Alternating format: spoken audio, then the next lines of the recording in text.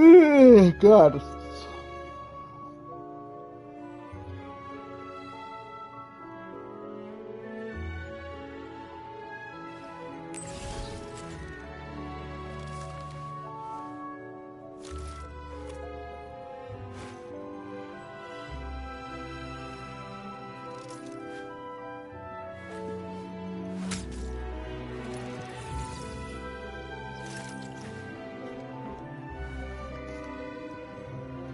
You may fuck that actually.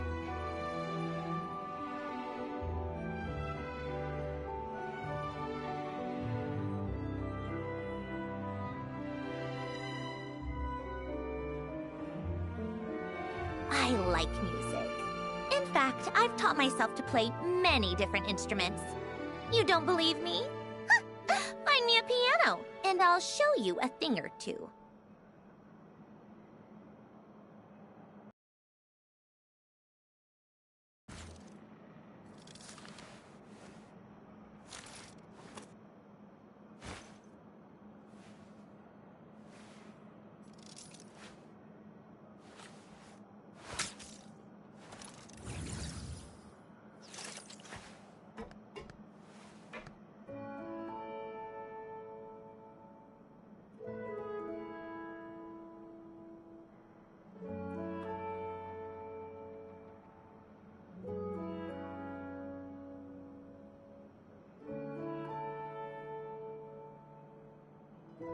It's about time we threw another tea party, don't you think? I wonder who else is free.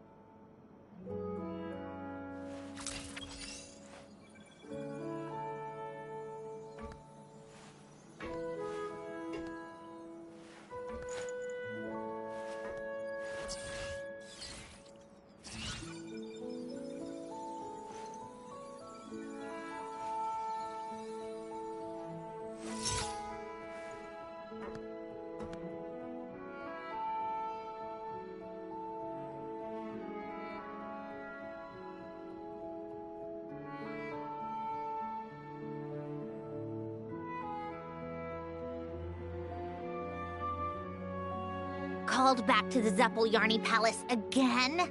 Ugh, seriously, what's the point in all these endless meetings?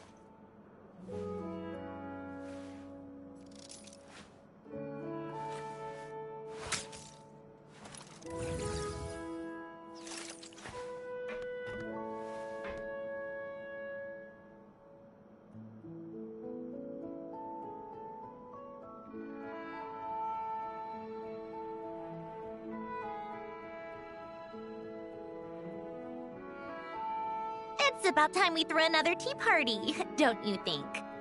I wonder who else is free.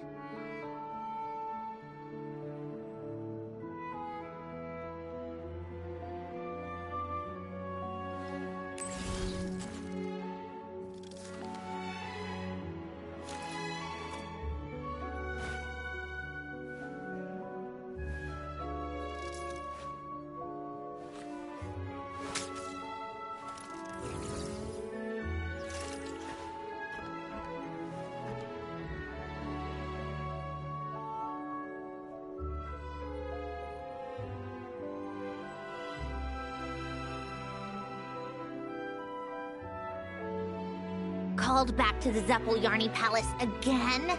Ugh, seriously. What's the point in all these endless meetings?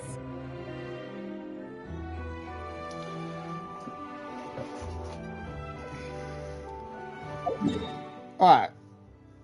What do I...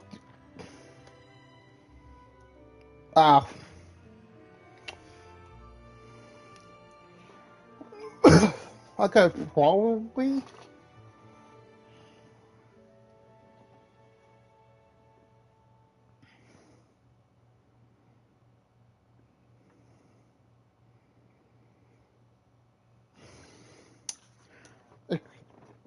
explore more of Fontaine.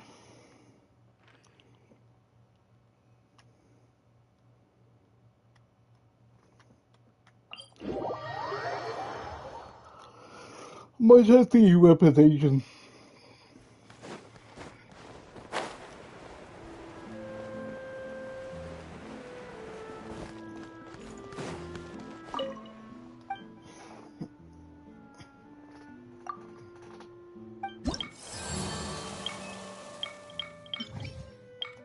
What am I at? 4.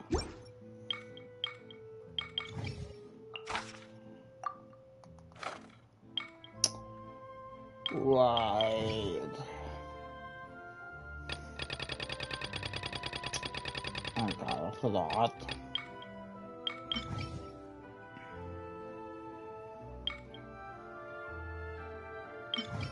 I'm more at like 50 for this.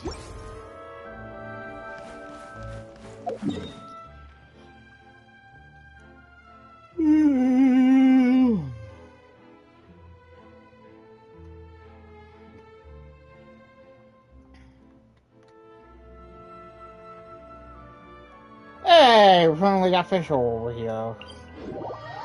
I'm gonna go Fischl first and then D Luke.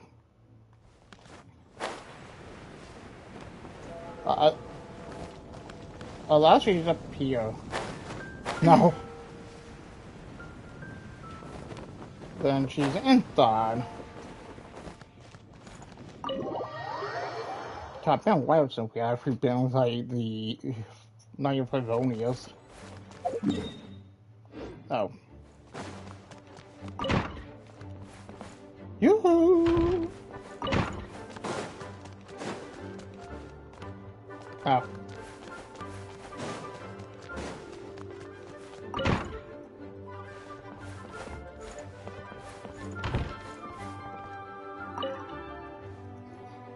Oz, mine faithful familiar. Do you mean to say that even should they grasp the Heilige Edicta de Verurteilung, the glorious revelations of the Immanakreich shall remain beyond their comprehension? Yes, mein Fräulein, my sovereign, my noblest and gracious liege. Not only do your retainers in the Adventurers Guild speak your true name aloud, but they even name the Heilige Edicta the official dictionary. They regard it as no more than a reference book meant for mere children to understand the basic facts of life, and they do not perceive, much less comprehend, the truths concealed within. Alas, such lamentable mortals, is this not a form of blasphemy? Surely it must be so. Osvaldo, most loyal friend, I know how you feel, but be not wroth, lest the eyes of Hrafnavines which sever day from night become blinded. Know that I, Fischl, remain the Prinzessin de Verurteilung, the judge who presides over all the sin of this world, and she who sees all true knowledge of this realm.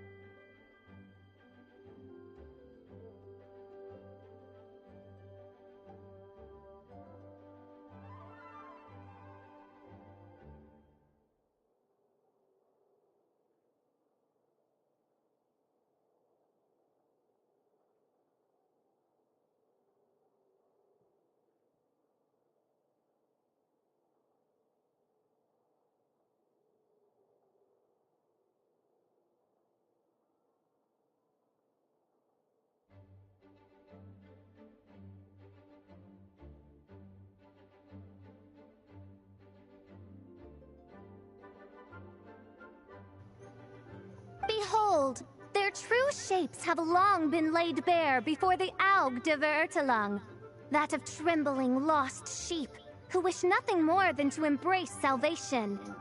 And so, in this, the sequestered store of sagacity soaked in stellar sheen, mine royal person shall, in the name of love and nobility, extend clemency upon the guilty masses and forgive them the sin of their vulgar scorn. This I must do, lest their fates become forever sundered from the Immonachreich, foremost and greatest of lands. I, the Prinzessin, shall never let such a dismal eon come to pass. All you who pledge loyalty unto me, remember this. I shall raise you up, and like the brightest of stars shall you be, shining from on high in the eternal nighttime sky. Sing for joy, sing your praises, sing praise unto your Prinzessin. Why, Fischl? How I... It is you, oh traveler from beyond this world. The sight of you brings me great joy. Is it an audience you seek? Do not be so prim. Speak your desire. You are the one who I have blessed after all, and the Prinzessin will not be sparing in showing you her favor. Oh, it's you, Fish... Your Highness, the Prinzessin. Well, we were just passing through, but since the ruler of the Immonachreich has shown us your royal favor, then... please, bestow upon us some Mora. Mora? My lost friend, must you pursue that reprehensible font of reality and sin? The precise blight that I, the Prinzessin, mean to judge? Mein Fräulein fears that the temptations of Mora would lead you astray. And might I add that, despite how it may sound, she is not simply making excuses because she cannot afford to honor your request. I don't know.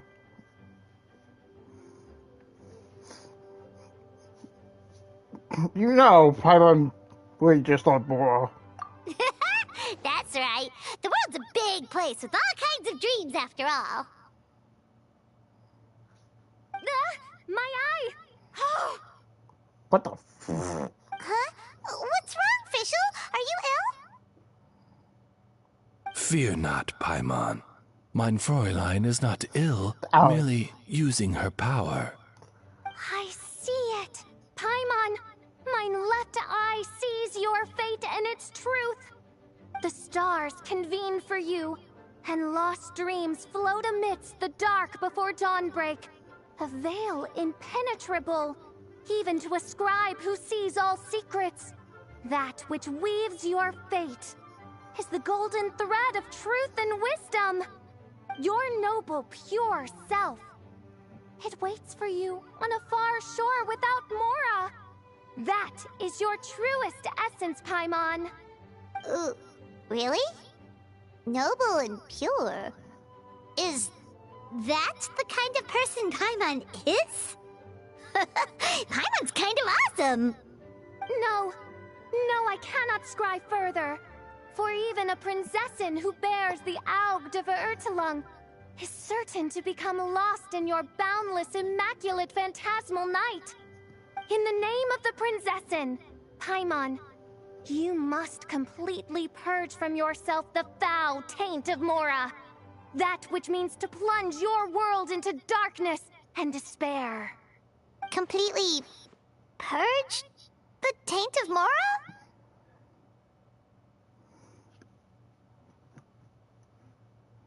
That is precisely mein Fräulein's meaning. Not a single Mora. Not even one?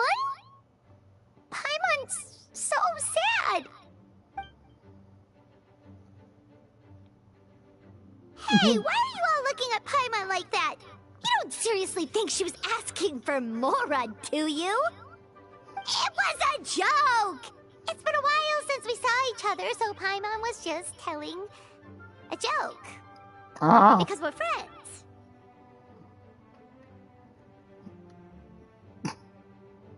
Right! And it's so nice to see you again, Fischl. Oz. What are you doing here anyway? Well then, has the time come to speak of business? Gladly shall I inform you then that this convocation is being held to revise the Heilige Edicta de Verurtelung. And what's that? It is a manual circulated amongst mine retainers, which they mean to use to interpret the glorious revelations of the Immunachreich. It contains many errors, of course, but it nonetheless demonstrates mortal aspiration toward higher wisdom. As such, I shall permit its existence. This manual shall guide them toward the all-surpassing world, the terminus of the universe, the place of rest that shall shatter fate, the end of causality itself, the Immunachreich. Wow! That sounds super impressive. But what is it exactly? Simply put, it is a tome that can translate mein Fräulein's speech into common tongue. As such, the adventurers have taken to calling it the Fischl Dictionary.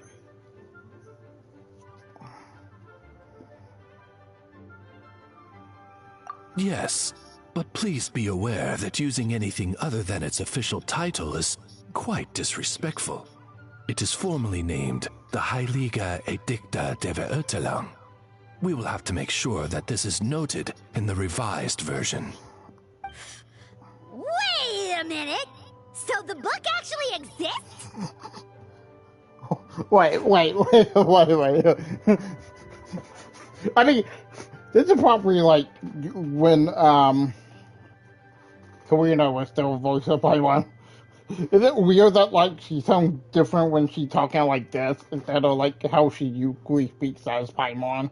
Of course! But not now, for there are still many errors in the present version, and I shall not have thee, O Blessed One, struggle through that morass that lies between fact and falsehood. You know, I love how, like, up until, like, have what a normal speaking, I mean, technically kinda speak normal. That agony, those shackles, ugh, I shall be the one to bear it all alone. Mein Fräulein means to say that she will let you see the book once editing is complete. Wow! That's so nice of you, Fischl. Fret not, traveler, for our bonds are as intertwined as the dawn and its light. The destined day when the Immunachreich's great revelations are made known to you shall dawn without fail at the promised hour. What mein Fräulein means to say is, we'll be done soon. Stop rushing me. That sounded a lot colder post-translation. Did you make a mistake somewhere, Oz? My apologies. Allow me to rephrase. What mein Fräulein means to say is, come on, we're almost done, so don't rush me.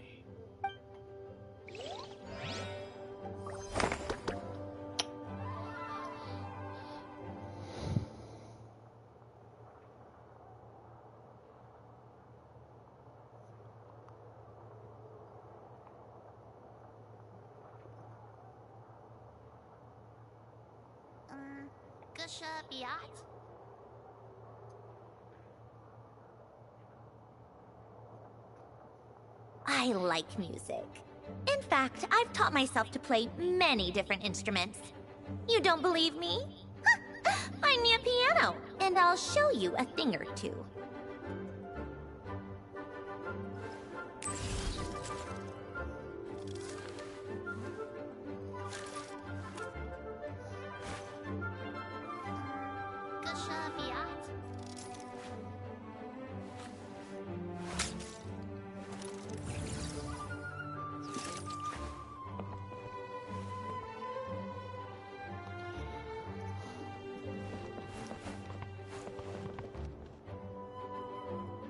Yeah, Ella.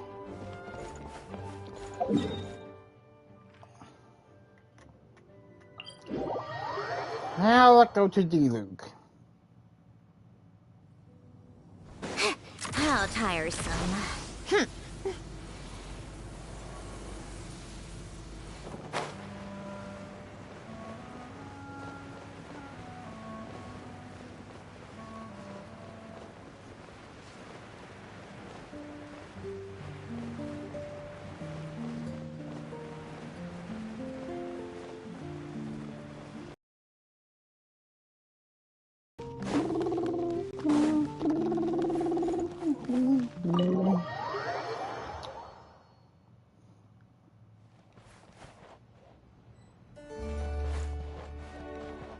Oh. He will kind of blend in, like, you're like gonna see him. Yes. The biggest issue here is pricing. Oh, you're here. Come, sit. Not that much. I'm looking over the winery's recent production and sales reports. Don't worry, I just finished. I wouldn't go that far. It's just that the last grape harvest was adversely affected by the weather, reducing the yield. Elzer responded in time, and as such, there are no issues with the quality. What I need to do is settle on a price for them. Our supply has decreased, but demand from Mondstadt and beyond has not changed. At times such as this, pricing must be carefully considered. The show is so different here, or am I crazy?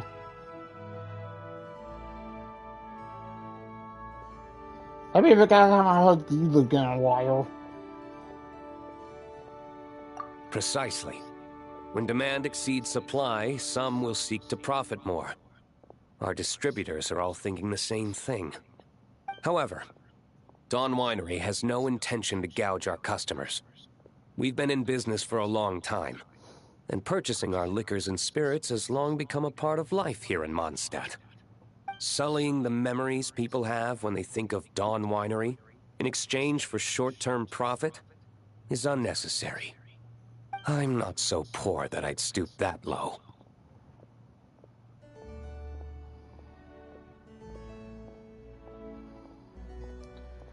Is that so surprising? Elzer was actually quite quick to accept this reasoning. In fact, he went to meet with our distributors immediately. Huh, yes. It's been a while since you've come by. Would you like me to open a bottle for you? No need to stand on ceremony then. I was in the mood for some apple cider myself, in fact. Would you like some? I think I'm going crazy, The man. first cup poured from a fresh bottle is the most fragrant. Here.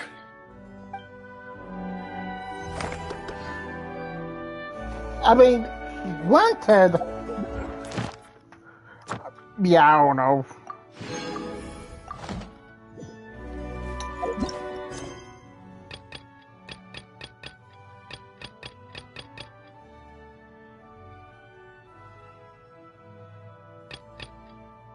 Spiritual.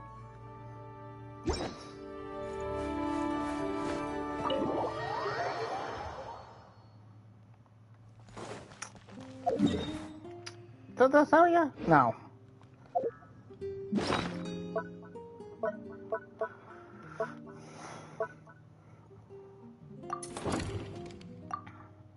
Oh, we can do it again in 7 hours. Yeah, I did do like slowly.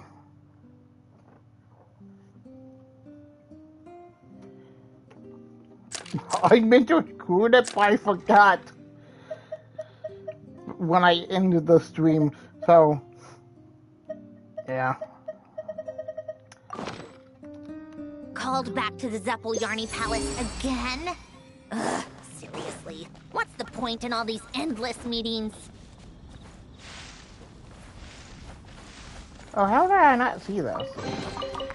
So, what's inside? Not that I care.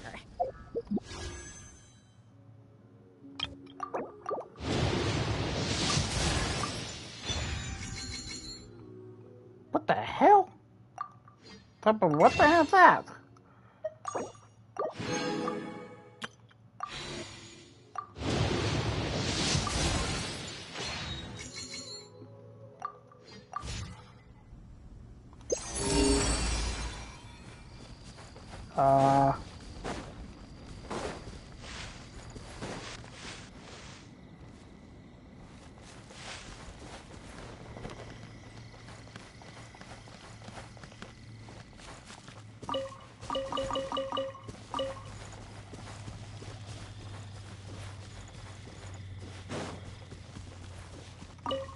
I mean,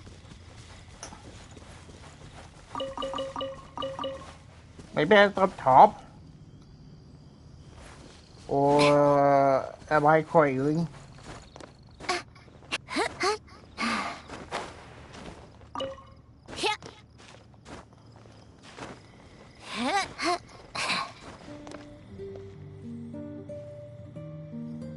Oh, yeah.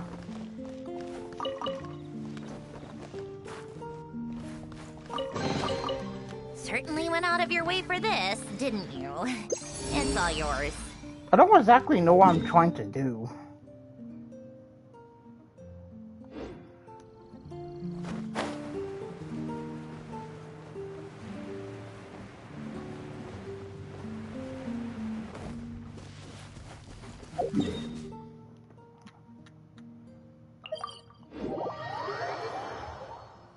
Oh, right.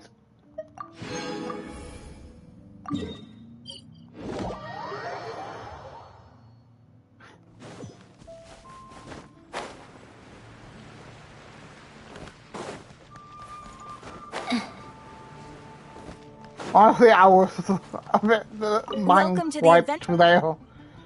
Thank you for completing. Welcome to the.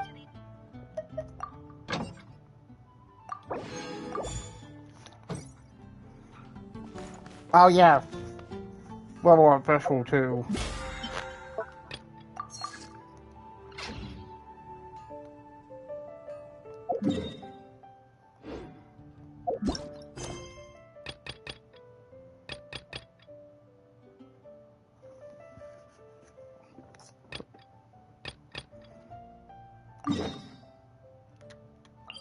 Well,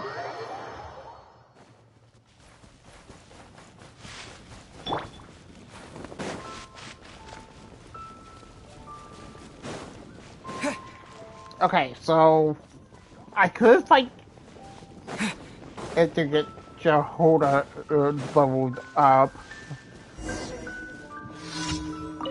Hello, draft. Okay.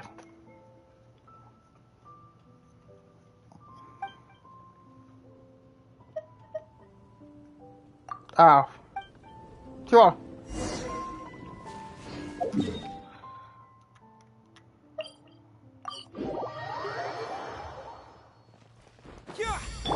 Take a break, pick up the pace.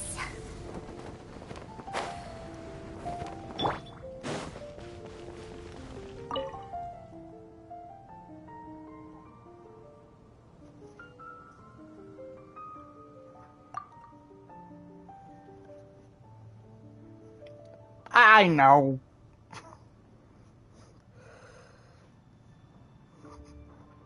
Tradition stuff. You know how it is. Oh.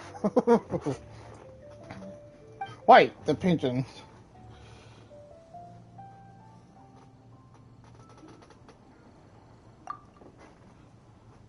No, I didn't read it.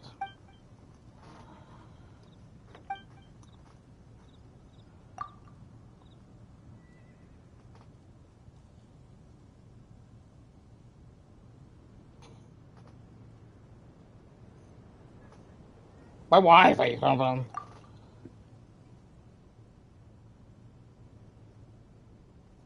Oh. That kind of fly right to me like pigeons then.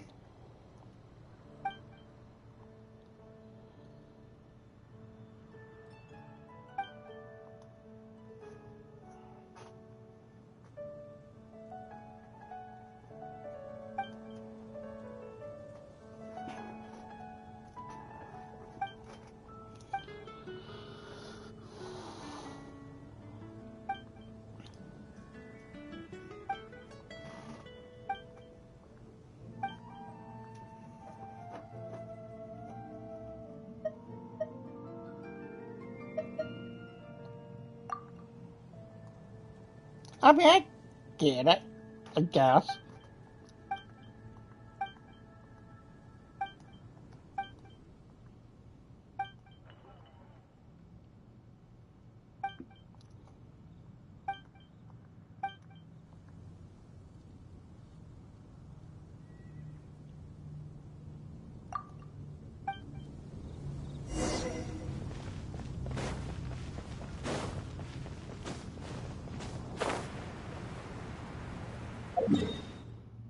I mean, truthfully, to me, it's not really bad. People just like to meme on him.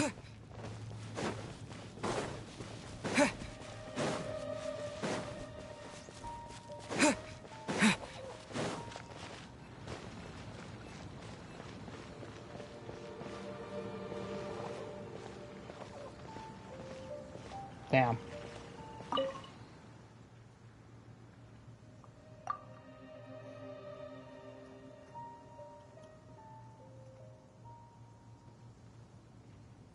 Sorry.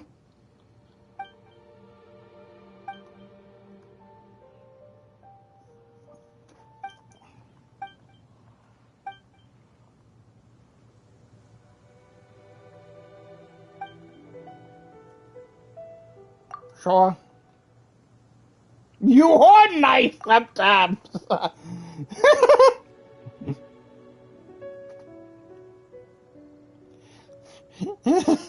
God damn it.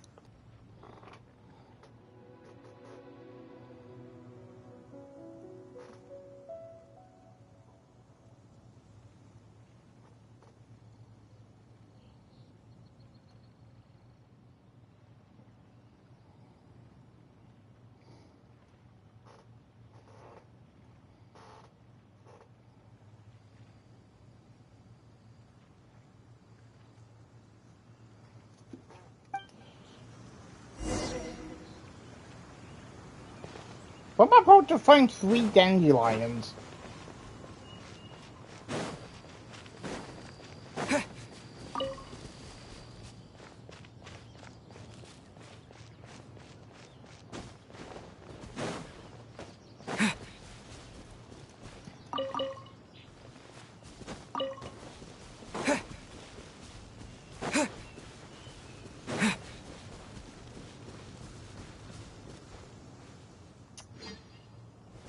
I am trying to figure out how you can find 3 dandelions.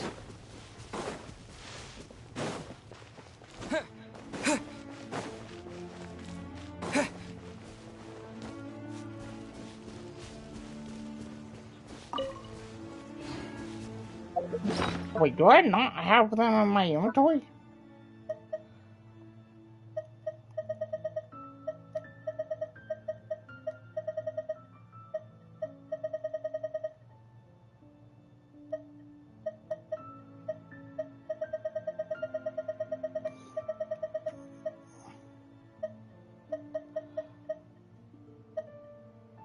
No.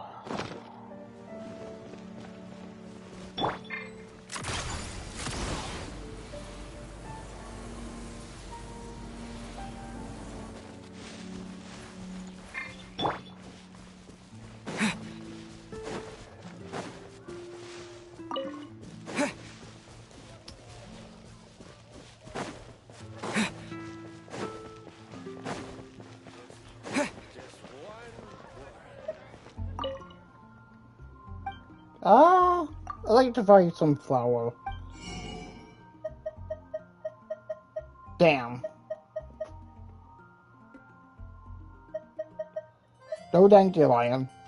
Sorry, what did you sound for?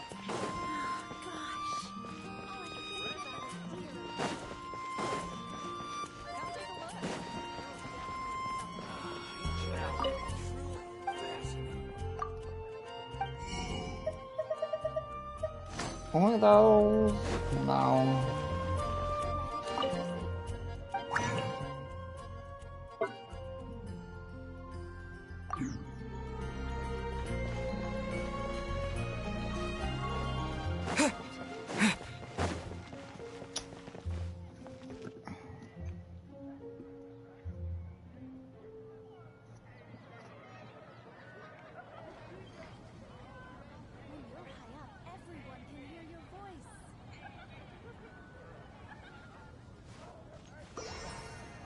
Oh, yeah.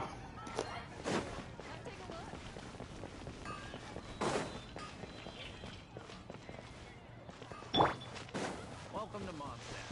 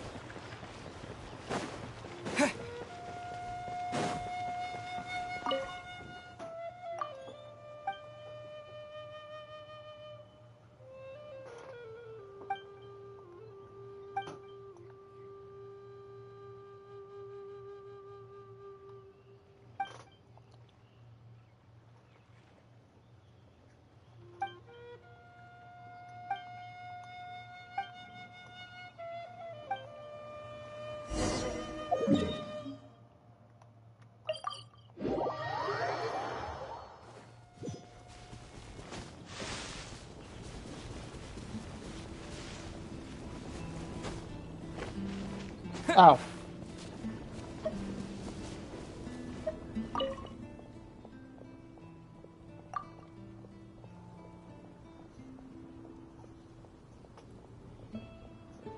Kinda?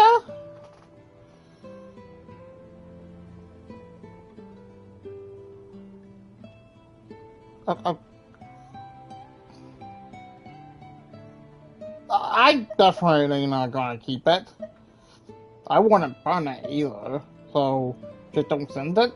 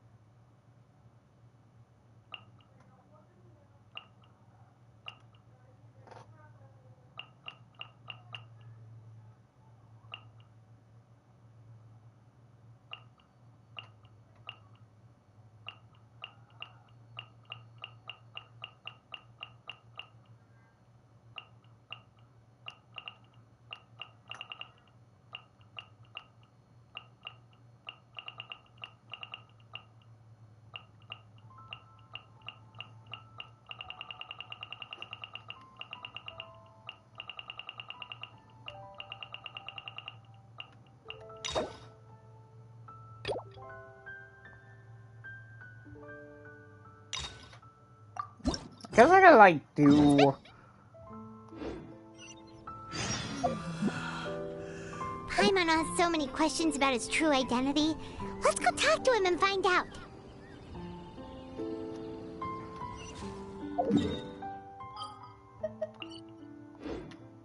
God dang it, game.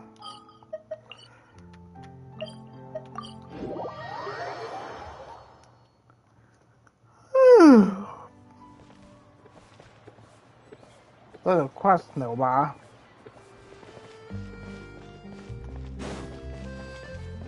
I'll come back for it later.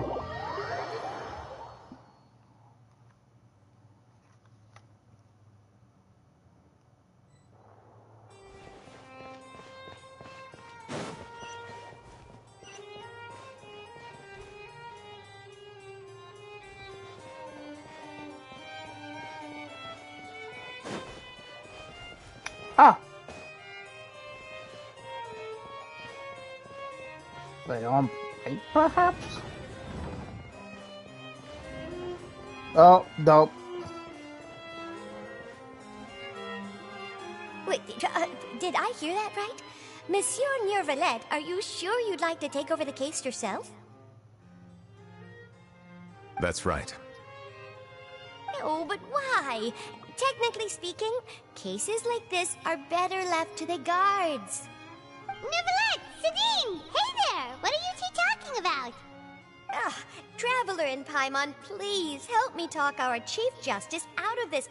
He wants to investigate a case on his own. Now, this is completely unprecedented. How can we have the Udex acting like a private detective?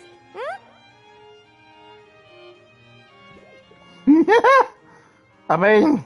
I trust that you'd be able to work that out with how well connected you are, but I must apologize. I do not plan on relying on anyone else's help for this matter. So, what is it exactly? It sure sounds serious if it's something you've got to investigate personally. A Melusine named Kiara received a threat letter. And then? Hold on. I was like looking up if this was true because someone said something. But I look up Sadine. But she's voiced by Jimmy Neutron.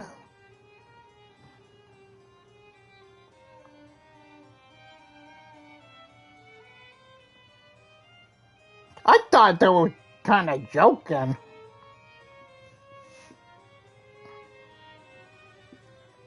That is all the information I have acquired at this stage.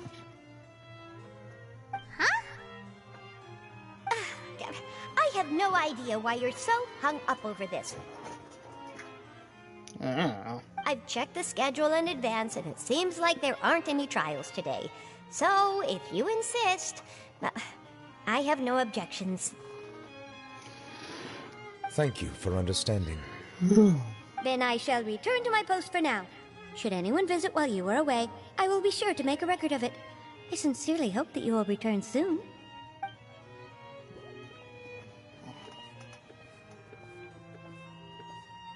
Judging from Sadine's reaction, it must be pretty rare for you to investigate stuff personally. What's so special about this case? I cannot tell you just yet, but it reminded me of certain past events. There could be complicated conflicts of interest behind all this, so I must eliminate all risks in advance.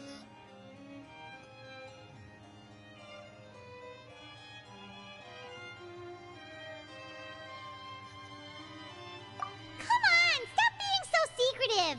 We still have no idea what's going on! It is not my intention to keep you in the dark, but I need some time to revisit those memories and collect my thoughts. Long story short, a little more than 400 years ago, I became the Udex of Fontaine and initiated a series of institutional reforms. There were few people I could trust, but I had two subordinates who were exceptionally trustworthy and capable. Carol, a Melusine, and Vautrin, leader of the Special Security and Surveillance Patrol. They must have been amazing people to receive such high praise from you! Indeed. Unfortunately, I wasn't able to protect them. The reforms damaged the interests of some, and the more conservative faction took advantage of Carol's identity to instigate political unrest. Ultimately, they wanted me to yield more of my power. The incident resulted in Carol taking her own life, and Vautrin being exiled. From then on, I've been especially careful when dealing with cases related to Melusines.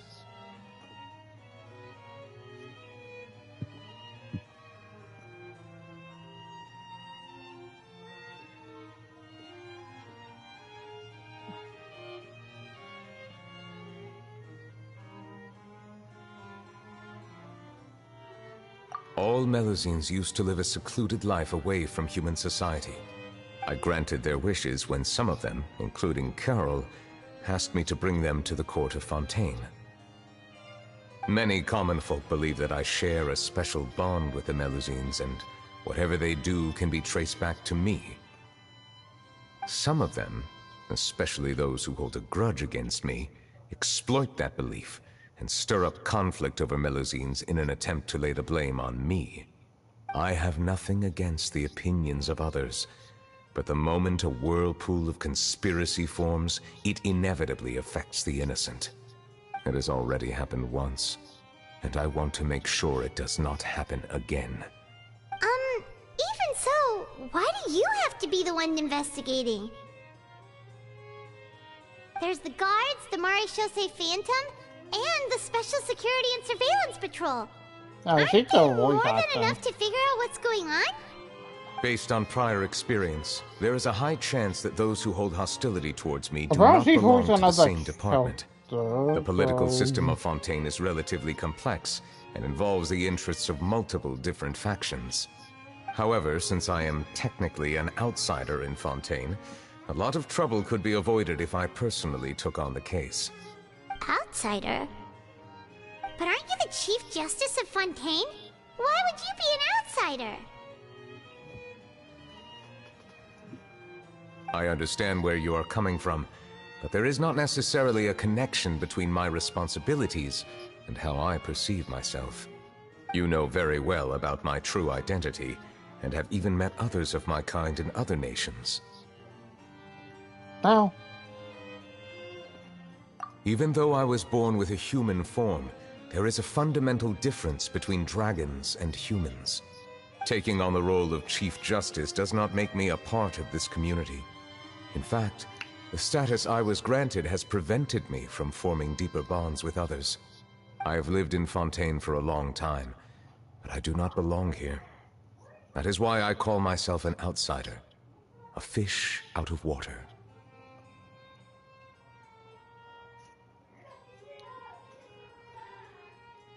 Yeah, we have nothing to do with all those organizations anyway. So how about we come with you on your investigation? Let's team up and round up all the bad guys lurking in the dark. That does not sound like a bad idea. I rarely investigate cases on my own, but with professionals like you around, I'm sure it will go a lot smoother. Oh, Paimon's starting to get a little embarrassed. Just leave it to us. Let us go. We should visit Kiara first and try to gain a better understanding of the situation.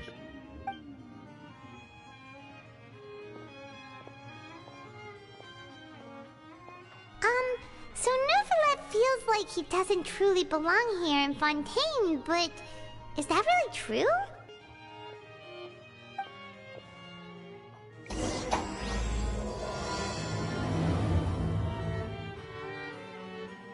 Paimon's been thinking. You called yourself a fish out of water, right? But since you're the Hydro Dragon, would a dragon out of water suit you better? Thank you for your suggestion.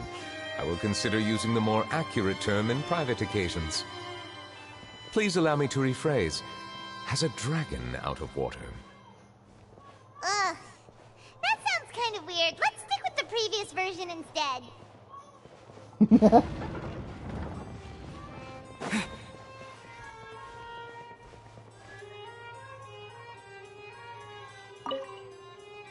Oh, I hope the Chief Justice returns soon.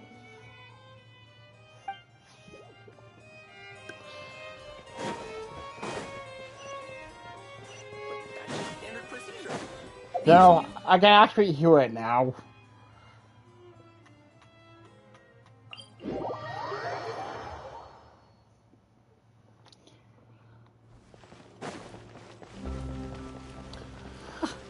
I never thought I'd see him here.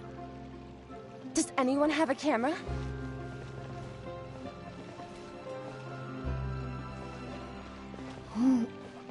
Poodles or just dogs in general? We should have gone up to him and said something. Yeah, that was the perfect opportunity.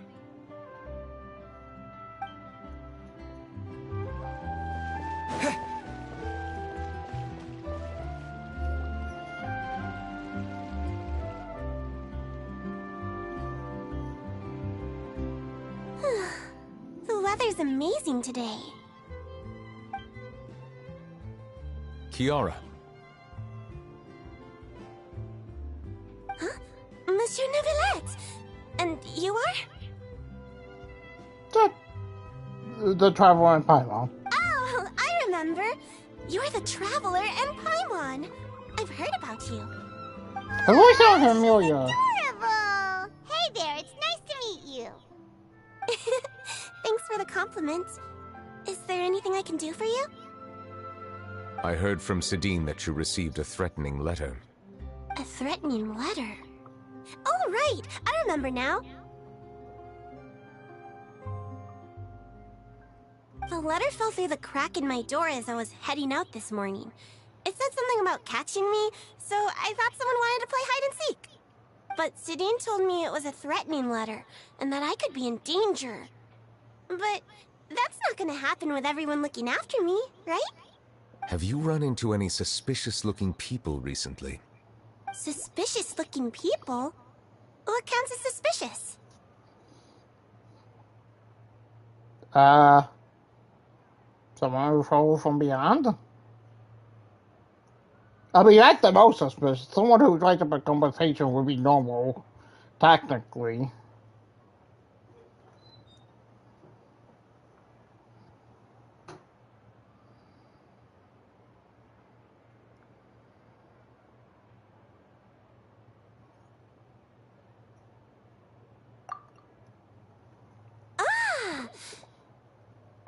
Did you think of something? Nope.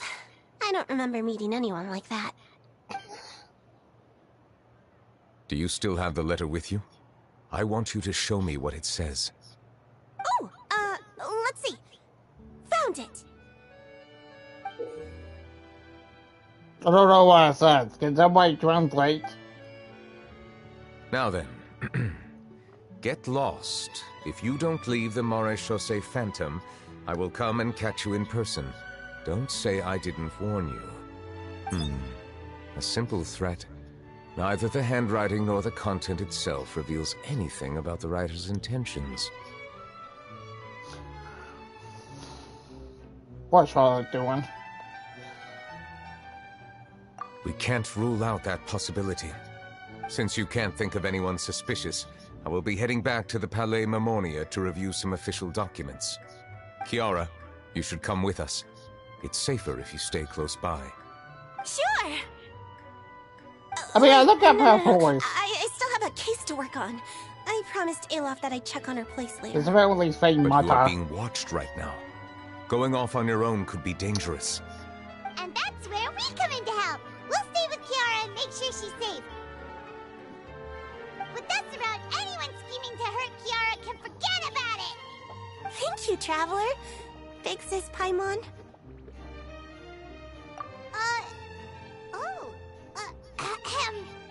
Don't worry, your big sis Paimon is super strong! Alright, let us go our separate ways for now. Please take care of Kiara. We'll take her to a lost place right away! See you around! So, Kiara, how old are you? Let me think. 1, 2, 10? Oh. Sorry. But I remember coming to the Court of Fontaine with Carol and Neuvillette. That must have been a long time ago.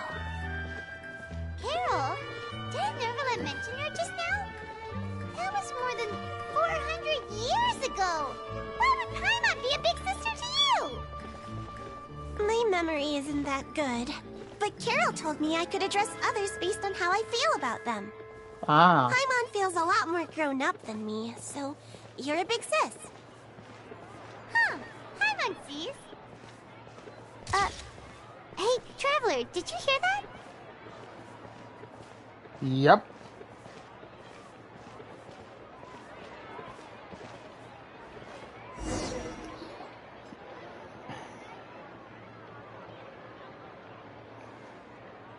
Yeah, I see you. Strange. Paimon felt like someone was following us. Olaf!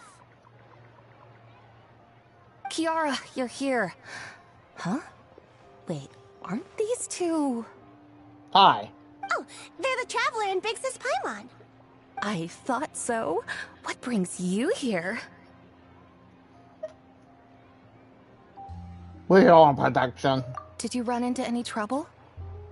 Ooh. It's not really trouble anymore with us around. The music for Fontaine Girl. May I begin inspecting the store as planned? Of course. Go ahead.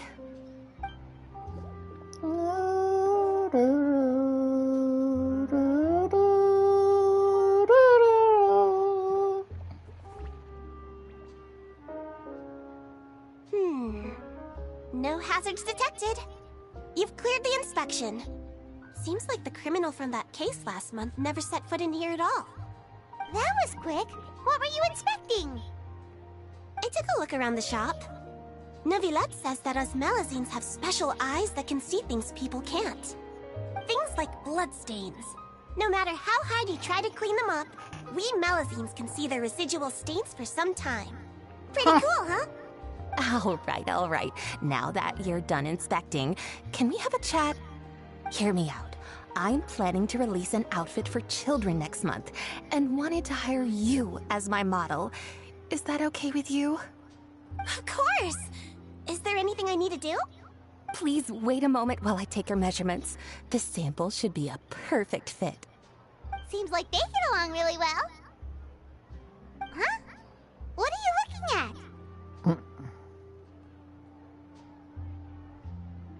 I see something over there. Some sort of red hat, I would assume. Is there really someone watching us? Shh! Let's sneak over and take a look.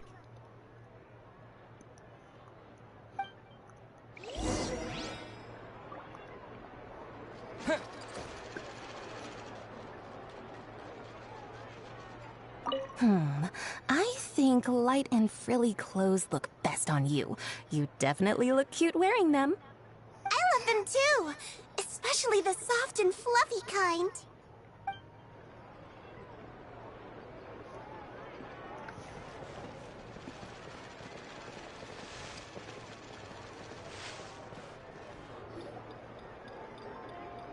Strange. Why isn't he back yet? Gotcha! Boo. Charlotte, what are you doing here? Oh, wait, don't tell Paimon you're the one who sent Kiara that threatening letter. But you don't seem like the type to... Threat letter? What threat letter? What are you doing? This is starting to feel like an interrogation. Okay, I'll be straight with you. I don't know the slightest thing about that threat letter you mentioned. I only wanted to follow Monsieur Neuvillette and request an interview with him. Oh. You want to interview him? That's right. I'm not the only one, you know. Interviewing him is every journalist's dream. But it's not an easy task to accomplish. The Palais Mermonia rarely accepts appointment requests from us, and we never have the chance to interrupt when the court's in session. So imagine how surprised I was seeing him out on the streets today. It seemed like you were investigating something too. The perfect opportunity to whip up an exclusive, don't you think? Of course, I'll make sure to turn in my manuscript to him for review. I have my principles, and I'd never publish an article without the consent of all parties involved.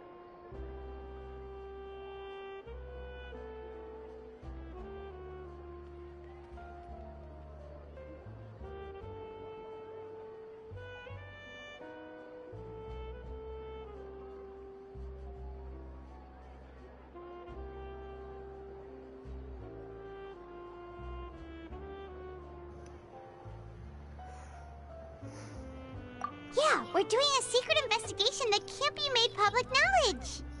I see. Well, if you say so, I guess I'll put this matter aside for now.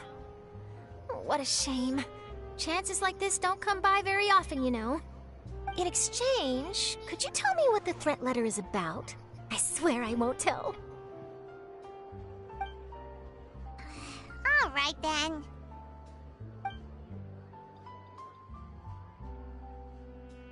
What? Someone's targeting a cute little Melazine? Shh, not so loud. It just so happens that I did an interview with Kiara. Last month, in fact. It was well received by our readers, so I was planning to continue the series. And now someone's coming after her. I'll ask my colleagues about it. Who knows? We might find something. And don't worry, I know what I'm doing. This secret's safe with me. But I gotta warn you, even if I keep my lips sealed, others will know eventually. Why? People care a great deal about Monsieur Neuvrelet's each and every move. Some may have already realized that something was up. Besides, the case involves Melazines, so... Anyway, I'll get going now. Watch yourselves, all right? Well, that was a nice chat. Let's head back and check on Kiara.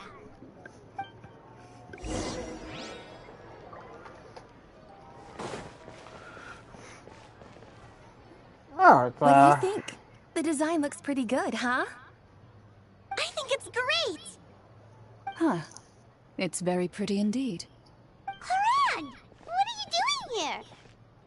It seems that you just showed up out of nowhere.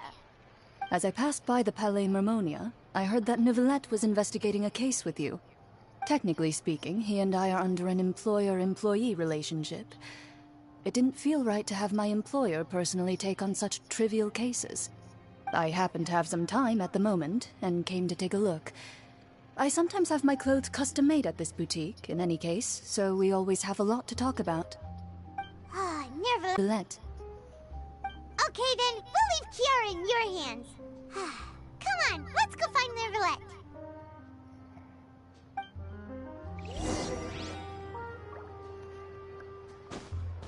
How has your work been recently? Same as usual.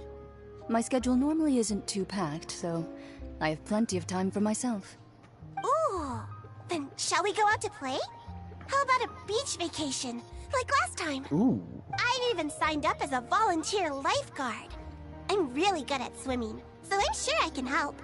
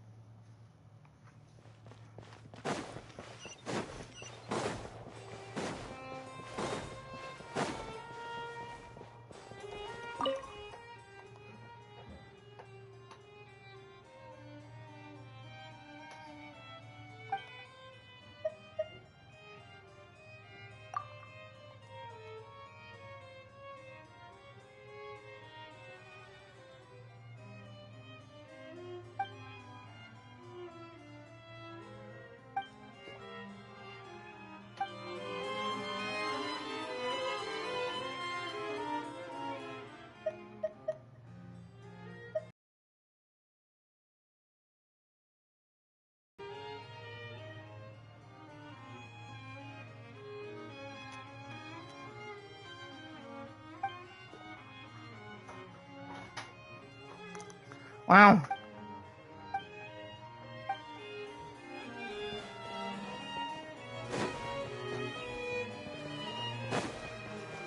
I feel like that room should open to a Farina room.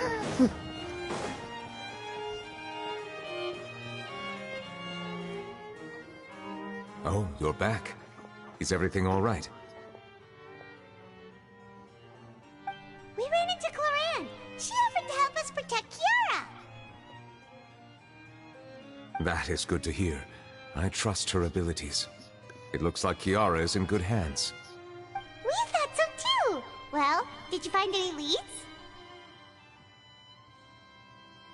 I've been looking over the case records, specifically inspection reports submitted by Kiara and major cases I've judged over the past decade. I've come up with two plans. On one hand, I could start with Kiara and track down the group behind all this step by step. On the other, I could also analyze the conflicting interests of these major cases and confirm my suspicions if there is indeed a mysterious group that bears a grudge against me. They both sound like pretty solid plans, but can you really finish browsing through all these documents? That's a lot of reading even for Paimon. Don't worry. I'm a fast reader when it comes to official documents. After all, I have several hundred years of reviewing under my belt. We'll help you read through them. We have nothing else to do. Thank you.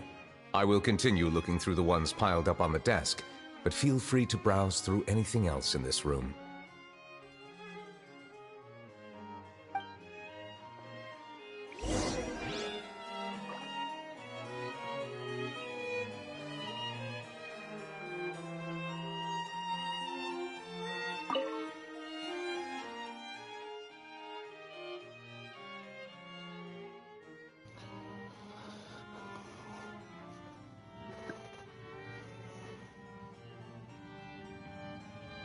Why is Riley in here?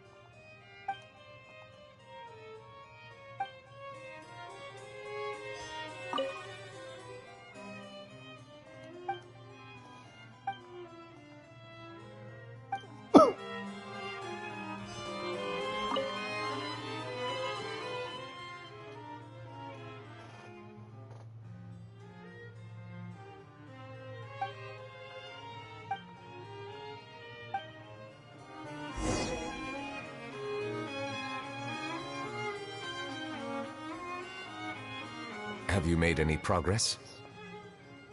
We skipped through some of them, but there wasn't anything useful. Oh, there's so many documents lying around. Just how many cases have you handled? I would love to answer that question, but the truth is I've never made a precise calculation myself. If memory serves me right, there should be at least 100,000 cases. The documents you see are just a small fraction of what's really there. Whoa, that's a lot. Looks like the work of a Chief Justice isn't easy at all. That might be how it seems from another's perspective, but trials and official duties are, to me, simply routine. There are many documents here. Take a break if you are tired. You read Paimon's mind. All right. Let us take a break then.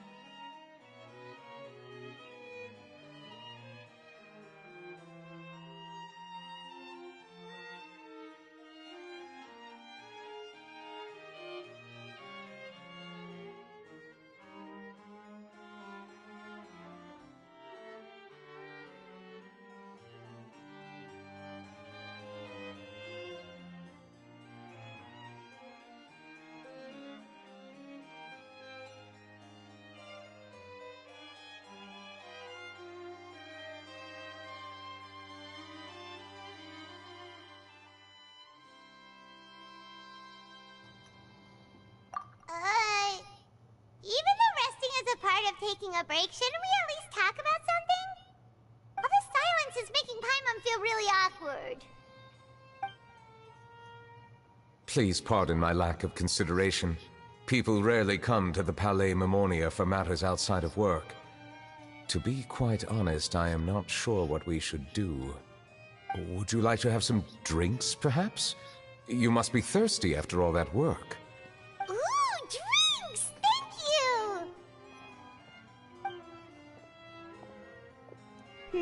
Paimon wonders what Novelette likes to drink. Oh, maybe he's a fan of really fancy wines. He seems like the type of person who'd own an entire winery. You know, like D-Luke.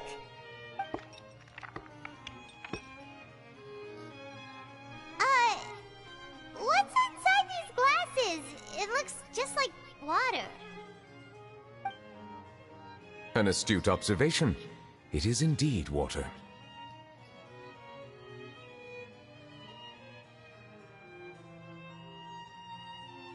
So it's just plain old water? What did you think it was? Since you're the Chief Justice and all, Paimon thought you'd prefer something more sophisticated. This water is indeed very special. It would not be an overstatement to call it sophisticated. Huh? I believe you've already tried Fonta. In fact, there are many other drink factories in Fontaine, including those that specialize in packaging pure drinking water. Said water is sourced from all across Tevat, including Mondstadt's Cider Lake, Liyue's Chintsa village, and Inazuma's Konda village. Here is one of their latest products, water from Sumeru's Apam Woods.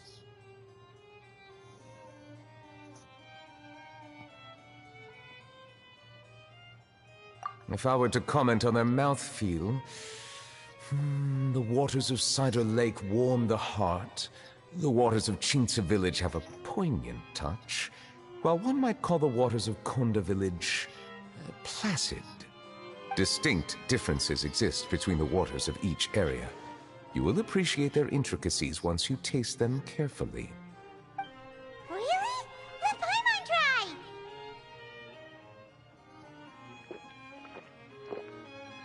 What do you think?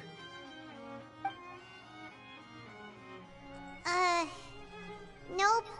Paimon couldn't taste any difference at all. Isn't this just normal water? How regrettable. It seems like you still have a long way to go in refining your tastes. Hey, this doesn't have to do with refining our taste. Paimon's pretty sure most ordinary people can't tell the difference. How did you do it anyway? Oh, could it be because you're the Hydro Dragon?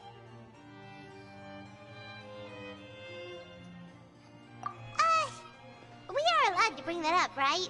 Since no one else is around? Oh, Paimon's been wanting to ask this for ages!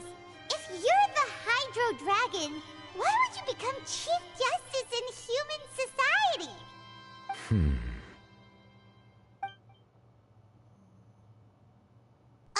Sorry. Paimon was just curious. You don't have to answer. There's nothing to hide. I was simply organizing my thoughts. I accepted this position because I wanted to seek out answers to questions that have perplexed me. Questions? Are there really things you can't figure out? Many, in fact. But the one question that puzzles me the most concerns my own existence. In essence, I neither know why I was born in this form, nor do I understand where my long life should take me. For a long time, my memory was rather incomplete. With regard to the Primordial Sea, for example, I used to only be able to vaguely recall its connection to me, but I was unaware of what that connection was exactly.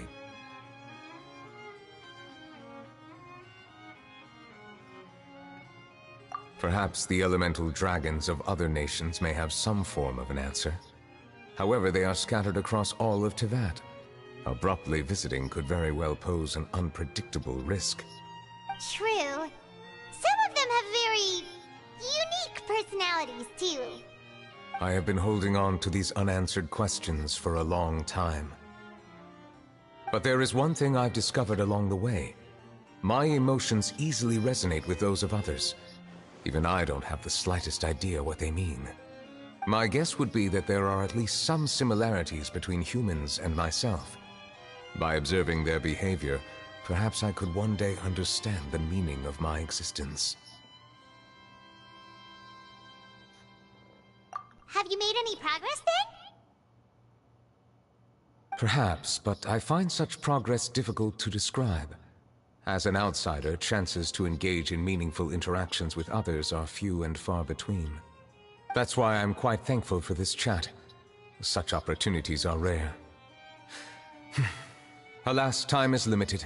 We should move on with our investigation.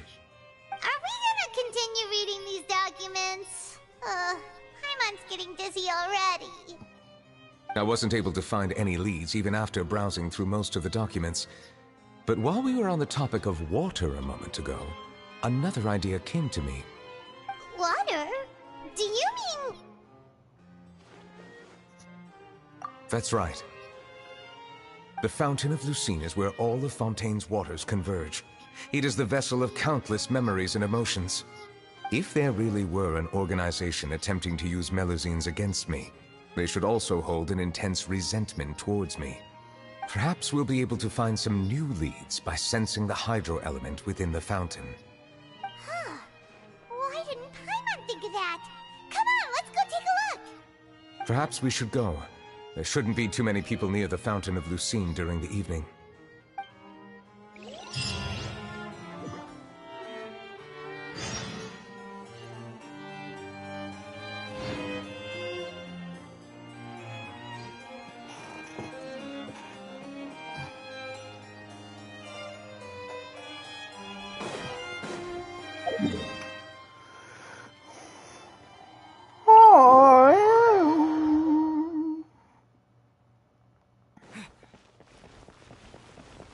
Monsieur Neuvillette? Are they headed towards the Fountain of Lucine?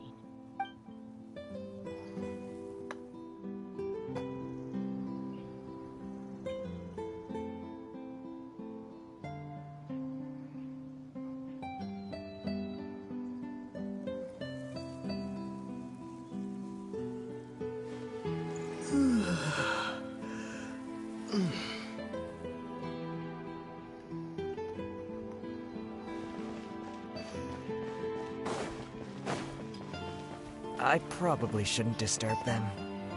I wonder what's going on.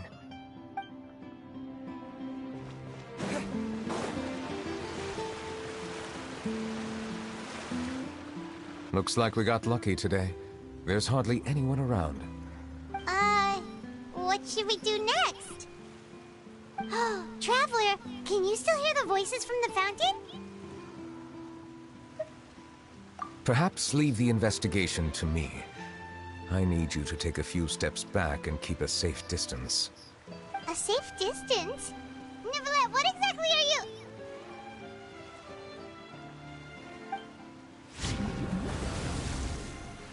Whoa, it's glowing!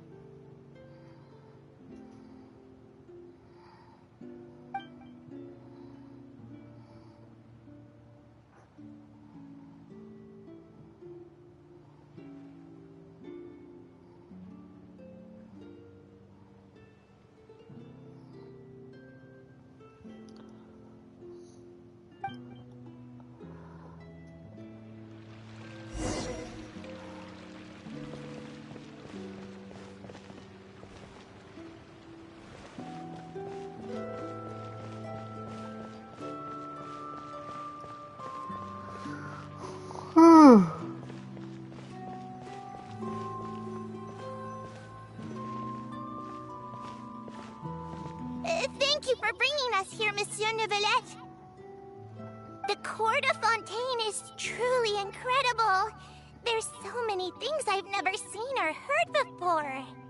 I understand your excitement, but there's no need to thank me. Although I have responded to your wishes, it was not without personal interest. Melusine's special sight make them especially suited for joining the Maréchaussée Phantom. I'm certain you'll become an indispensable part of Fontaine's detective force. I know, but I'm really glad to be of help.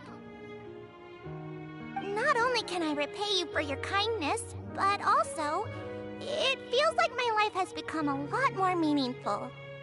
But a meaningful life also comes with its risks. It's definitely the safest to just stay in the village, but I want to see the outside world nonetheless. In truth, I've never really understood the purpose of my existence, or what I'm capable of contributing to this world. For almost 20 years, we've stayed in our village without finding any answers. That's why we wanted to leave our village and look for the meaning of our existence elsewhere.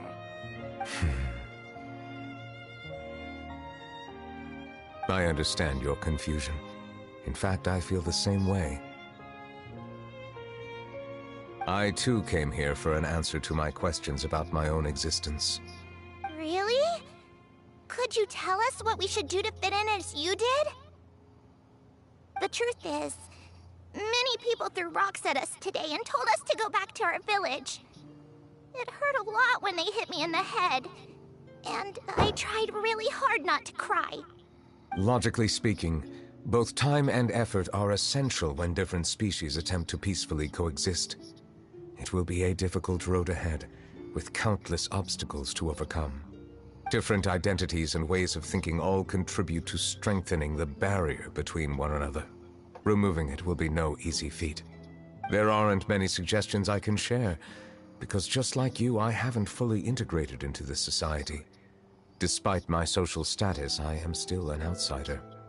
Oh, I see. Let's all do our best then. I'm confident that we'll find the meaning of our existence one day. I believe in you, but you shouldn't lose sight of the difficulties ahead. If you run into any trouble, I suggest that you inform Vautrin, the captain of the Special Security and Surveillance Patrol. Huh? Is he the person I met in the Palais Marmonia earlier? Yes? Do you have any concerns? That stone-faced human.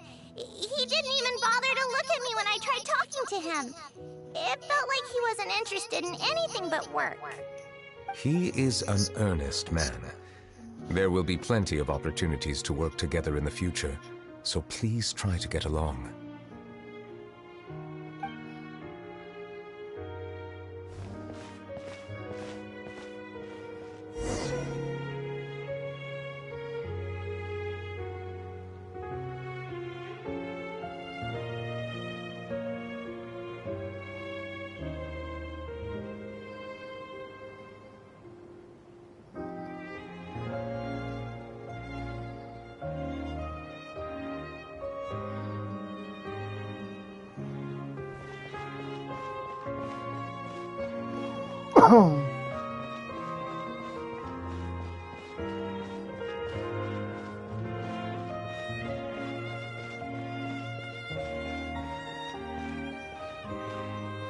Hello.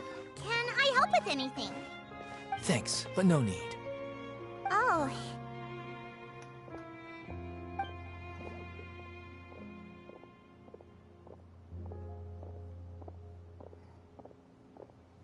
Hello! I'm Carol, a Melusine. Is there anything you need help with? Get away from here! I'm calling the guards! Please, calm down. I don't mean to cause any harm. Hard to say. Yeah, we should probably stay away from these monsters. Haven't you realized? Strange incidents have been increasing ever since they came. Why should we trust this species from who knows where anyway? I can't believe Nervilat allowed them into the court of Fontaine just like that. Exactly. That so-called Chief Justice even granted them official positions. Not only that, but they're now responsible for investigating...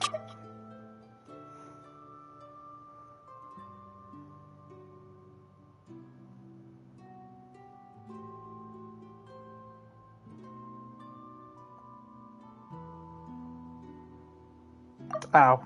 Exactly. That so-called Chief Justice even granted them official positions. Not only that, but they're now responsible for investigating cases as well. I swear, there's some hidden agenda at play here. Go away! Quit acting innocent! I'm not leaving. I won't let you say bad stuff about him. We joined the Mare Chaussee Phantom and solved lots and lots of cases. We've never done anything wrong. Solving cases? With Neuvillette in cahoots with you? You could have fabricated it all, and no one would know.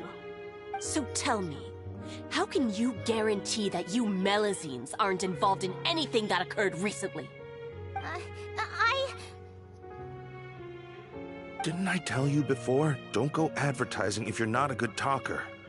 Vautrin? Aside from spreading unjustified rumors, if you continue insulting members of the Mare Chaussee Phantom, the Special Security and Surveillance Patrol has every right to subject you to interrogation. There have indeed been an increase in cases recently, perhaps due to the shifting currents of conspiracy, and I understand your concern. However, there's been no evidence pointing towards Melazines being involved. Even the captain of the security patrol is on their side. Neuvillette's newly reformed police force is already corrupt to the core. How can two completely different species possibly coexist? You heard that? Yeah. I don't understand. Why won't anyone believe us? There have been rumors saying that you were born from calamity, and that you inherently bring danger to those around you. There are countless negative rumors about you floating around in Fontaine. It's near impossible for you to become a part of this society. Best if you give up before it's too late. Monsieur Neuvillette said that we needed to put both time and effort in. I don't know how long it'll take, but I can at least try making my best effort. I still want to try a little harder. Thank you for bailing me out earlier. Okay, I won't be taking any more of your time. I painted a lot of flyers last night, so I have to stay and hand them out to everyone. Give them to me. You're not gonna take them away, right? We'll hand them out together. The faster we get this done, the sooner we can head back.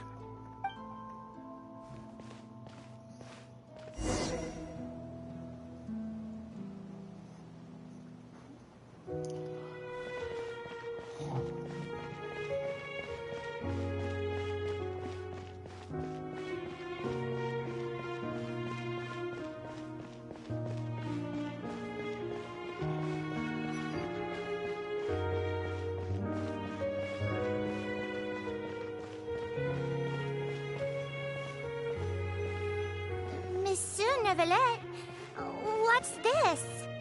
Medals of Peace, awarded to you and Vautrin. Thank you for your continued dedication in the past 5 years. You've taken one small step forward in helping Melazines gain the trust of humans. I think I'll pass. Hey, don't say that. We wouldn't have made it this far without you. It won't be long before Melazines begin living peacefully with the humans. Just the thought of it makes me happy. Don't keep your hopes up. We've barely scratched the surface. There's still a long way to go before that dream of yours comes true. You blockhead! Don't ruin the mood! Vautrin brings up a good point. The trust humans have placed in you is still very fragile. Any small incident could undermine the hard work you've put in. Please be on your guard for the next few days. Yes, sir. Okay, got it.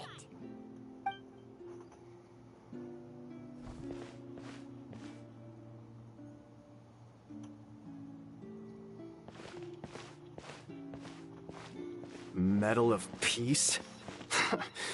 Peace isn't going to give us back what's rightfully ours. Are you sure we should do this? We're no match for Neuvillette, even with all our powers combined. What if... Nah, not gonna happen. As long as he remains in his position, there's no chance he'd take us out personally. There are rules even he must comply with in the political sphere. Unless he wants to become an enemy of Fontaine. So quit worrying and just go ahead with it. I've already planned out the murder. Once we lay the blame on the Melazines as the person who brought them to the court of Fontaine, Nervilette will be left with no excuse. I guess you're right. Ugh. If he just left things the way they were, it never would have come to this. But he's forced our hand. Time to teach him a lesson.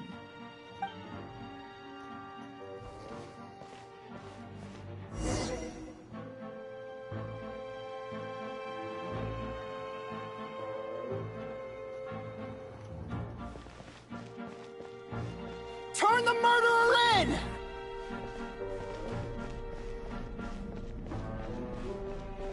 Melazines can't be trusted! That goes for Nervilette, too!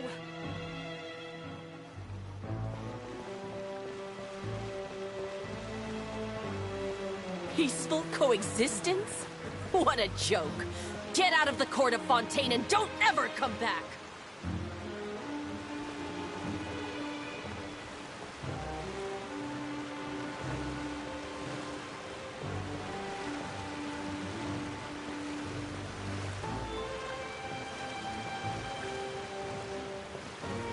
The results of the investigation are in, Captain Vautrin. Go on. There is no direct evidence, but reasonable inference indicates that the ones controlling the situation are supporters of the old regime, whose interests have been undermined by the reform. They tricked Miss Carroll into going to the crime scene and pressed charges against her. After that, they incited panic among the people in order to make Monsieur Nervilette confess to his mistakes and yield up power. The guards were stopped by the enraged mob and couldn't intervene in time. Miss Carroll chose to sacrifice herself to pacify the situation. And she called me a blockhead. A little investigation would have cleared things up. Why didn't she wait until we'd established the truth? She didn't have to prove her innocence like that. The situation had rapidly escalated to a physical altercation between infuriated citizens and the guards. Miss Carroll might have thought there was no better plan. That is indeed something she'd do. Captain Vautrin, should I present these results to Monsieur Nervilette right away? There's no need. Notify the guards to restrict public access to all information. Restrict access to... Wait, are you planning to... There's something I've never told Carol. I had a little sister named Ilaria who passed away when I was very young. She's just like Carol in every possible way. Innocent, kind, always believing the best of people. People like her are the most vulnerable to deception and betrayal. From the moment I met Carol, I knew that she'd be easily manipulated by others. I kept a cold demeanor and tried lecturing her into giving up. Looks like she was unfazed by that. Yes. In fact, some of her spirit must have rubbed off on me instead. Because I too began working towards that pie-in-the-sky dream of hers. I should have known. Those cowards don't have the guts to confront Nervilette. They even avoided causing trouble for me. They were after Carol all along. Can you understand how I feel? Right now, there's only one thought on my mind. Only through bloodshed can their debt be repaid. I understand, but I'm certain Monsieur Nervilette wouldn't accept that as a solution. That's exactly why we need to keep this a secret. Give me the list of suspects. What happens after this has nothing to do with any of you. I will take responsibility for everything.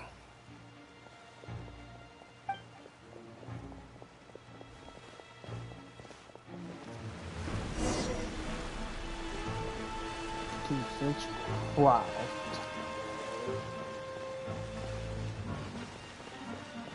Boy.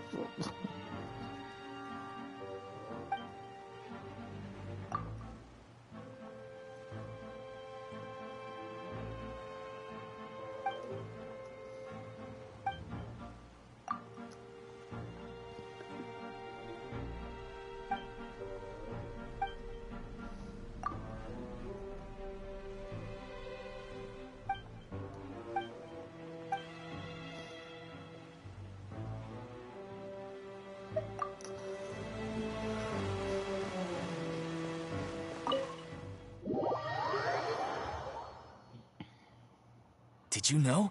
They're hearing a major case today, and the criminal is Captain Vautrin of the Special Security and Surveillance Patrol. Apparently, he resorted to personal measures to seek revenge for Carol, and settled the score with the group that framed his friend. Hey, why aren't you saying anything? I'm thinking...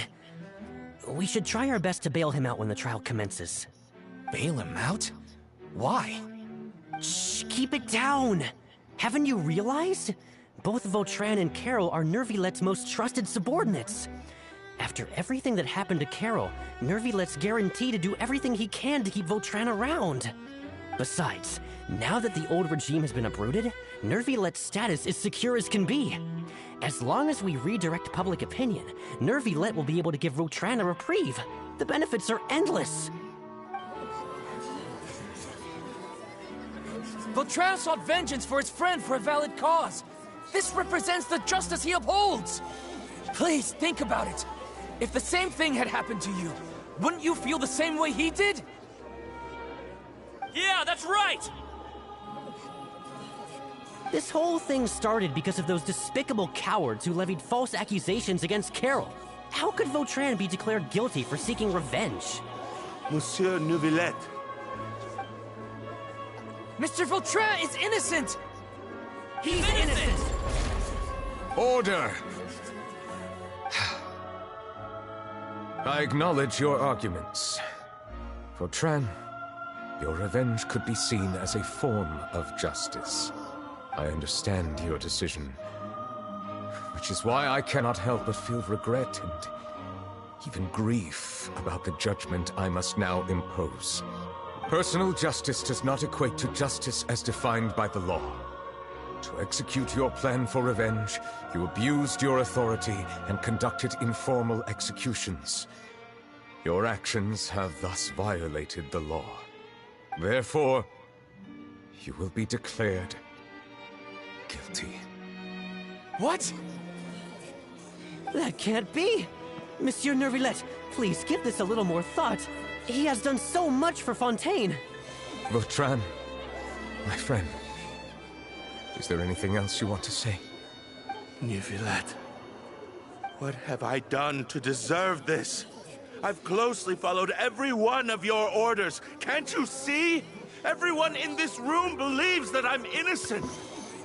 Why can't you just let me off? Is this what justice means to you? Answer me, Neuvillette! Order. Since there have been no further objections, the Oratrice will now deliver the final verdict regarding the charges against Mr. Vautrin.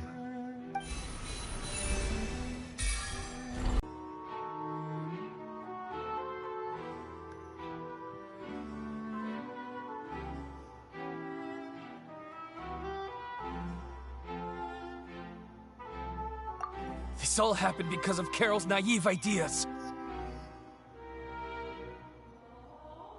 How can different species peacefully coexist anyway?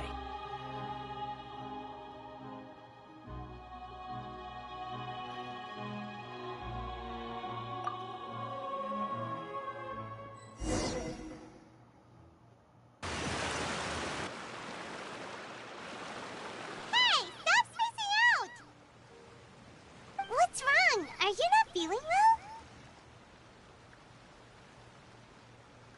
Apologies, it seems like my memories got the better of me.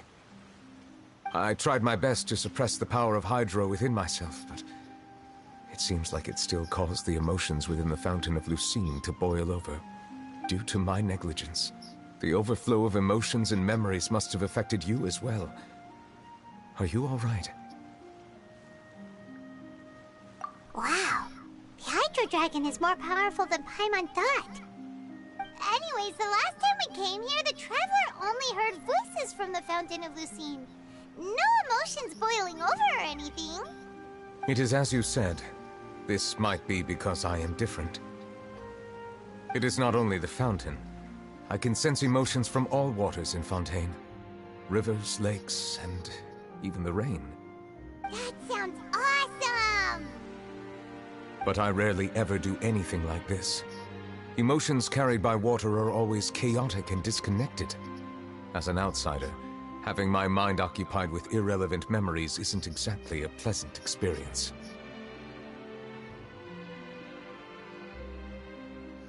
Which ones?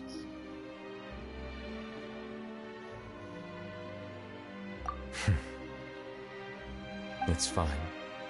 I prefer not to speak of those memories. That does not mean I am deliberately hiding them. It was a coincidence, but perhaps it is a good thing that you saw everything in that form.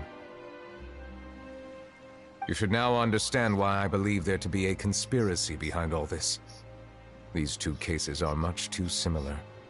I felt like I needed to do something. Paimon's starting to lose track of what you're saying. Don't leave Paimon out of the conversation. Paimon wants to help too. Then let us get back to the point. While I was investigating the fountain, I discovered something strange. I did not sense too much hatred towards me within its accumulated emotions.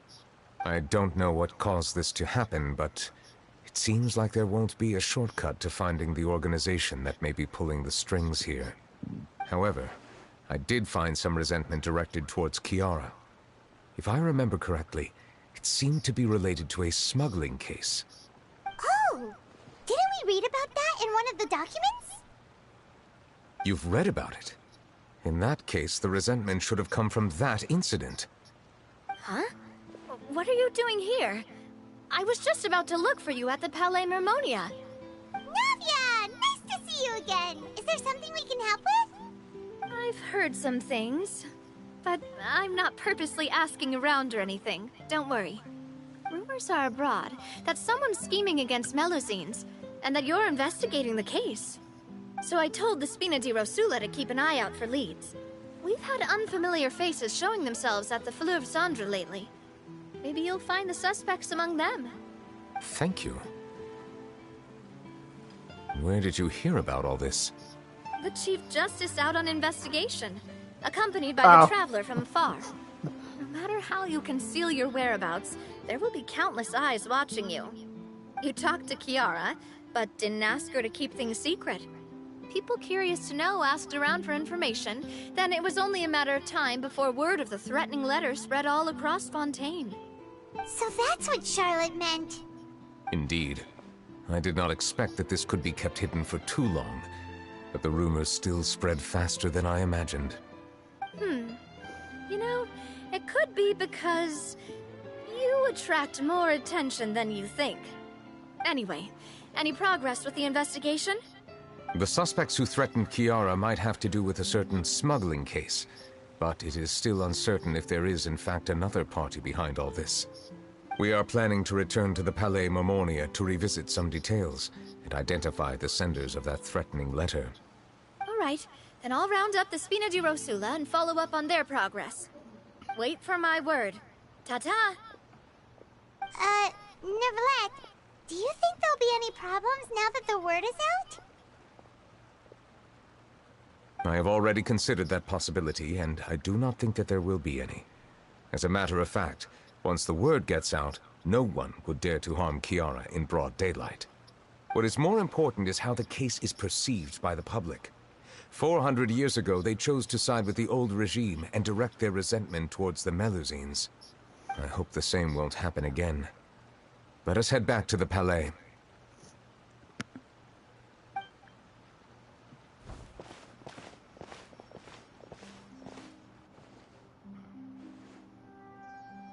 Strange. What are these people doing out on the streets so late at night? Did something happen? Let's take a look around.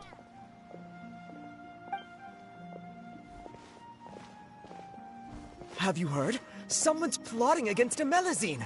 This is 100% the truth. Even the Chief Justice is investigating in person. What? That's it! Who's been threatening Melusines? Show yourself! Our enemies are lurking in the shadows and won't easily reveal themselves. But no amount of hiding will keep us from finding them. That's exactly what I wanted to say. The guards have already begun to take action. We can't just stand by and watch. Think about how much we owe them. Now that they're in danger, how can we just sit back and do nothing? Everyone, please stay alert to your surroundings from now on.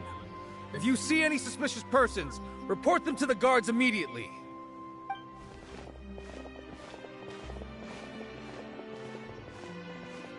It feels like you've been following me this whole time. Did something happen? We were informed that. Nope. We just finished our shifts and happened to be strolling by. Have you had dinner yet? Why don't we check out the new items at the dessert shop together?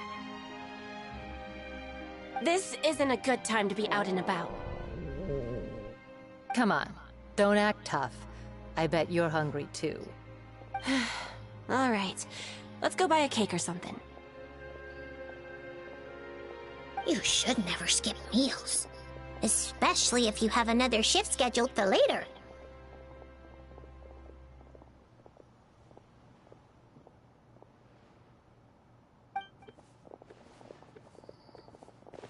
I heard even Nervilette's keeping an eye on the situation. This is the perfect chance to get promoted. We gotta make sure we give it all we've got. Seriously? Were you planning to shirk your duties if Nervilette wasn't involved? Relax, I was just playing. We've worked together for years now. If something happened to them, I'd be haunted by regret for the rest of my life. That's more like it. We should stand guard until the criminal has been caught. Come and fight me instead, you cowards! Have you heard? Even the Special Patrol came to help. Shh, look. Is it that Nervilette? I think he's looking at us. Looks like there's nothing to worry about. This is truly wonderful. So, wanna go over and say hi? No, I should stay where I am. My appearance could give rise to unnecessary commotion. Let us stick to our plan and return to the Palais Mermonia. The faster we uncover the truth, the better.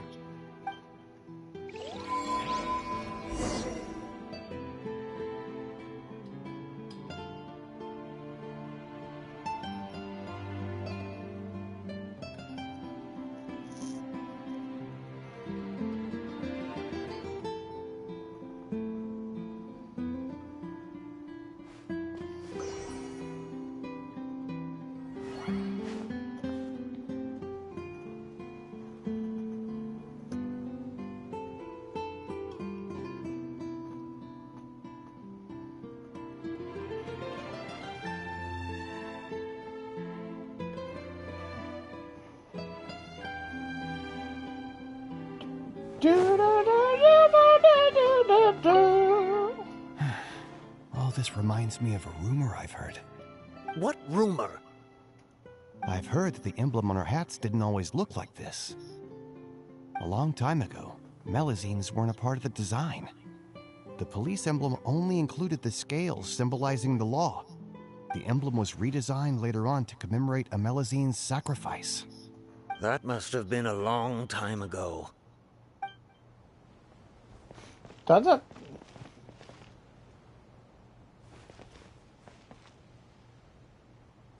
I guess it kind of does.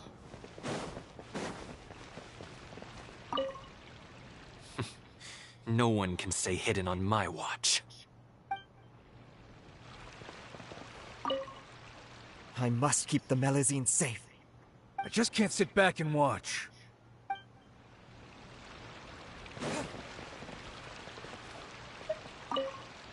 I must keep the... I just can't sit back. I like how she's not talking.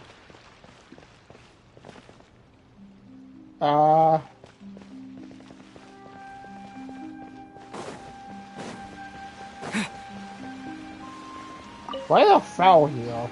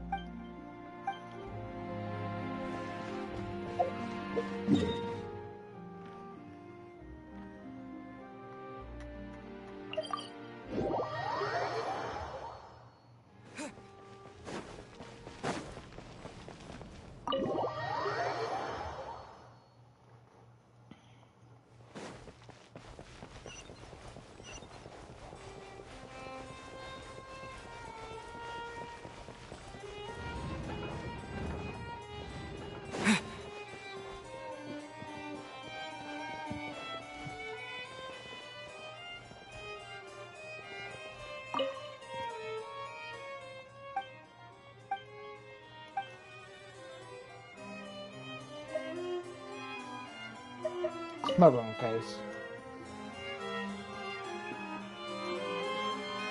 The smuggling case was solved by the joint forces of the guards and the Maréchaussée Phantom.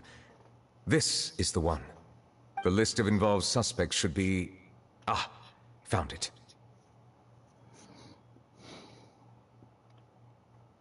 What does it say? The principal offenders Domenico, Inica, Yuna, and others have been caught. They have been sent to the fortress of Meropide following trial. Those with close connections or mutual interests with the offenders, but who did not participate in the case, will not stand trial. Among them, surveillance of Essin has ceased on account of his good behavior. All other personnel remain on our watch list. So many names. Is the one who sent that threatening letter to Kiara on the list? Yes, there is something suspicious about Essin, to be precise. It seems like he's closely related to the core members of the smuggling case, and he moves around without much restriction. Monsieur Neuvillette, someone claiming to be from the Spina di Rosula just checked in with us. He said, and I quote, "We have located the suspect. They're chatting at the cafe." Huh? How did Navia find them so quickly? We've only just figured out the suspect's name. I too am perplexed. The cafe isn't too far from here. We should head over and take a look.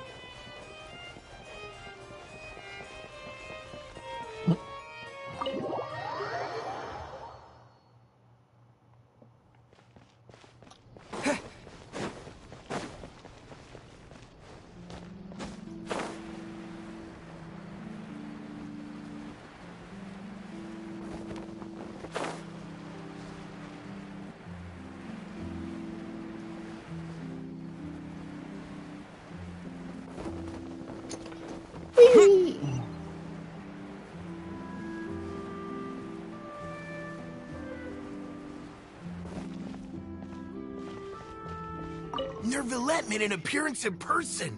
This is the perfect chance to make a name for myself. But how should I make the most of this and get the word out? Oh.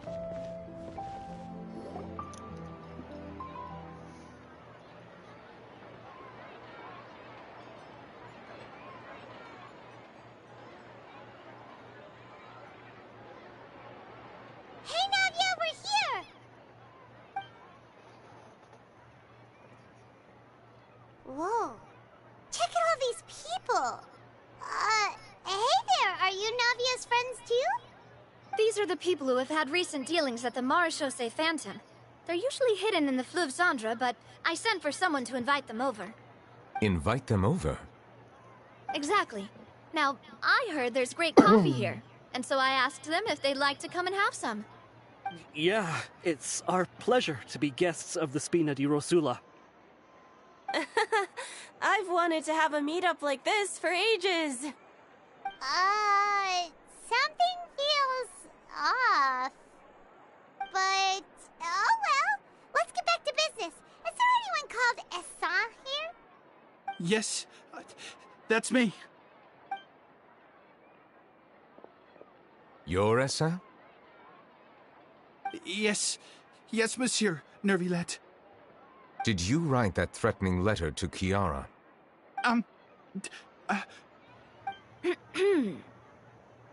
I did, but I was just following orders.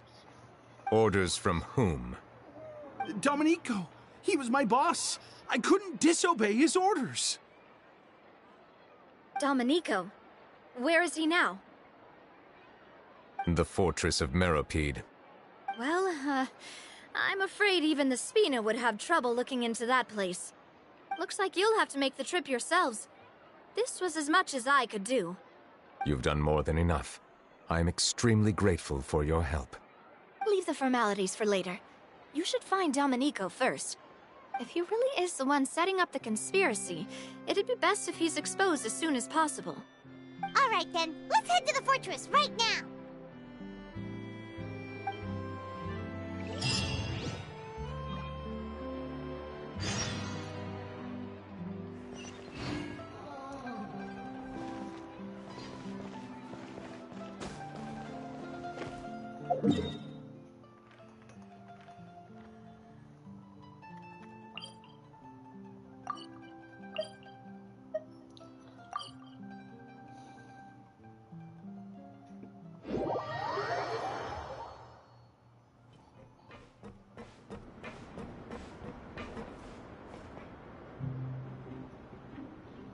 Oh. It's Monsieur Nervalet.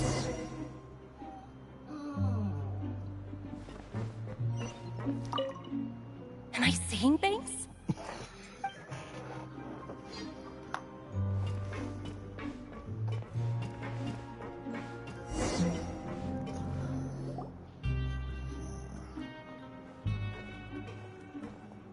Welcome to the Fortress of Meripede, dear esteemed guests. We're back! Oh, and a greeting from none other than the Duke himself! Guess we've made a name for ourselves at this place. This isn't anything new. I figured you had important matters to discuss when the two of you, not to mention the Chief Justice, showed up. Let's assume we've gone through the pleasantries and cut right to the chase.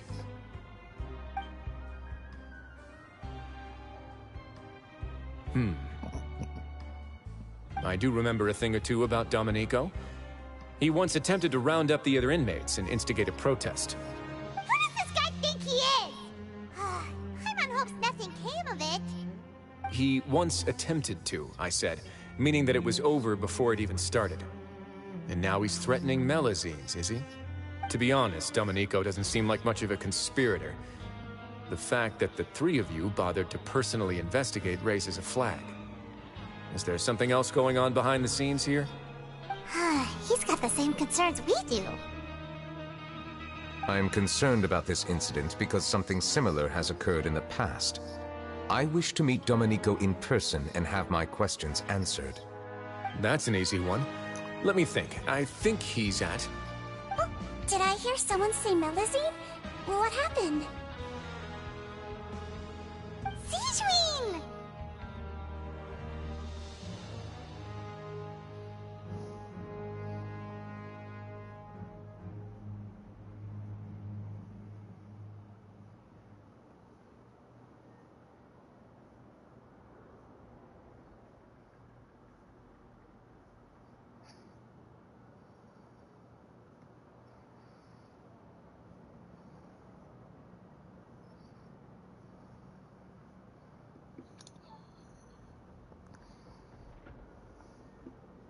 Yeah, and we're investigating. The person who threatened her seems to be imprisoned here. Really? Is Kiara gonna be okay? There's no need to worry. Clarande is protecting her as we speak. Well, that's great. But if the criminal's still... Is there anything you can do about this? Ah, head nurse.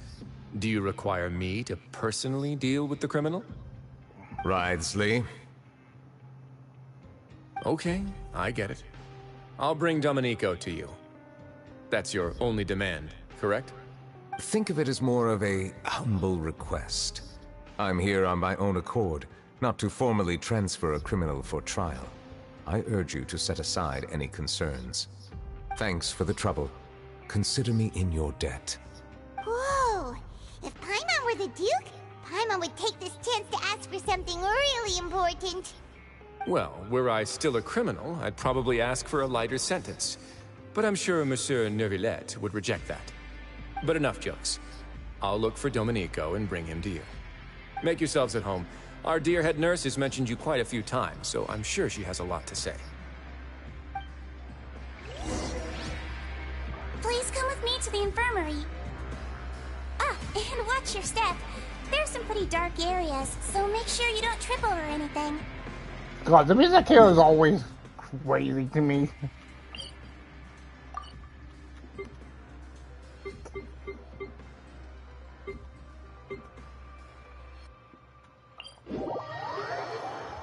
Ah. I'm going to use Come on, keep up. some drones to get across.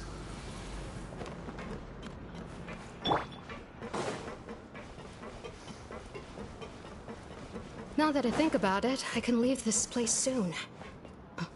Huh? I'm Oriole, a member of the Mutual Aid Network. Is there something you need?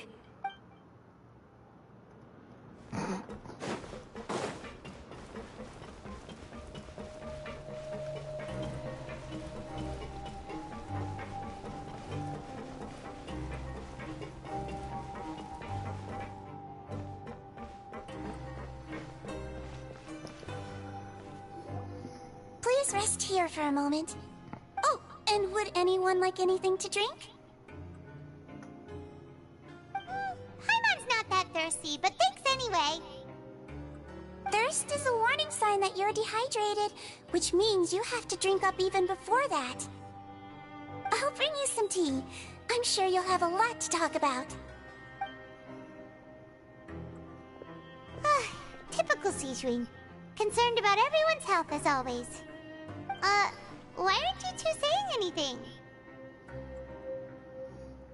You noticed them too. The badges they wore on their chests looked quite familiar. Familiar? Paimon didn't even realize they were wearing them. But if both of you say so, let's go ask them about it. That's not a bad idea. I will stay here and wait for news from you.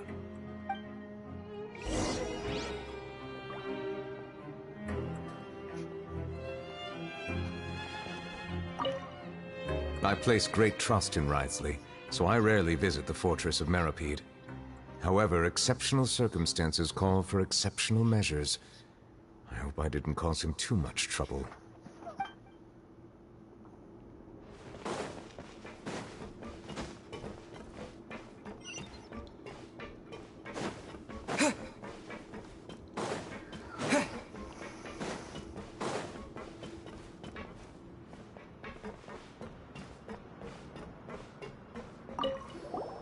Anything you need? Oh, this? Are you interested in joining the Mutual Aid Network? What's that? We have a very long history, going back as far as 400 years ago.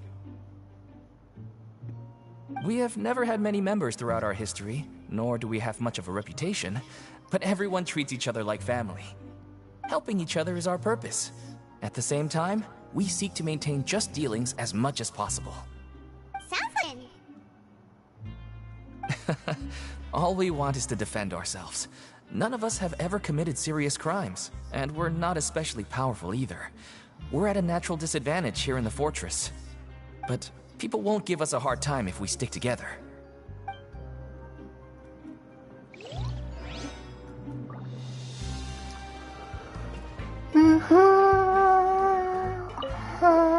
Interested in joining the Mutual Aid Network? If you'd like to learn more, here's our flyer.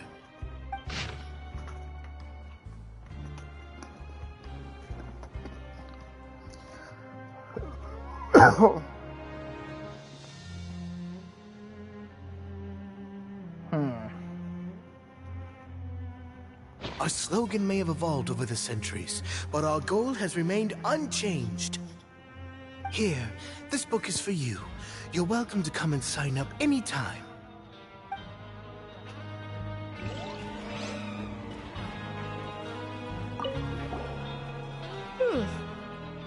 You two look kind of familiar. Oh yeah, we packed you. It's the symbol of the Mutual Aid Network designed by our first president. From what I've heard, it's based on something called a Medal of Peace. I've never seen one of those medals for myself, though. The first president of our network was an amazing person. Powerful as he was, he never used his strength against anyone. He encouraged the weaker criminals to stick together and look out for each other. All of us have a lot of respect for him.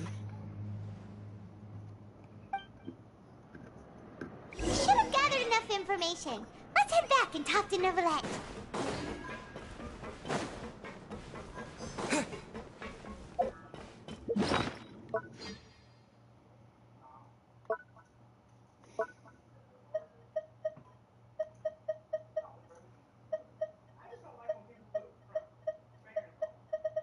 Who is?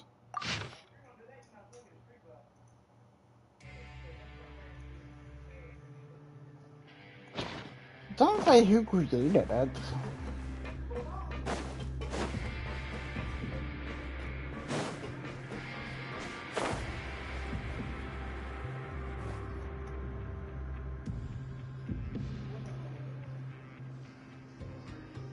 Did you manage to gather any intel?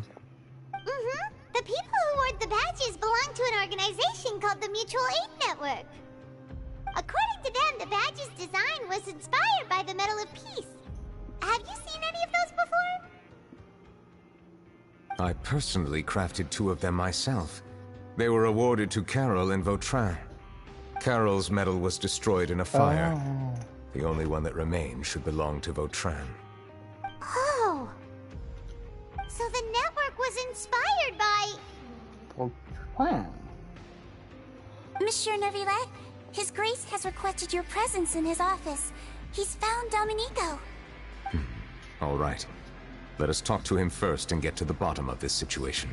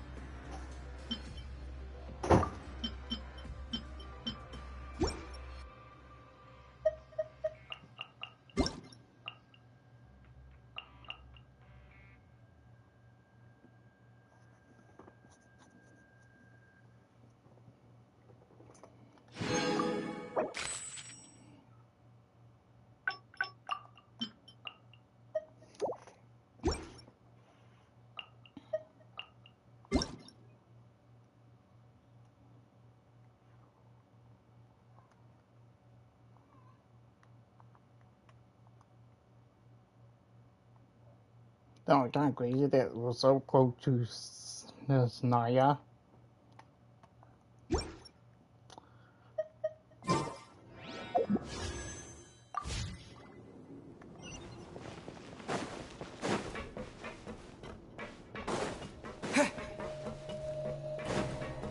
They were following me like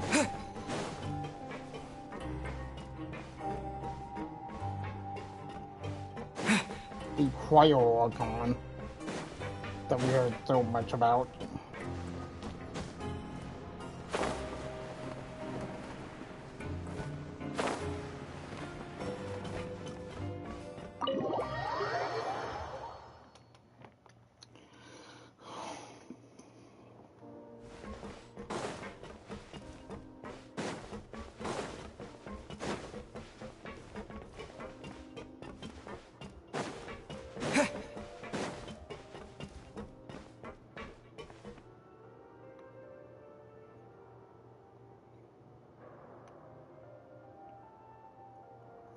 Man, it's so weird not seeing it down here and just seeing it up above water.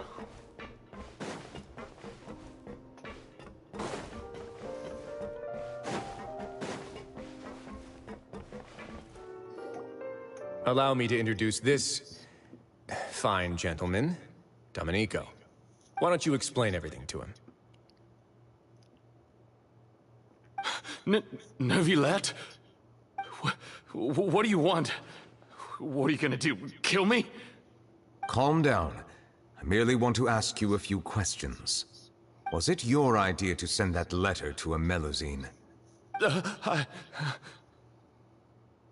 Essin has already confessed, so there really isn't any need to keep hiding. That idiot! I can't believe I trusted him. Let me ask this another way. It was your idea to send that letter, correct? Yes. Who is pulling your strings? What? You're not trying to frame me for something I haven't done, are you? It's best if you realize the gravity of your situation. The Chief Justice of Fontaine has been personally investigating your case. I assume your previous attempt to incite unrest at the Fortress of Meripede has something to do with this as well. I admit I acted on impulse. I'll tell you the truth. But before that, you must ensure my safety. I can do that. You see, we're all reasonable people here. I only intended to do some small business at first. Someone contacted me about delivering some goods and promised me a generous sum of more in return. After making a few trips, I was suddenly approached by the Maréchaussée Phantom. They accused me of smuggling prohibited items, and I was put on trial. But I refused to accept any of that. The ignorant can be rightfully absolved from guilt, right? Well, I suspect that someone got me locked up here so they could get their hands on my goods.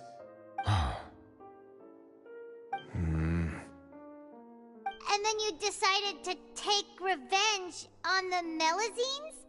Over that? My initial target was Neuvillette. Everyone in the Fortress of Meripede was declared guilty by him after all. So they must more or less hold a grudge against him, right? If I could get them to strike back. But for some reason, no one wanted to team up with me. That mutual aid network in particular. What did those nobodies even gain from trying to challenge me? Seriously. In the end, I had to redirect my focus onto Melusines to salvage things. I recall that Chiara was the one who confiscated my goods for inspection. So I asked one of the more approachable guards to send a letter, claiming that I meant to contact my family. But the letter was in fact addressed to Essa. I requested that he write a threat letter to Chiara and force it to resign from the Maréchaussée Phantom. Am I to assume that the claims you've made are your own thoughts?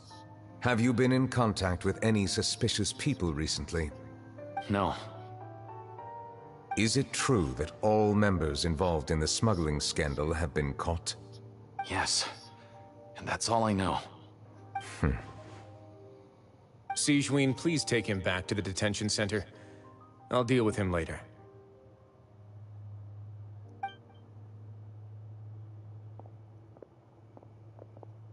So, Monsieur Neuvillette, You were concerned that there might be a shadowy faction looking to capitalize on the delicate situation with the Melazines to stir up greater chaos? Yes, I experienced a similar incident in the past, so I had to be prepared for any possibility. And how long ago was this incident? So More than roughly 400 years. Yes. You might be overthinking this. But do we? Because I wasn't really Time wrong can that point. change a lot of things. Everything's different now. What do you mean? 400 years ago, you and the Melazines you brought to Fontaine were the outliers in society. But in the present day, if someone were to threaten the safety of the Melazines, people wouldn't just sit back and do nothing. I trust that they would make different choices from before. That's right! We saw lots of people standing up for Melazines on our way back to the Palais Mermonia. Fontaine. How the public treats them is also reflective of their attitude towards you. When people refused to place their trust in Melazines, it was because they were still on the fence about you, their unfamiliar Chief Justice. For almost 500 years, you've conducted every trial with impartiality. You made the right judgment each time, regardless of whatever nonsense went on. People no longer have any reservations about you, and even consider you a symbol of the law. Right now, your every decision will impact all of Fontaine. In other words, you've gradually transformed the whole nation. Paimon gets it now. No wonder no one wanted to join forces with Domenico. I am undeserving of such high compliments. From my perspective, I have simply been fulfilling my duties. It isn't anything special or worthy of praise. I'm simply fulfilling the promises I've made and searching for answers through my judgments. It is unnecessary to hold me in such high regard. The complexity of human emotions and willpower far exceed those of mine. As a matter of fact, I believe that you are the ones who deserve my respect. There's no need to be so modest. The current state of affairs says it all. You're no longer that outsider you were before. Even if you wished to investigate something on your own, many would take the initiative to lend you a hand. I must say that you've made a fair point. Thank you for clearing my doubts. Now that the case has been settled, I should get going. Huh? You're leaving? And so soon, too? Why not stay for a cup of tea? Thank you for the offer, but I know how this place works all too well. While some are here to redeem themselves, there will inevitably be those who harbor resentment towards me. The less time I spend here, the better. My presence could very well result in an unwanted disturbance. In that case, I'll have to insist. I still have 2 more things to say. Please, go ahead. The first is about the guard who helped Domenico send that letter. Ah, I know of what you speak. The guard was indeed deployed from the Palais Mermonia staff. However, as I mentioned earlier, I visited today on personal business. Therefore, I leave that matter in your hands. Well, that makes things a lot easier.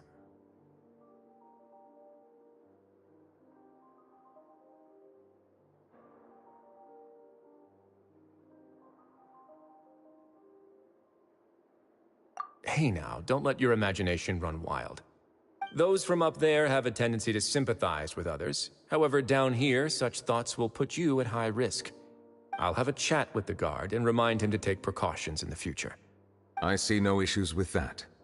Great! That's one thing out of the way. What's the other thing you wanted to say? The other thing was born from my own sense of curiosity. Now, I've heard that you investigated the mutual aid network. Is that right? Yep. Neuvillette thought their badges looked familiar. I noticed the small gang as well when I first took over the Fortress of Meripede. They were not great in number, but every member always made sure to stand up for what was right. I've looked into their founder, Vautrin, who once stood trial and was sentenced to imprisonment in the fortress. According to existing documentation, Vautrin remained disciplined throughout his imprisonment. He had never once engaged in physical or verbal aggression.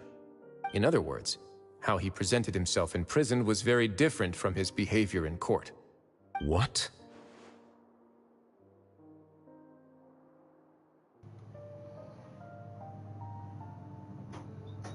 even with that, probably thought that he was just following the order tweets. During his trial, I could sense that his feelings were complicated. He appeared to be full of resentment, and I believe he had every right to feel that way. Perhaps he had been putting on an act. An act? Neuvillette and Vautrin had a close relationship as superior and subordinate. Vautrin must have known that the Chief Justice would make an impartial judgment. Thus, the more resentment he displayed, the clearer it would be to those present that you were upholding justice. And to those who had been sitting on the fence, Vautrin's act was a very meaningful one. That's all from me. Does anyone else have anything to say? Now's your chance. I don't have anything to say. Apart from expressing my gratitude, that is. Well then, let us head back. No need to see us off.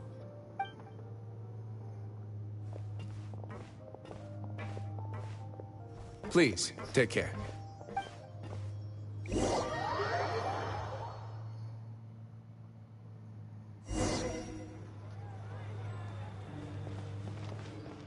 That trial is something I rarely bring up in conversation, but I think I'm I've done with always that felt class. deep regret for what happened to both Carol and Vautrin. The words he spoke in court often replay in my mind, as if urging me on to do something. But Risley said he never resented you, right? Isn't that a good thing? I believe I now understand what he wanted to tell me. I feel conflicted about those words. How should I describe it? Surprise, relief, fear, and regret. But this blend of emotions has led me to finally understand some things. I would like to hear your thoughts, too. What do you think of me? Paimon agrees with everything Risley said. As Chief Justice, every single one of your trials makes an impact on Fontaine. What do you think, Traveler? Hey, any comments? What I really think is, every trial you've ever judged has left its impression on you. And that's what makes you who you are today.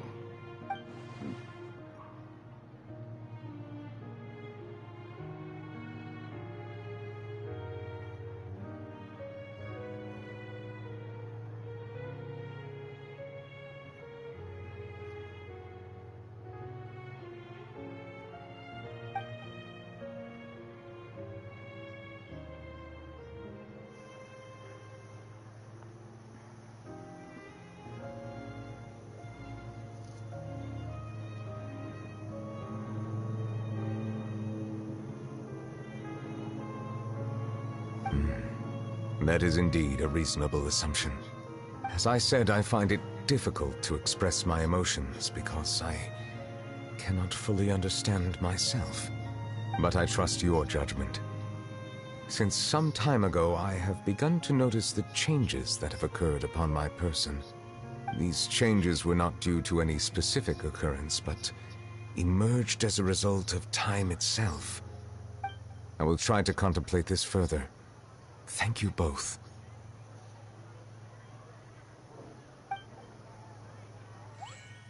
Oh, huh? It's raining! Oh no, Paimon forgot to bring an umbrella! Come on, let's hurry before it rains harder!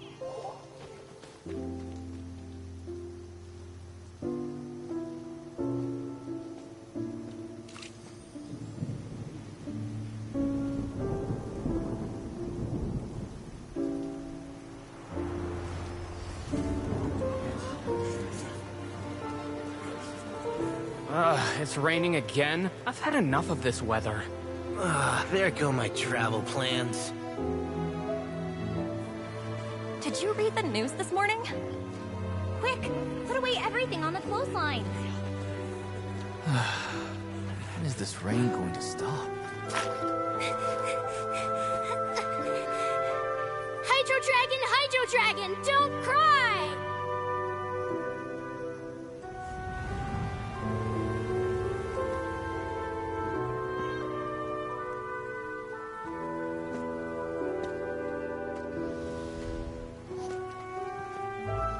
They're planning to reanimate the monster. We have to report this to the Chief Justice.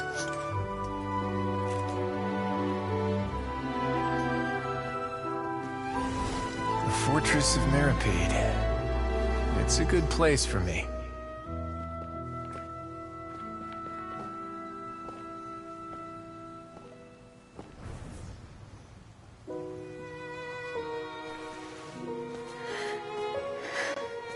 He owes me so many answers. Nervillette? You could say he's the real symbol of Fontaine's justice. Watch him closely. He could be trouble.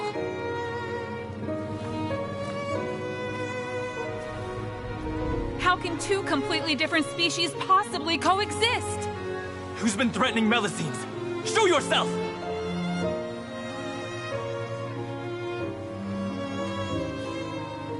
You will see much in the human world, from the delightful to the depressing. And one day, when you have dwelt among humanity long enough, you will be placed to bring judgment over all as a spokesperson for Fontaine's past.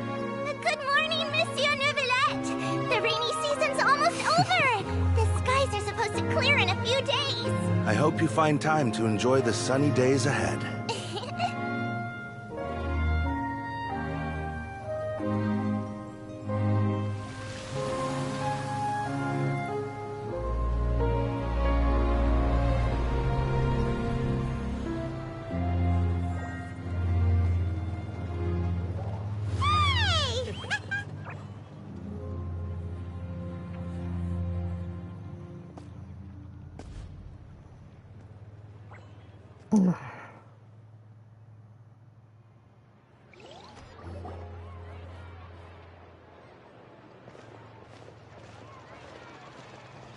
Is the matter resolved? Yep, we found the person who sent that threatening letter. Risley said he'd keep a close eye on him, so the Melazines should be safe now. Oh, that's wonderful. Sorry for dragging you all into this. There's no need to apologize. Yeah, you didn't drag us in. We got involved of our own accord. By the way, where's Kiara? At the Palais Marmonia, more than 50 people offered to protect her. Some even hid within the bushes to look out for danger. I was worried that the excess of protection would make her feel uneasy, so I asked her to stay inside the Palais. It's very safe in there. What a relief! Well, now it looks like the dust has finally settled. To celebrate this joyous occasion, Monsieur Neuvillette, would you be interested in an exclusive interview? That's not how you celebrate! I will consider it. Really? Of course. My schedule is full for the following weeks, but I should be available next month. Come up with questions during the intervening days, and I will answer them to the best of my ability.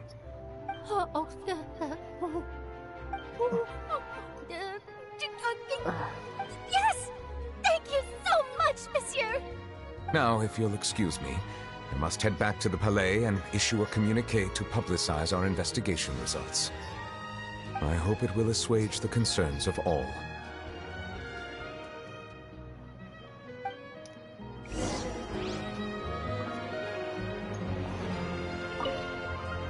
Oh, an exclusive interview!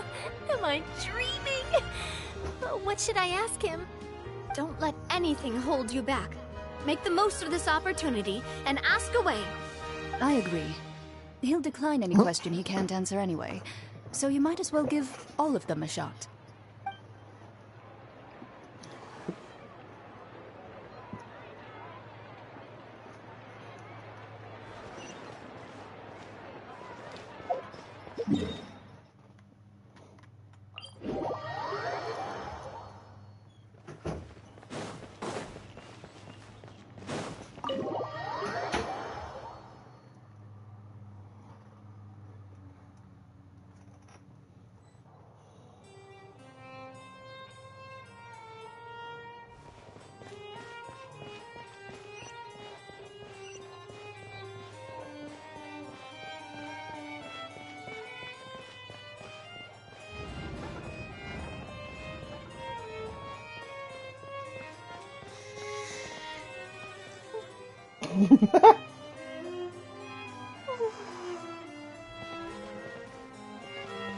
Well, that's wait, no, I don't have that picture thing.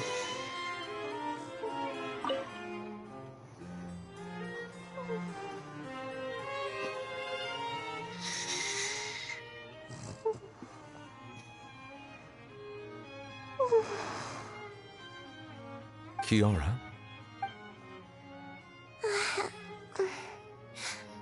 Monsieur Neuvillette? Sorry, I accidentally fell asleep. It's quite all right.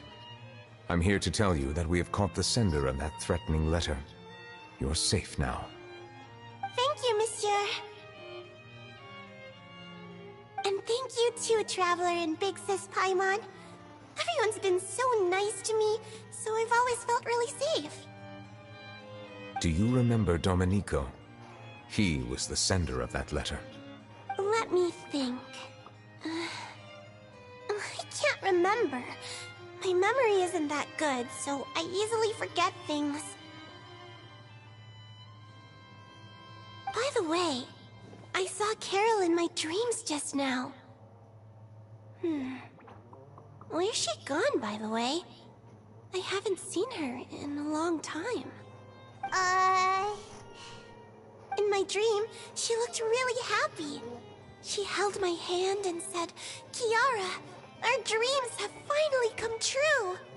I can't remember what our dreams were anymore, and I don't know why. But I felt really happy too. I can sense your joy. It is indeed a delightful moment. Monsieur Neuvillette, are you happy too? Oh, I almost forgot. Am I allowed to go out now? I promised to model for Alof. Of course. Off you go. See you next time, Monsieur, Traveler, and Big Sis Paimon.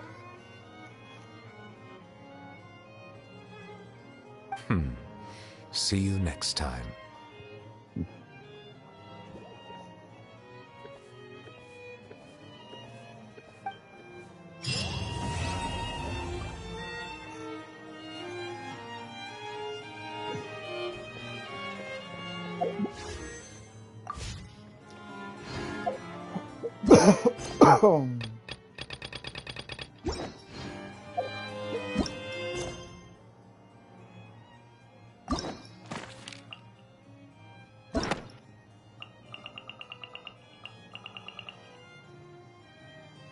What? Oh. Yeah, that makes sense.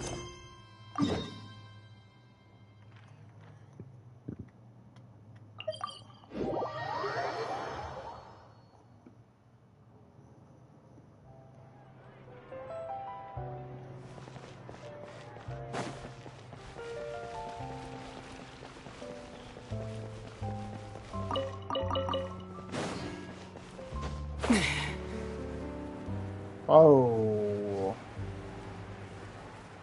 Big crowd.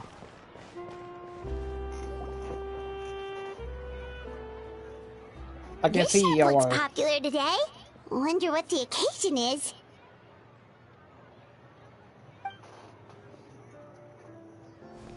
Butterfly Dew Cosmetics now on sale. Huh, looks like it.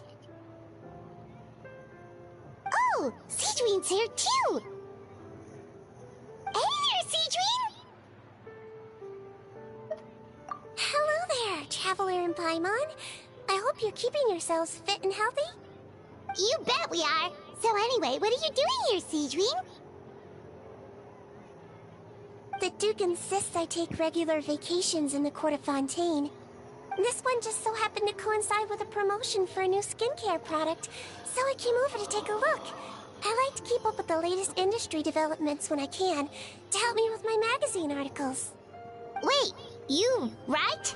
For a magazine? Which one? It's called Beautés en Fleur, and it's run by the Fontaine Beauty Association. I've done lots of articles about skincare for them, using the pen name Maritime Flower. Oh, wow! You're a Maritime Flower? If Paimon's not mistaken, you're one of the leading figures in the Fontaine Beauty Association!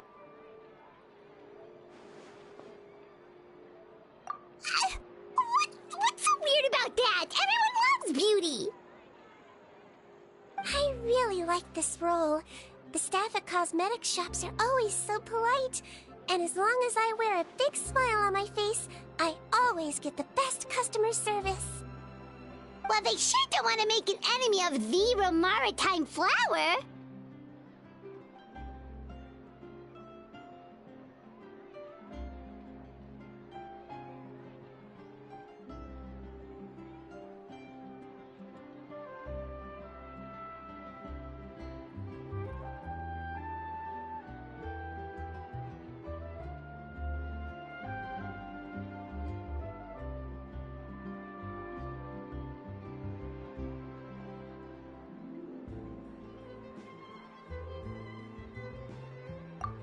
Obviously, it's because of Seedwing's love for beauty. Still, a leader of the Beauty Association?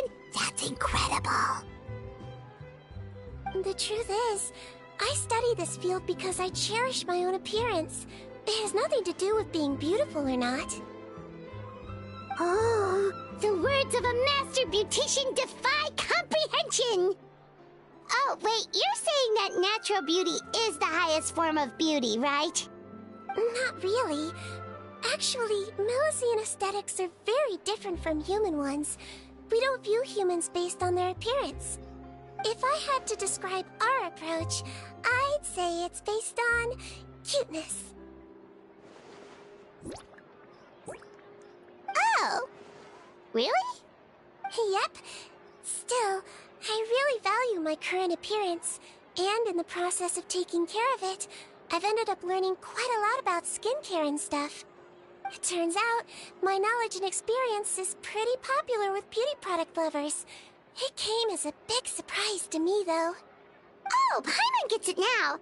But speaking of your appearance, how come you look human anyway? Are you, like, only half Melusine?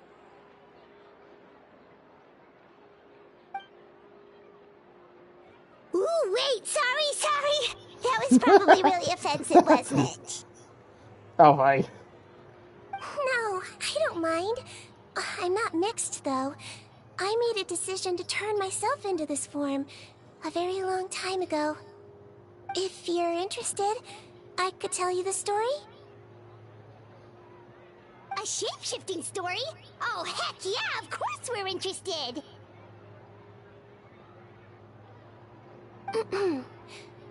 Once upon a time...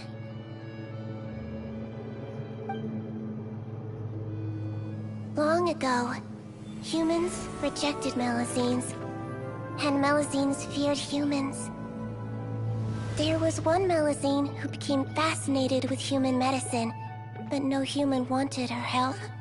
And there was one girl who liked Melusines, so no humans would make friends with her. So, the Melusine became the girl's friend, and the girl became the Melusine's patient. Your checkup's all done. You're still in perfect health. Thank you, Dr. Melusine.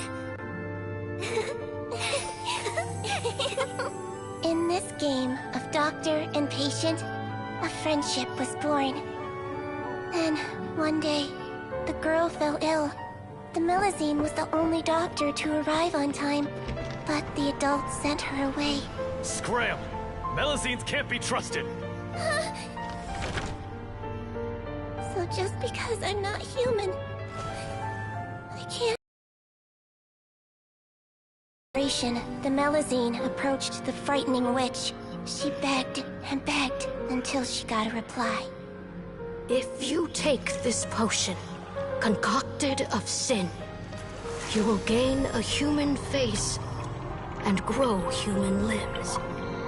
But then, you will lose everything that attracted this friend of yours to you in the first place. Can you accept that?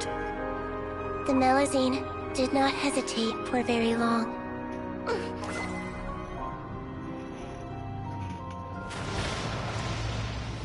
On a rainy night, a little doctor knocked on the girl's door.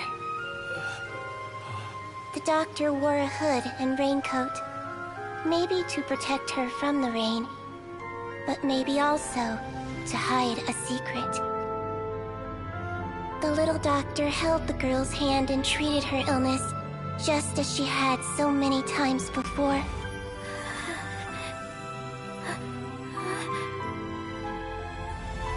Dawn came, and the little girl's condition improved. But the little doctor was long gone, for she knew her friend would never recognize her again. And so, since then, I've lived my life in human form. Most people who know me just think I was born this way. Ooh. A witch? A potion? Why does this sound like a fairy tale? Trust me, it's a true story. Must be the way you told it then. It just sounds so... Yeah. Yeah, not every Melazine would take human form to save their human friend. That must have been a huge decision. Treating patients is a doctor's duty. We must always find a way, even when the going gets tough. Ugh. It's so crazy that they turned you away just because you were a Melazine, especially when their daughter was so sick. Well, sometimes appearance can be a real barrier, but that was a long time ago. I like how I look now anyway.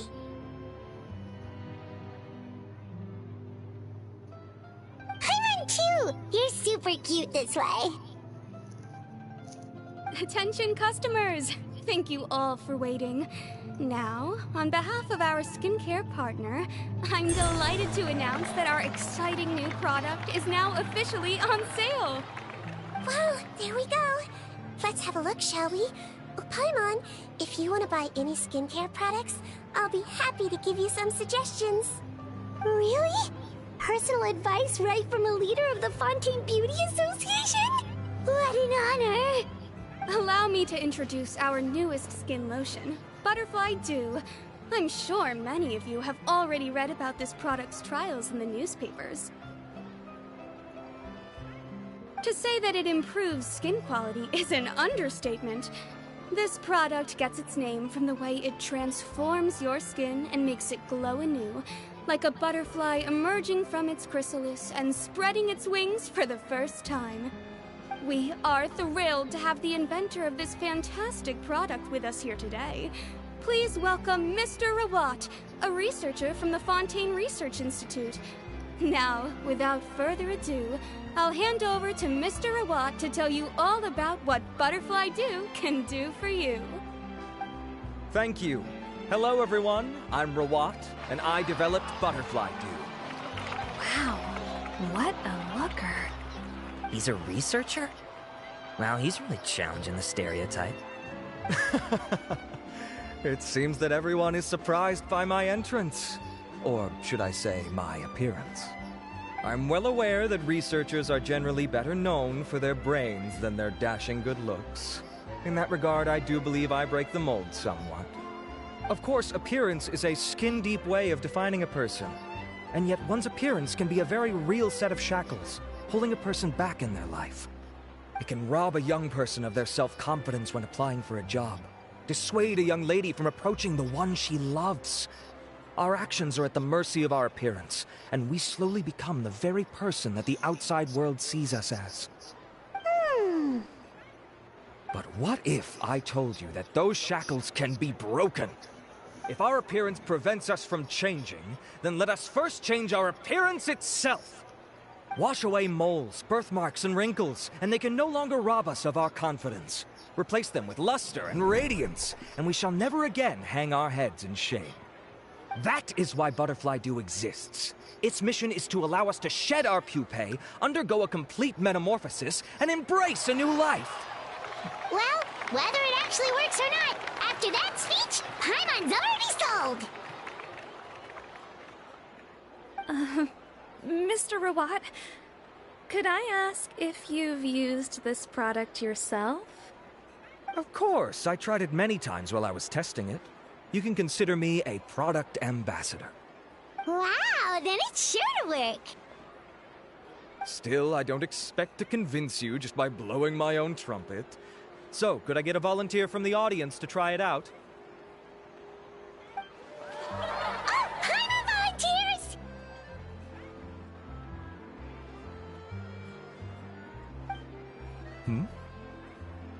Oh!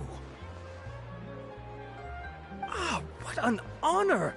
It appears we have a giant of the Fontaine Beauty Association here with us.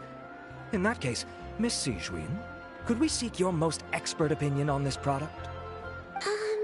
Sure. Whoa.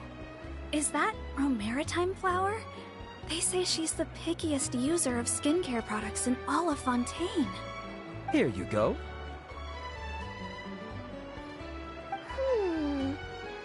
Well, it's very kind to the skin, and the absorption rate is high. Even for Fontaine, this is a first-rate product. Wow, now that's high praise! I'll take one! Any discounts? All right. Well, all that remains for me to say is, Butterfly Dew is now on sale!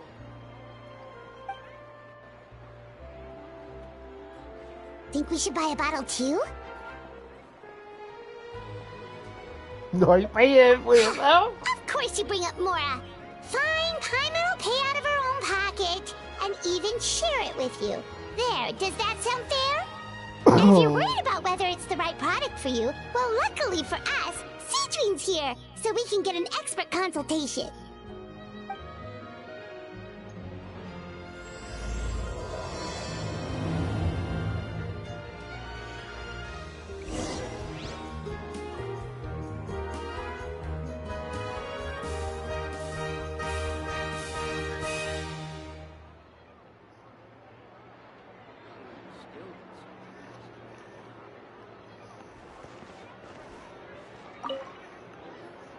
It's an honor to receive such high praise from you.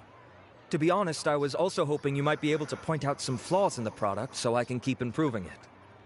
With most skincare products, the pros and cons only become apparent with long-term use. Yet, this one has instant benefits, improving skin quality without any obvious side effects. It's one of a kind. Don't worry though, I plan to keep using it, and I'll publish regular reviews in Beautés en Fleur. You can read my thoughts there. All you need to do is subscribe. Oh, I was hoping for a more casual conversation, but you are a beauty association leader after all. I understand if you want to keep this professional. Sijuin? Oh, excuse us, Miss Beauty Expert. But do you think this product is a good choice for me and him? Wait, are you the renowned traveler? That's right, and by his side, the equally famous Paimon. Well, I don't normally handle customer questions personally, but since it's the traveler asking, allow me to make an exception. Butterfly Dew is made for all skin types, so no matter who you are, you can rest assured that it will be kind to your skin. If anything, it might be marginally more effective on Fontainian's skin, but other than that, it works the same on everyone. Why would it work better on Fontainians? In the interests of protecting my trade secrets, I'm afraid I can't answer that, Miss Paimon. Alright then. How about a friend discount? Save yourself the trouble. I'd be greatly honored to have both of you use my product. Here, take 2 bottles for free. Yay! Paimon's private fund survives! I can see why you might think that, but please don't misunderstand. This gift is simply a token of my esteem. There's no business motivation behind it. To me, finding new customers for Butterfly Dew is about meeting kindred spirits, fellow admirers of physical beauty. I consider it a labor of love. Admirers of physical beauty? Eesh, that's embarrassing to say out loud. It sounds so shallow. It's nothing to be ashamed of, Miss Paimon.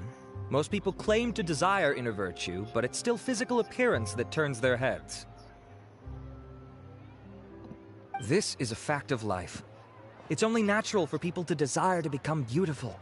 And that's exactly what inspired me to choose this research direction in the first place.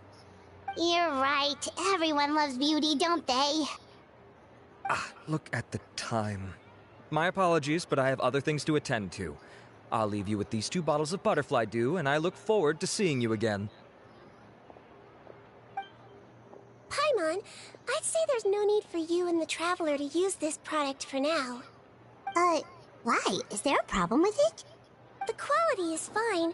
I just think there's room for improvement. I think I could add some ingredients to the mix to make it more effective. Really? Then why didn't you tell Rawat about that? Researchers are a very special breed of human. You can point out their flaws to their face and they won't mind very much. But if you tell them that someone else could do a better job, ooh, now that'll make them really upset. If I'd mentioned it, he probably wouldn't have given you those 2 bottles for free. Fair enough, that makes sense. If you're interested in the more effective version, I can write up a list of ingredients for you. Just come get me once you've gathered them.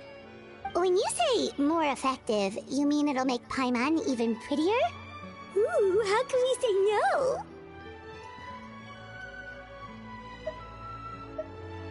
As for me, it's probably time I got back to the Fortress of Maripede. I mustn't leave the infirmary unattended for too long. Alright, see you there then!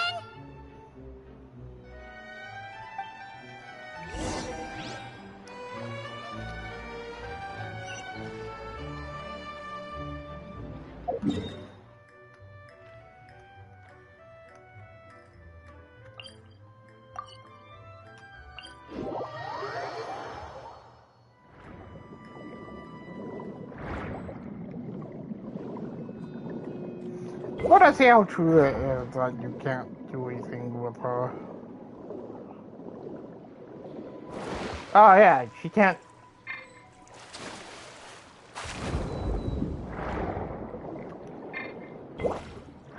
But if we go to like the Traveler. Just up ahead, Traveler. The ingredients for Siege Wing should be nearby.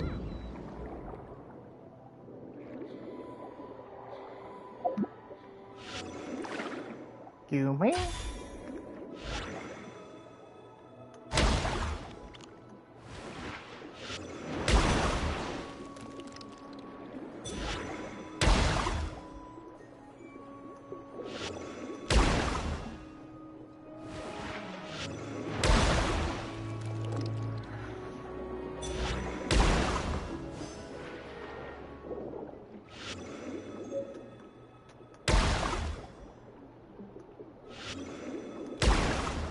Oh, the consent stuff again.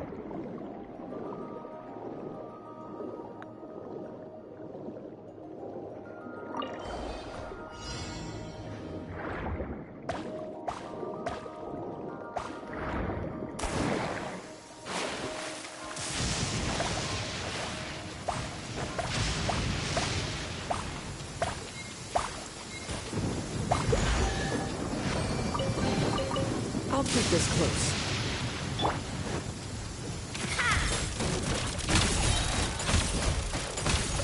Take a break. How tiresome. Great! That's everything! Let's head to the Fortress of Maripede!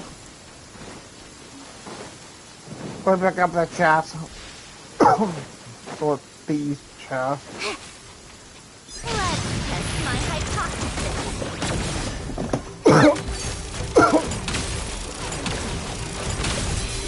Come on, keep up. How tiresome.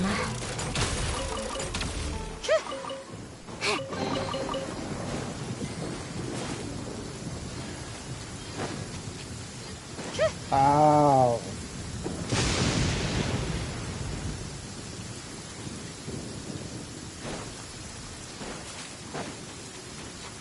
Makes sense.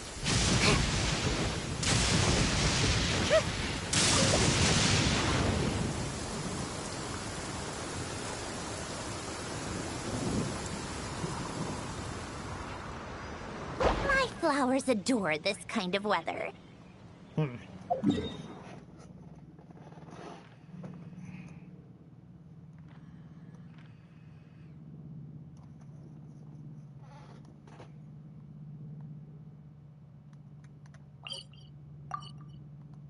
Honestly, I don't know why I was assuming it wasn't a port on Fontaine.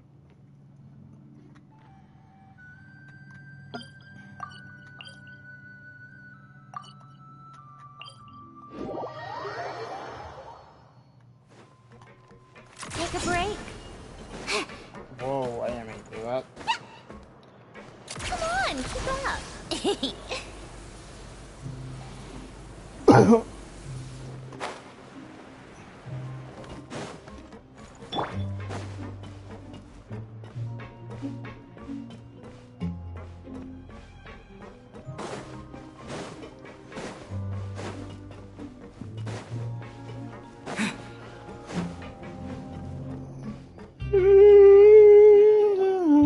Whoa, the infirmary is packed.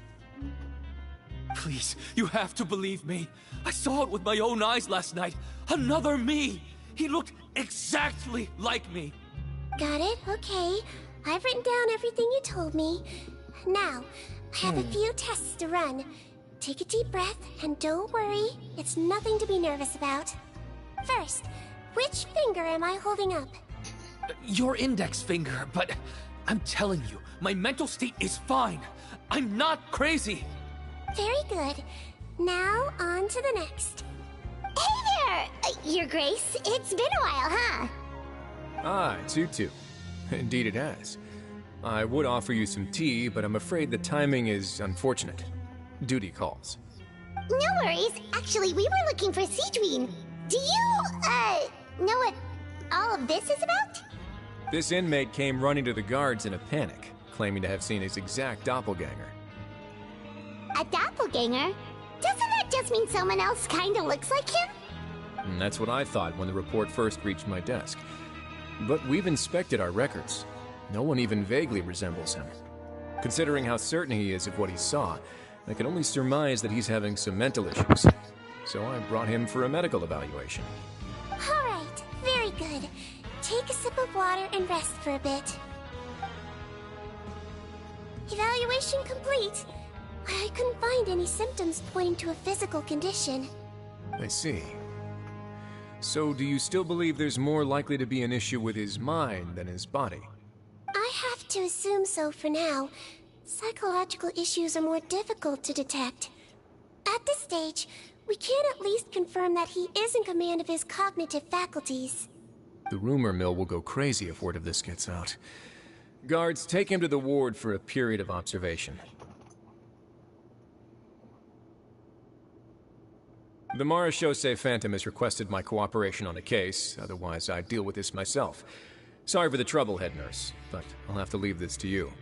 No problem, Your Grace. I'll add him to my observation list. By the way, we have a couple of guests here who've made the trip just to see you. I imagine it must be important.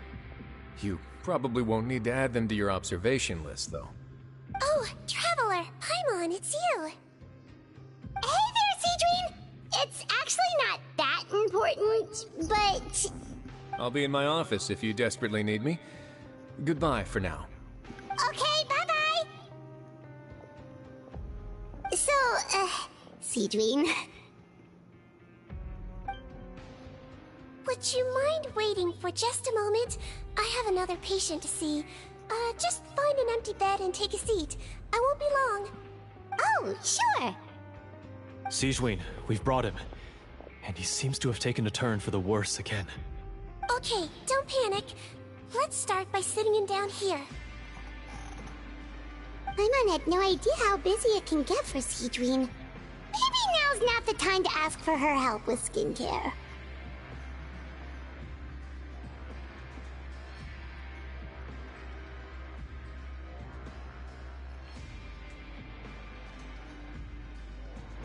Good point. Besides, it might actually be interesting to observe her at work. Well, this could hurt, so I suggest you take a deep breath first. Did his face It's anyone's guess. His face melted off shortly after arriving at the fortress. But since he's a serious offender, he can't be allowed out for medical treatment. Best we can do for now is ask the head nurse to give him something to manage the symptoms. Oh, this is gonna be awkward. We still need to bring him to the Marechaussee Phantom for questioning. What if he scares them half to death? Will that be our fault? The Marechaussee Phantom? Does this have something to do with the case Risley's dealing with? Yup, it was a huge case. They bagged a few dozen crooks in one fell swoop. And this guy's the baddest apple of the bunch. He harmed countless people. And now, it looks like it's all finally catching up with him. You done gawking? Not yet. I need to check the severity of your ulcers to decide the right dosage. Don't worry. We Melazines have a very different sense of aesthetics from humans. To me, you just look like a little kitty with slightly scruffy fur, but still just as cute. Don't patronize me. Do I look like a kid to you? Just give me the meds and let me out of here. I already missed my cell. Hey, lose the attitude. You dare talk back to our head nurse like that again? Your days are numbered. Oh, it's fine. Okay, I'm going to apply the medication now. Tell me if it hurts, alright? Look how nice Seedween's being. And he still talks to her like that? What a nasty piece of work. Can I leave now? Wow, not a peep. What a brave little guy. Thank you, Sejuin. And I apologize for the trouble. So, Traveler, Paimon, did you bring the ingredients? We did, but we don't want to interfere or anything. You're busy saving lives here. Oh, don't be silly. I agreed to it, didn't I? Just hand me the ingredients, and I'll make some time to whip it into the improved version for you. Take a rest here if you want. Or, if you're not tired, I hear they're holding a new Pancreation tournament in the administration area. Or alternatively, is there anything we could help you with, Seedween?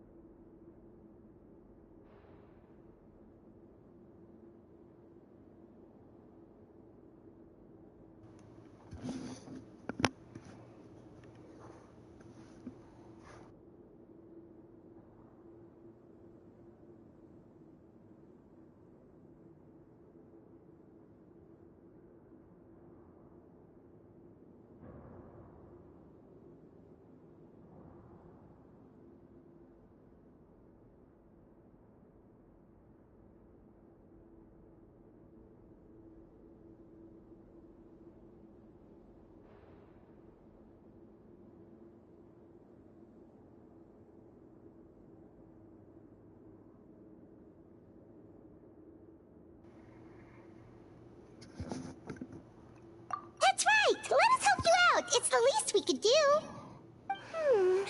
Good point. Kind-hearted humans start to develop guilt if they accept free help from others. Don't worry. I'll take a look at my schedule. I'm sure I can find something to treat this condition. I gotta warn you, though, it'll be tiring work. So I suggest you take a break first, then come back and see me when you're ready.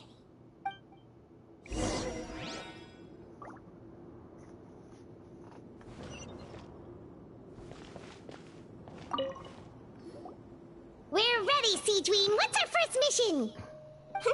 I found the perfect job for the Traveler. First, I'd like you to lie down in this bed.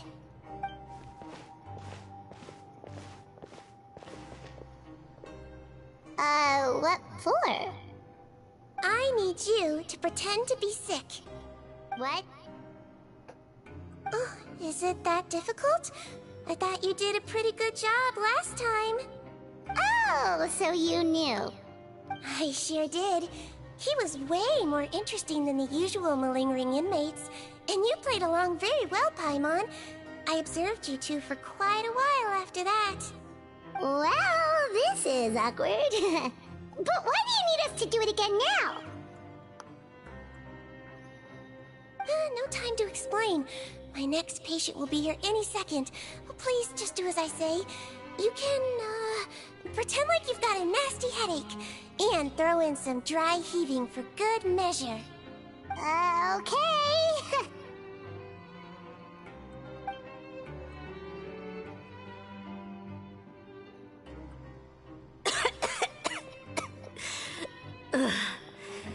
Hey, Doc, it's me. I'm only here because my mom won't stop pestering me about it. So annoying. Well, your mother has enough on her plate with a busy job. Well, the last thing she needs is to worry about you being sick as well. I know! I shouldn't treat the place like a playground, shouldn't go swimming in the lower levels where we join up with the sea, because it'll give me a cold and distract her from her work. I thought I'd be able to have some fun here at the fortress for a few days, but it's always, don't do this, and don't do that. All right, sit yourself down and I'll take your temperature. Your fever still hasn't gone down. Well, here's your medicine. 1 cup for starters, and we'll see if it helps. But Doc, it's so bitter. Do I really have to drink it? I mean, I'll be fine, right? I've got an uncle who caught a cold. His fever went away on its own after a couple days. Can't you just write me a note saying I'm on the mend? I just need something to keep my mom off my case. I sure can. You're a very brave boy after all. Huh? Brave? What makes you say that? Well, if you want to rely on your own immune system to clear up your fever, then you'll have to tough it out like this guy.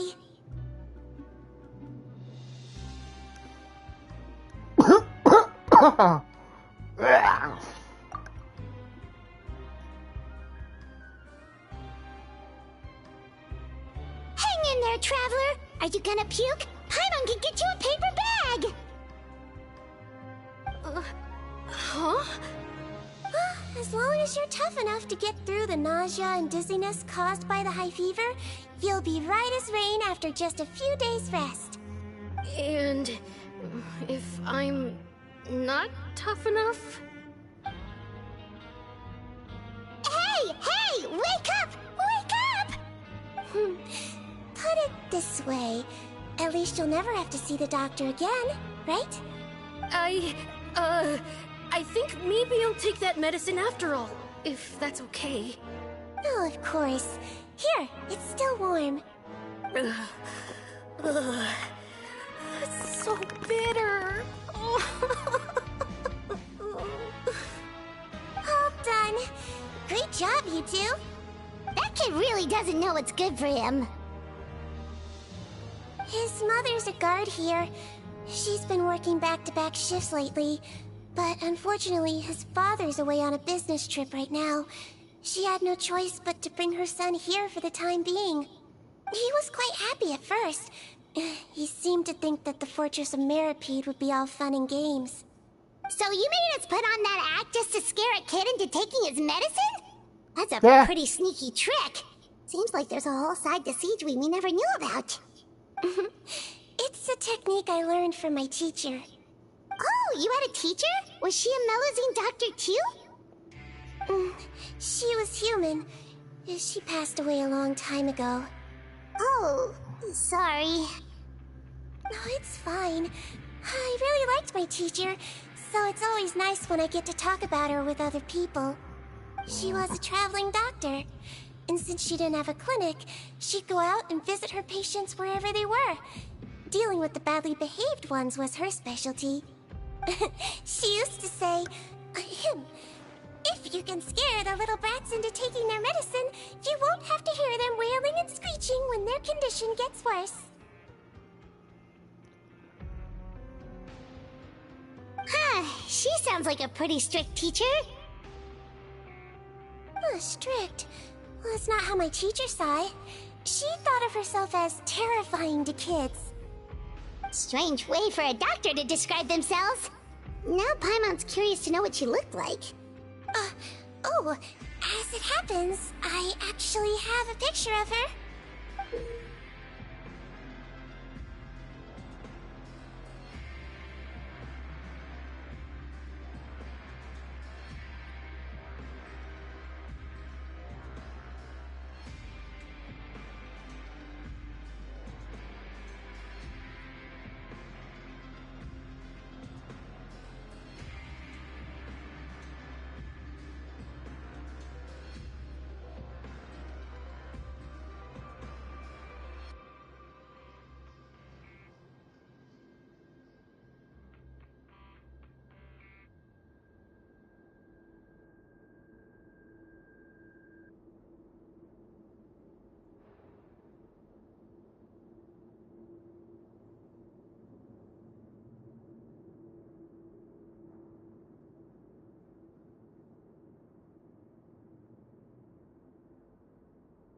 Oh, wow, yeah, okay, that'll terrify the kids.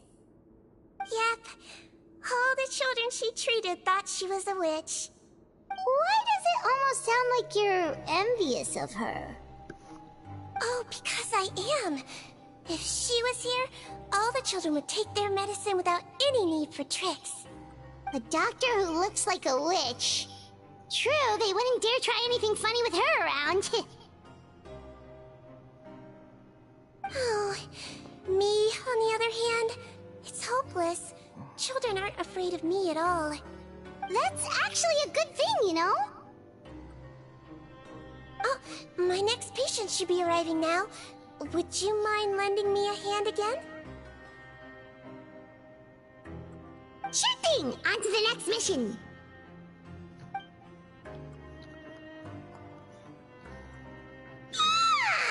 Is it nighttime already?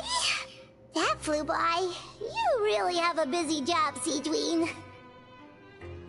Well, thanks to you two, it was much easier today.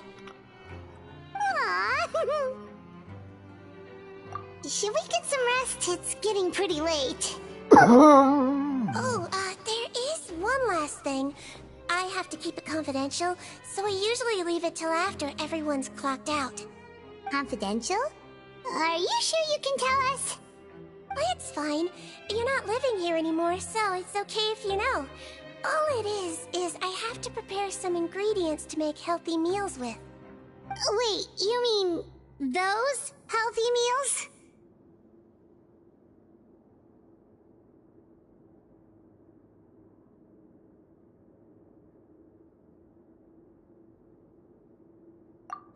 My patients refuse to eat any healthy meals I prepare in front of them, so I have to prep the ingredients in secret, then let the chef at the Coupon cafeteria handle the rest. Considering even the chef's version makes people uneasy, it really makes you wonder what's in it. You want to find out? I can teach you how to make it. That way, if you ever suffer from exhaustion on your future travels, you can prepare a healthy meal for yourself. It's really good for you, you know. sure? Guess we can help out one more time.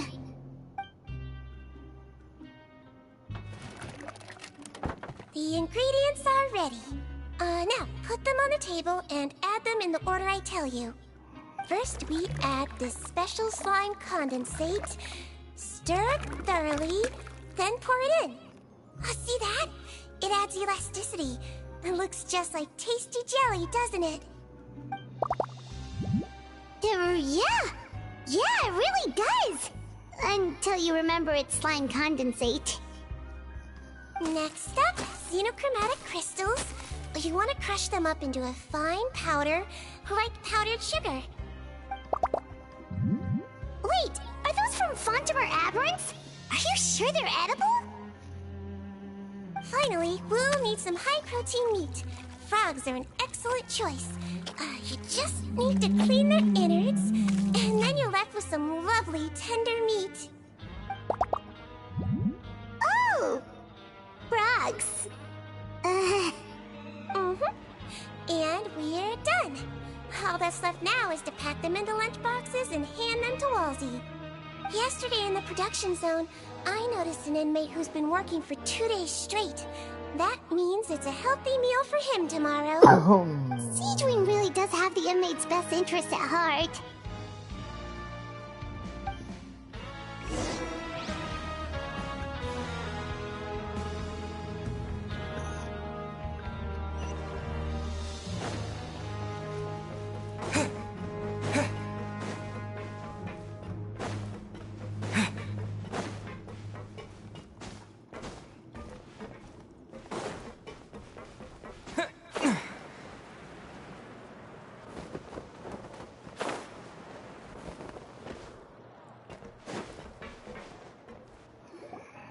Ah, head nurse.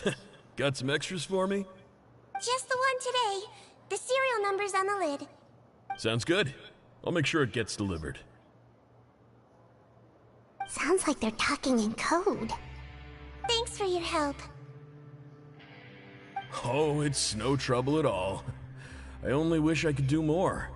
You work so hard for all our sakes. I'd happily lose a little sleep if it meant helping you out. That won't do. If you reduce your sleeping hours any further, your health will start to suffer. All right. Nurse's orders. I'll do as I'm told. But you take care of yourself, too.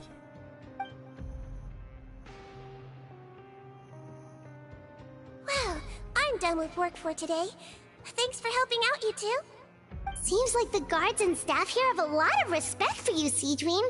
In just one day of helping you with your work, it feels like we've done a lot for the fortress.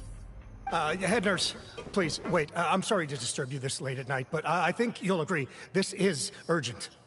Okay, just relax and catch your breath. What's the matter? The guard at the observation ward, Odilon, he told me to pass on a message to you. One of the inmates there, the guy suffering from possible hallucinations, well, he seems to have made a sudden recovery, and now he wants to apply for permission to leave the ward. Huh? Already? You were right to tell me. I'll have to examine him and make sure he's well before we discharge him. Looks like we've got one job as medical assistants left. We'll come with you.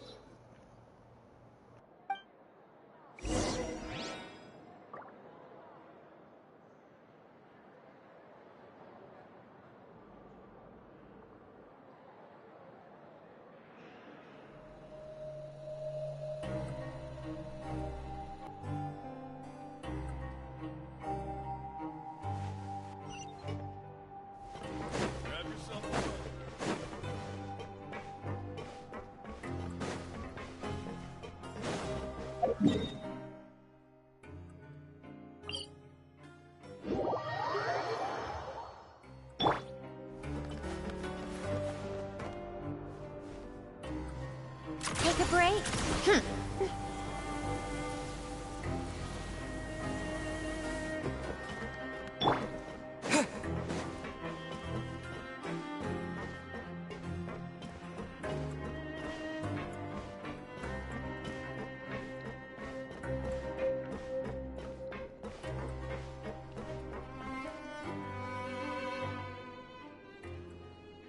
Ah, head nurse, you're finally here. I'm so sorry for all the trouble I've caused you, but I believe I've now made a full recovery. After giving it some thought, I'm sure that I was probably just seeing things. Stress-related, I imagine. I'd been working long hours, so I definitely wasn't in the best state of mind. I totally understand.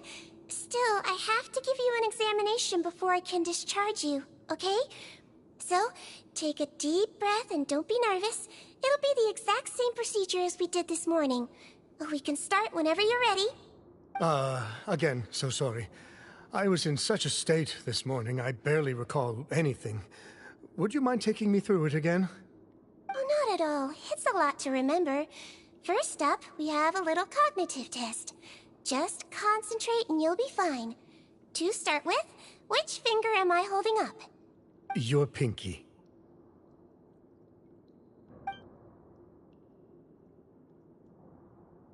Alright, all indicators seem normal. So it was a stress-induced hallucination after all? Well, we've certainly had previous cases of mental illness caused by overwork, which is why I carefully observe everyone in the production zone. I wonder how I managed to miss the signs this time. Please, head nurse, you shouldn't blame yourself. I'm just still adapting, that's all. Pushed myself too hard, and I guess I couldn't take it. Thanks for looking after me. I'll be as good as new after a good night's sleep. And if you can give me the okay, I know I'll sleep better back in my good old dorm. It can be difficult to relax in an unfamiliar environment. Alright then, you can leave the ward. I suggest you take 2 days off to focus on your recovery. I'll take you off the observation list for now, so you're officially discharged. Great. I can't thank you enough, head nurse. Mr. Odilon, could you escort him back? Of course. I'm on guard duty in the administrative area tonight, so nothing will go wrong. You have my word.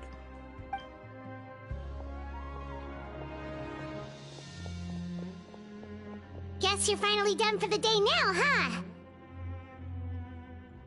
Yep. But I still haven't gotten around to making that improved lotion for you yet. Oh, no rush! Seriously, it's super late now. You should go get some rest too. Well, tomorrow it is then. Good night, Traveler. Good night, Paimon. Hope you sleep well.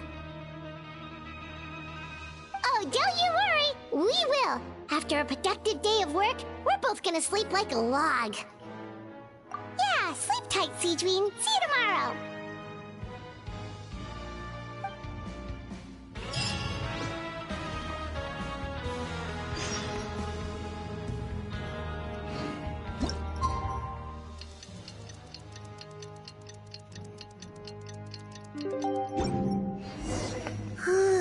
Paimon really did sleep like a log. Let's go find Seedream.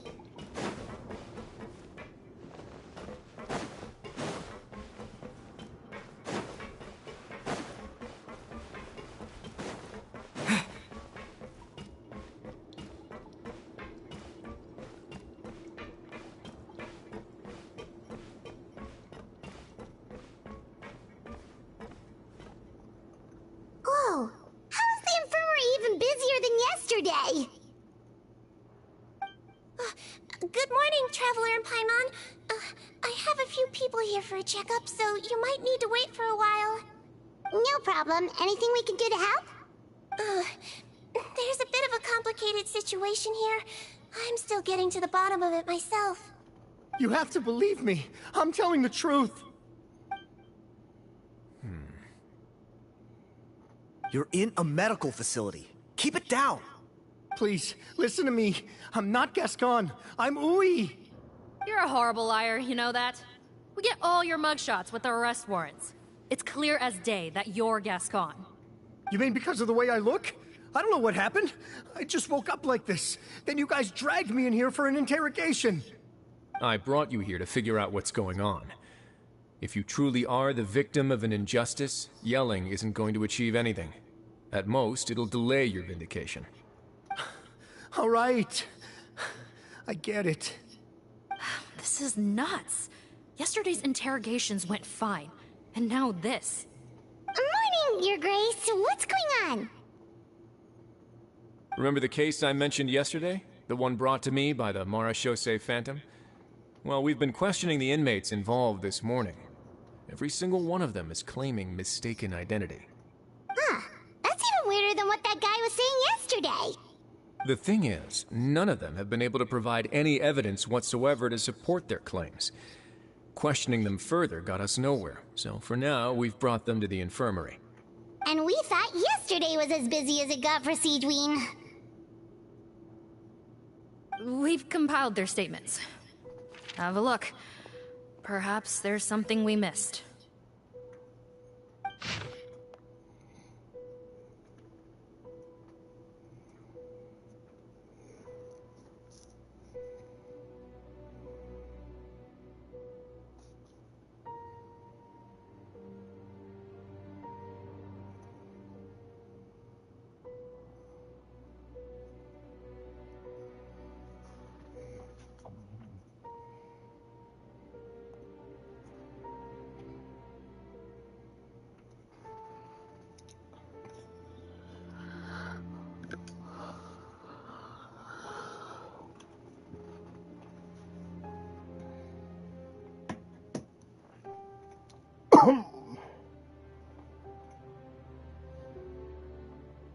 Wait.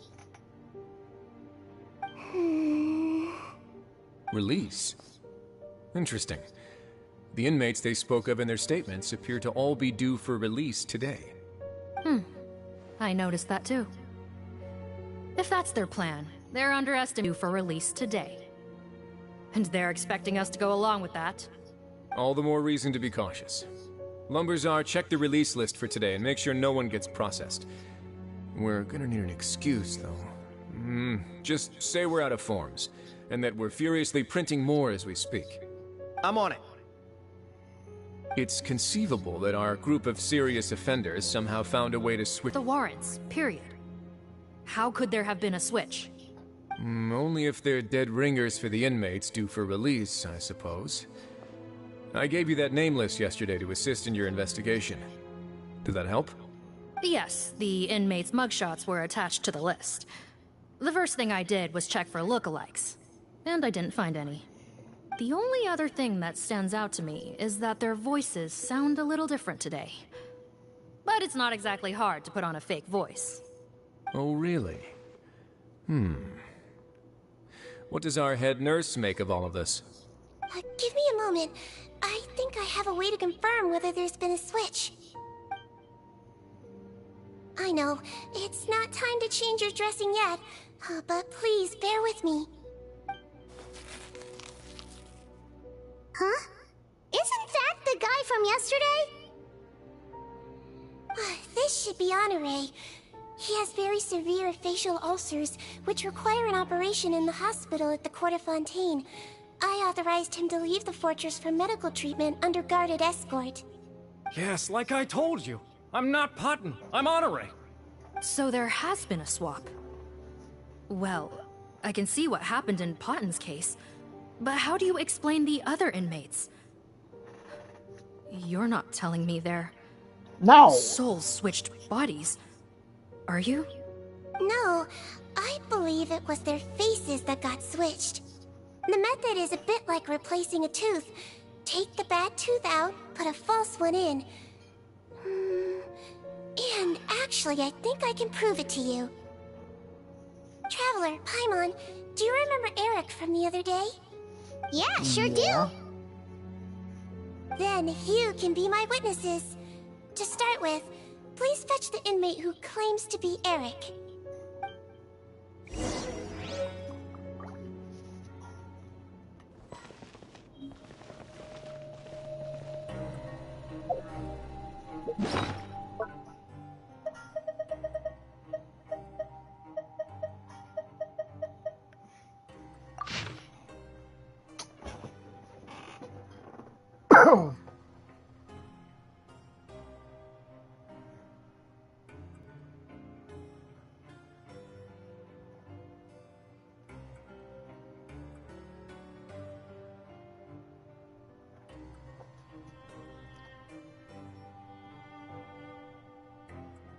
My name is Odin. Zora with pattern.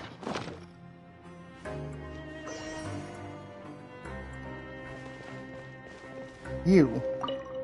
Yeah, Eric. So, you're Eric? Yes, head nurse. It's me. You do believe me, right? I need to do another examination on you. Same procedure as yesterday. All right. It's the cognition test first, right? So I need to concentrate. Now, try to recall if you can. The last time we did this test, which finger did I hold up? One. I believe it was your index finger. But that means... Huh? So, basically, last night, the Eric who said he saw another him suddenly recovered and applied to leave the observation ward. Seadwing did another test before letting him leave, but that time, she held up her pinky finger. Huh? I don't know about any test last night. There was nothing to do in the observation ward, so I went straight to bed. Then I somehow woke up in a high-security cell. Well, in that case, there is a reasonable explanation for the strange events of the past 2 days. So, what exactly happened? The gang of serious offenders wanted to break out of prison, so they identified a group of scapegoats, namely inmates whose terms were almost up, and planned to switch appearances with them. Last night, when Odilon was on duty, they ambushed him and had one of their group switch appearances with him using their face-swapping method. That allowed them to avoid scrutiny from the other guards. Then, once all the other inmates were asleep, Odilon spent his night shift carrying out the remainder of their switcheroo plan. However, they made one mistake. Henri changed his appearance to match Eric's earlier than he should have done, and ended up being spotted by the real Eric. Real Eric came to the guards for help, but we didn't know then what we know now. So we put it down to hallucination and sent him to the observation ward. However, since one of the gang members was posing as a guard, they simply changed real Eric's appearance and had their Eric take his place, muddying the waters even further. Right, because I put Eric on the observation list by then, and no inmates on that list can be processed for departure until I've discharged them. Hence why the imposters had to pull that little stunt to get fake Eric off the list. Yeah, it all makes sense now! The Duke cracked the case! Well, I can't fault the reasoning. But I'm afraid that we ruled out the possibility of face switching very early on in this process. Criminals altering their facial appearance to commit crimes is nothing new. In fact, one of the explicit duties of the Malazines in the Marechaussee Phantom is to identify criminals in disguise. We carefully examined all the suspects, and there is no evidence that any means of disguise were used in this case. Huh. Well then, how do we explain all this? So far, it seems more likely that the gang stole documentation belonging to the inmates due for release, and are using that to commit identity fraud. Actually, there is a potion that can completely change someone's appearance. If they use that, even a Malazine wouldn't be able to detect it. A shape-shifting potion? Forgive me, head nurse, but this is the first time I'm hearing about it. If such a potion truly existed, it would jeopardize our entire investigative process at the Marechaussee Phantom. Are you certain of this? Yes, I am. But... Please, trust me in my professional opinion as an experienced clinician.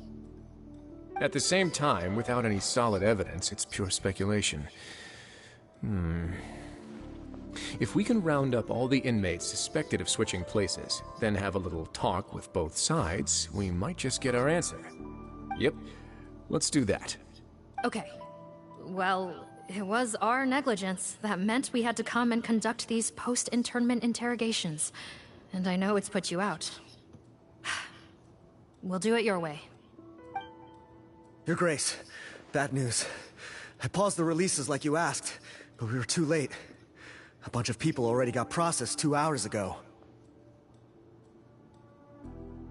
I checked the list, and sure enough, it's all the people who gave statements. 2 hours ago? That's before today's interrogations began. They had this all planned out. So there really was a switch after all. They really pulled the wool over our eyes on this one. We should be able to catch up with them if we leave now, right? Not if that potion is real. They can just switch faces again after leaving the fortress. And if the Marechaussées Melusines can't even spot them, we wouldn't know where to start searching. Yikes! So we're at a complete dead end!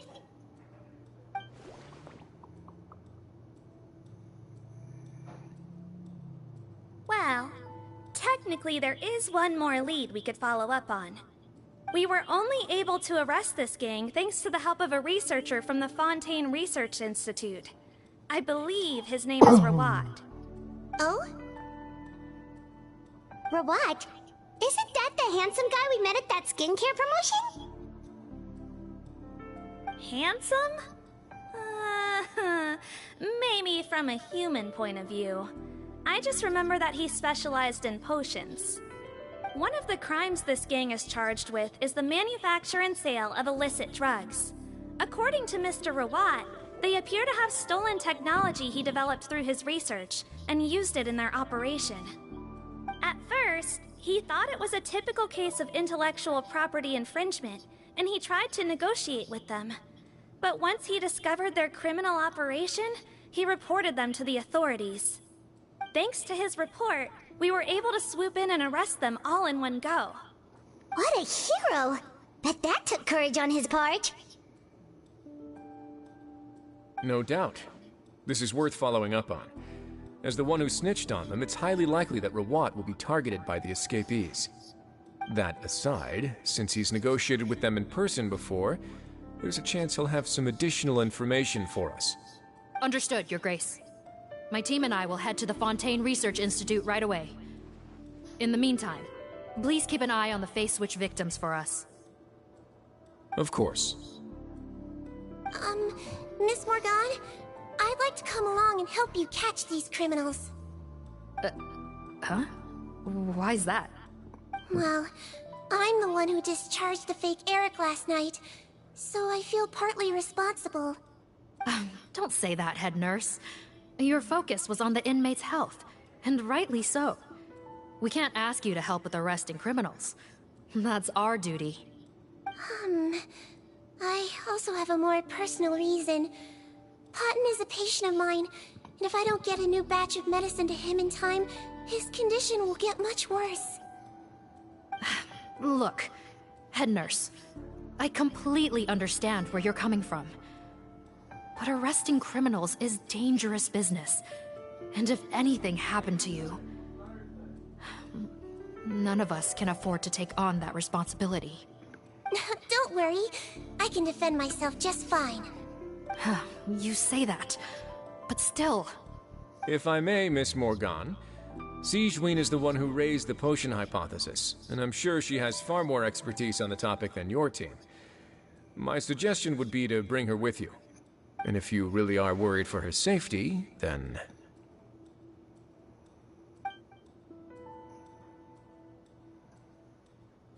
Ah, there you go, right on cue. Knew I could count on you.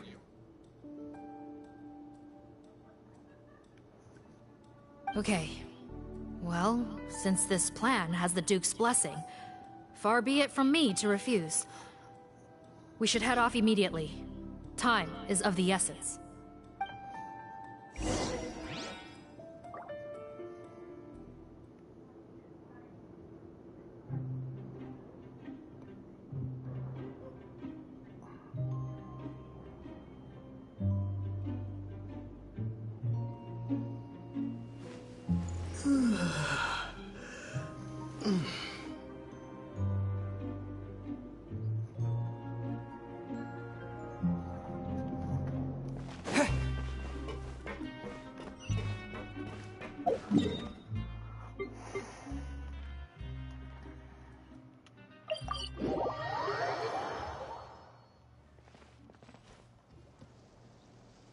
questions. Sorry to impose, but I'm afraid we're here on urgent business. And we're gonna need you to cooperate. The Marechaussee Phantom. Let me guess, you're investigating some more illegal research? Not this time, no. We're looking for a researcher. Do you know where we might find Mr. Rawat? Rawat. Oh yeah, Mr. Handsome, right? He actually doesn't work on site here very often. There's a handful of researchers in the nearby area who know him pretty well, though. You can see what they know. Just a handful? Paimon figured he'd be the most popular guy around. Well, I guess you could say he's popular, at least on a superficial level. He's blessed with good looks, so he tends to make a good first impression on people. But in all his time here at the Fontaine Research Institute, I don't think he's ever had a single deep conversation about his research with his peers. That's no way to make real friends around here.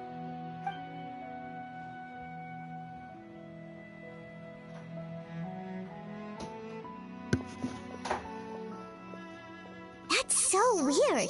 He definitely didn't come across like a recluse at that product promotion. Oh, I don't find that weird at all. He definitely didn't strike me as the kind of guy who's, good at making friends. Really? Paimon couldn't tell. Must be a Melusine perception thing. Okay, we should talk with his acquaintances. But we also need to check the Research Institute for any clues. Let's split up. It'll save us some time. Sure thing. We'll go ask around among the other researchers with Siegeween. Paimon's suddenly kinda curious to know what everyone really thinks of him.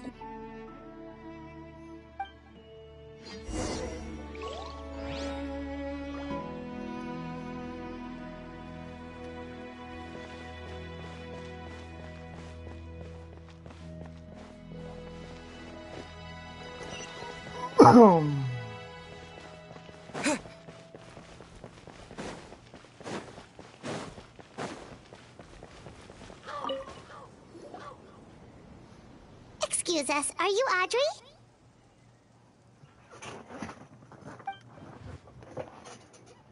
That's me. What is it? Are you close friends with Rawat? We're trying to find out where he is. Close friends? You mean because I told him I had feelings for him once? I doubt I'm the first or last at the Institute to make that mistake. Why would you single me out as a close friend? I should have known, really. Men like him, they just enjoy being surrounded by fawning women. They're not interested in a serious relationship. Okay. We were just kind of wondering if you might know where we can find him.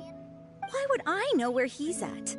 I barely know him, and he probably doesn't even remember me. Ugh, this is getting annoying. Shall we go ask someone else?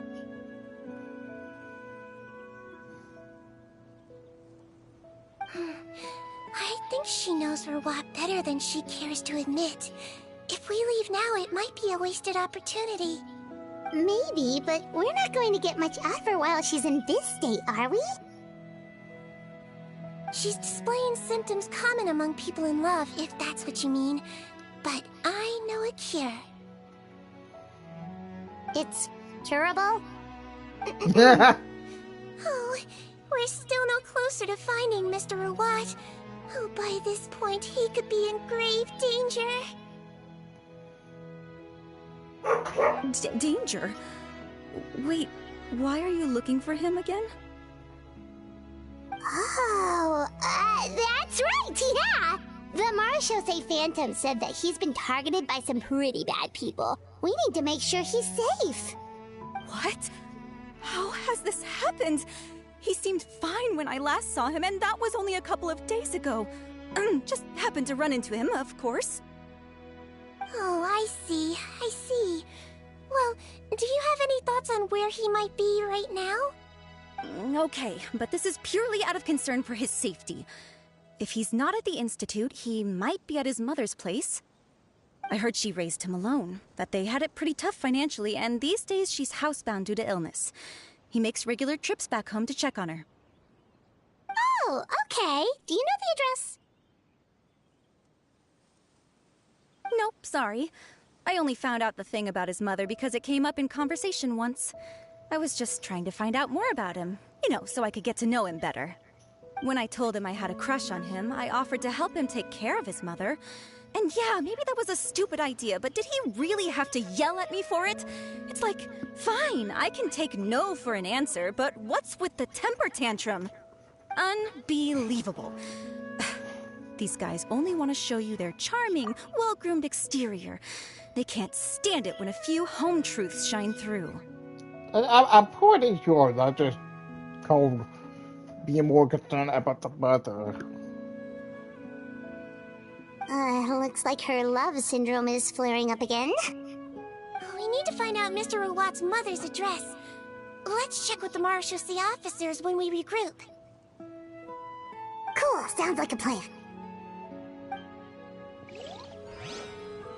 Like, I don't technically blame her for feeling that way, but it's not like... Well, I've told you everything I know. Don't you think it's time for you to go looking for him? Not that I care, obviously.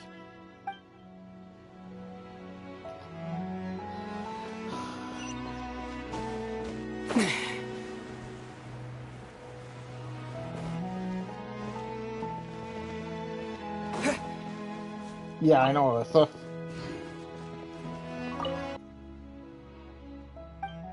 What do you want? Or what? Any idea where he might be? We were told you were pretty close with him.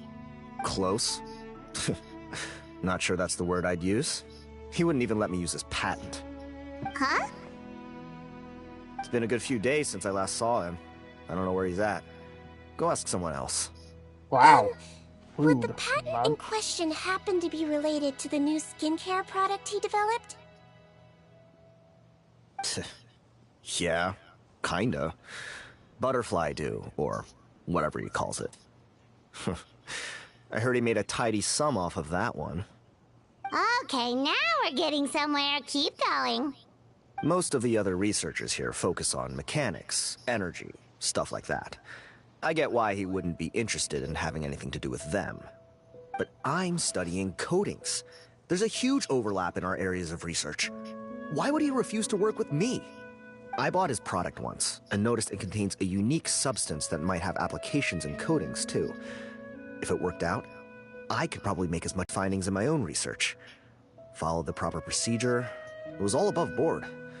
I would have had to pay him a license fee and everything. You know, that just might seem like he just kind of innocent.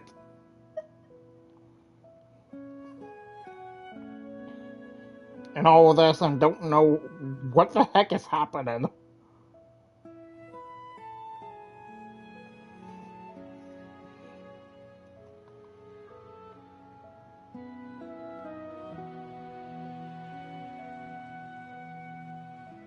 But despite that, he turned me down not once, not twice, but 3 times. It's like he's vehemently opposed to the idea of anyone else making the kind of money he does. Huh, so is Rawat antisocial, or is this guy just jealous?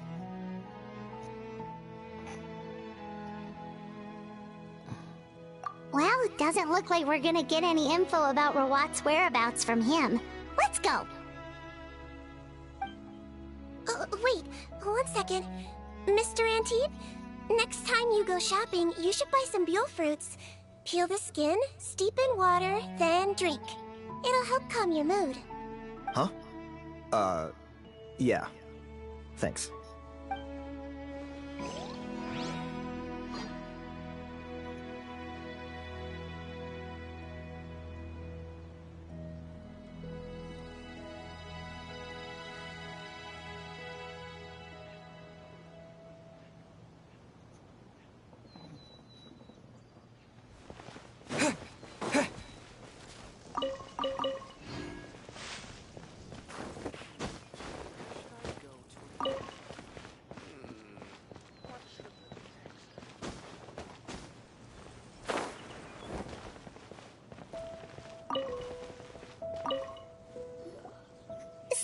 You, sir, but are you Bertram? Who's asking? Just some concerned citizens helping out the Marechaussee Phantom with an investigation. We'd like to ask you about Rawat's whereabouts, if that's okay. We're told the two of you are pretty close. Not anymore, we're not. Turns out we don't see eye to eye. Oh yeah? What happened? The thing about us researchers is, most of us do what we do for some sort of higher purpose. But not Rawat. All he cared about was how to commercialize his findings. He won't even let you work with him unless you sign a confidentiality agreement first. Also, he has better control over who gets which intellectual property rights. How are you supposed to get any meaningful research done working with a guy like that? Now that I've got my own technical solution for my compressor, I don't need to work with him anymore. So that's what Rawat is really like. We'd still like to know where to find him. Is that something you can help us with? Wait, you're... Yeah, I know you. You're the head nurse at the Fortress of Meropide. Alright, then I'm happy to help you if I can. I respect the work you do. Medicine serves the highest purpose of all the sciences. Wow, turns out Seedween's got some real clout. Thing is, I have no real way of knowing where he might be. I stopped working with him 2 months ago, and I've barely seen him since. But if you want my advice, I'd say go talk to the peddlers. There's a few he meets with every other day or so. Maybe they know where he's at. Peddlers? Yeah, back when I was working with him, I noticed he met with them quite often. Wouldn't surprise me if they were involved in some shady business together, because it seemed like they went out of their way to avoid discussing anything in my presence. The little I overheard was about manufacturing and selling pharmaceutical drugs. Like I said, he's all about the money. Drugs? Doesn't he work with skincare products? Do those count as drugs? Who knows? I never cared to find out. He's the Morag rubber, not me. Thank you. You've given us plenty to work with. Welcome. Goodbye, and may we both reach new heights in our scientific endeavors. Finally, we got somewhere. Well, that's all three researchers. Let's head back to the meetup point.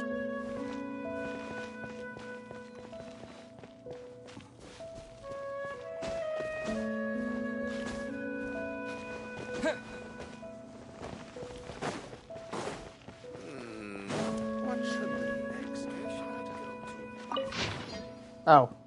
Why'd I go now?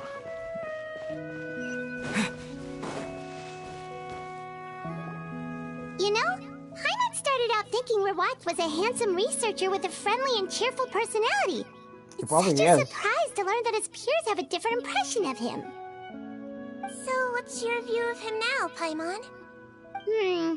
A handsome researcher whose difficult upbringing turned him into a profit chaser with a chip on his shoulder? So your thoughts about his appearance haven't changed at all? Well, his looks are kind of a big deal, at least in Paimon's opinion. How does such a handsome guy end up being so antisocial? Even with his difficult family background, it just doesn't make any sense. You can't judge a person solely based on their appearance. Head nurse. Traveler. I assume you've spoken with the researchers. What did you find out? Vertram mentioned Rawat's involvement with some pharmaceutical merchants. Do you know if he's registered any pharmaceutical brands? Since he was a whistleblower on such a huge case, I ran a background check on him. I don't remember there being any brands under his name. How strange. If he was so focused on commercializing his research and averse to sharing his technology with others, why wouldn't he have registered his own brands? Maybe he and his business partners needed to avoid public scrutiny? You think he may have colluded with the gang? Well, the crime was manufacture and sale of drugs, and that would certainly be in his wheelhouse. We can't rule it out. Isn't that pretty unlikely, though? He was the one who blew the whistle on them! Most children who come to me with tooth decay have suffered pain for a long time already, but they'll still try to hide the fact that they eat too many sweets. Grown-ups and children aren't so different in that regard. If you say so. I saw him when he came to make his report, and I certainly didn't get the feeling that he was the type to collude with criminals. Perhaps it's more likely that they were coercing him. You mentioned that he comes from a poor family. So, it's possible that the criminals approached him, asking for academic support, luring him in with the promise of riches. By the time he discovered who they really were, he was in too deep. They had leverage on him, so he was forced to keep working for them. I've seen it happen many times before. That does make a lot of sense. It would definitely explain why he was so unwilling to cooperate with his fellow researchers. No wonder he's so unsociable. He must be on edge all the time with a gang of crooks breathing down his neck. In that case, the situation could be worse than we thought. If Rawat was working with the escaped inmates, they're sure to know more about his whereabouts than us. Oh, there's a good chance they'll get to him before we do. Based on the information we've gathered so far, he was last seen 2 days ago. If no one's seen him since, maybe we're too late. 2 days ago? So he went missing right after that product promotion. That was the same day he reported the criminals, too. Not a good sign. Don't worry, everyone. I believe we still have a chance. Since he disappeared right after blowing the whistle, it's likely that he's gone into hiding. Yeah, he must have been worried that they'd come for him. All the more reason to find him as soon as possible. The only lead we have at the moment is his mother's house, which you mentioned earlier. Seath, think you can find the place? Yep. When you register a brand, the Court of Fontaine requires you to provide a legal address. The one Rawat wrote down was in the outskirts of the city. That should be the place. Okay, then there's no time to lose. Let's move.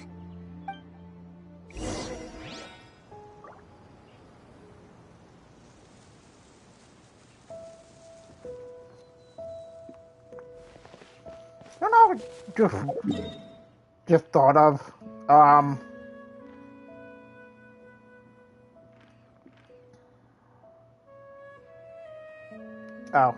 there we go.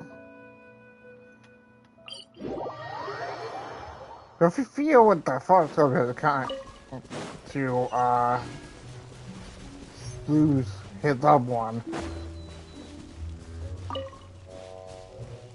And then we're real. What the fuck?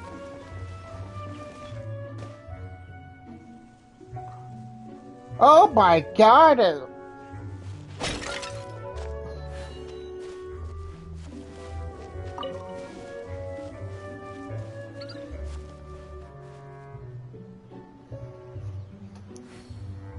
If I'm not mistaken, she was like in the World Crash. Part of like the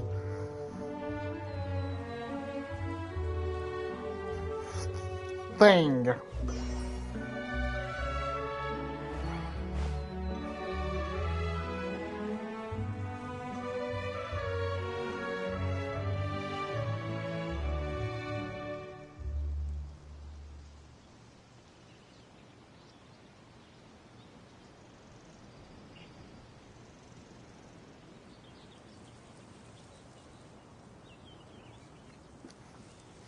Hello, Neo. What, Neo? Been a while.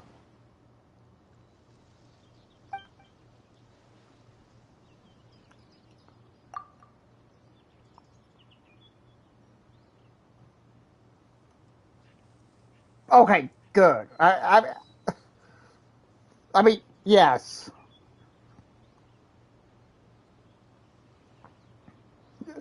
I was walking up to like a new quest area and then see this.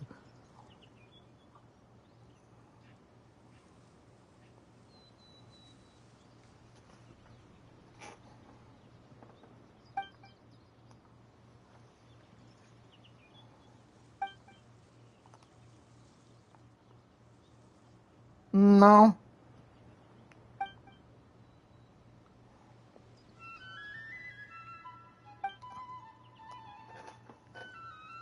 Yeah, after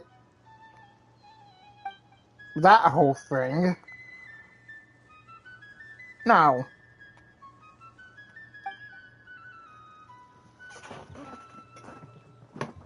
For being 100 years old, it would be impossible. Or was it 1,000? I don't know. Don't quote me.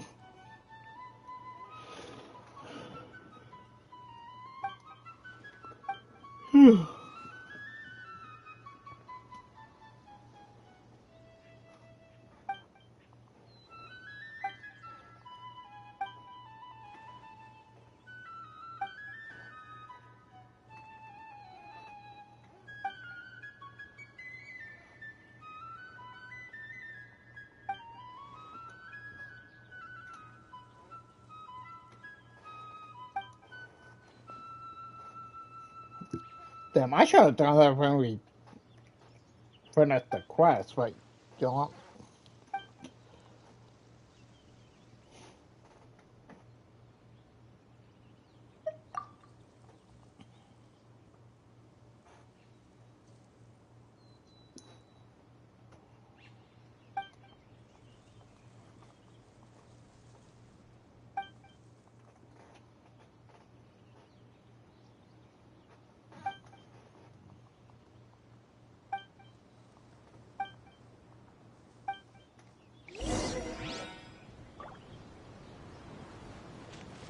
Upon a flowery fuel. Okay, before we do that, I think it would be annoying to not to do it right now. All right, this should be the house. I'm pretty sure this was the address. Okay, I'll knock.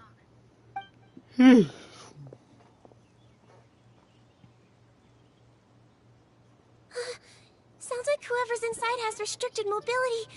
Oh, it seems serious. What's the fastest way to get this door open? Break the door down? No, I'll handle it. Let the expert deal with it. There'll be a mountain of paperwork if we damage a citizen's property.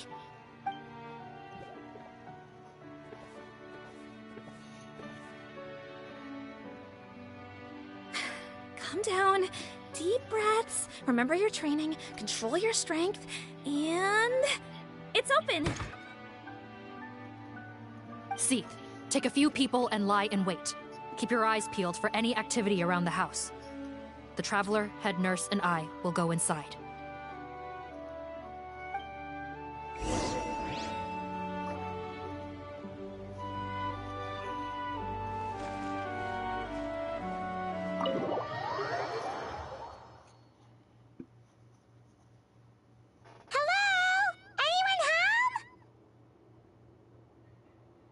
Oh, there.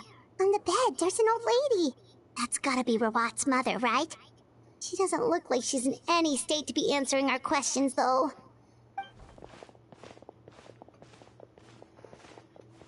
We could try, but she is very ill. We mustn't force it. Well, doesn't look like Rawat's here. She's the only one we can talk to. Wait out. Yep. Allow me. Hello, ma'am. Might I ask if you're Rawat's mother? We are trying to locate him.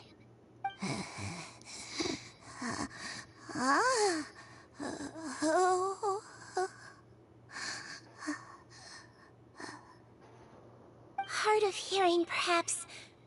Does anyone have a picture of Rawat? I have one here. I'd like to show you a photo, ma'am. Is this your son? Do you know where he is?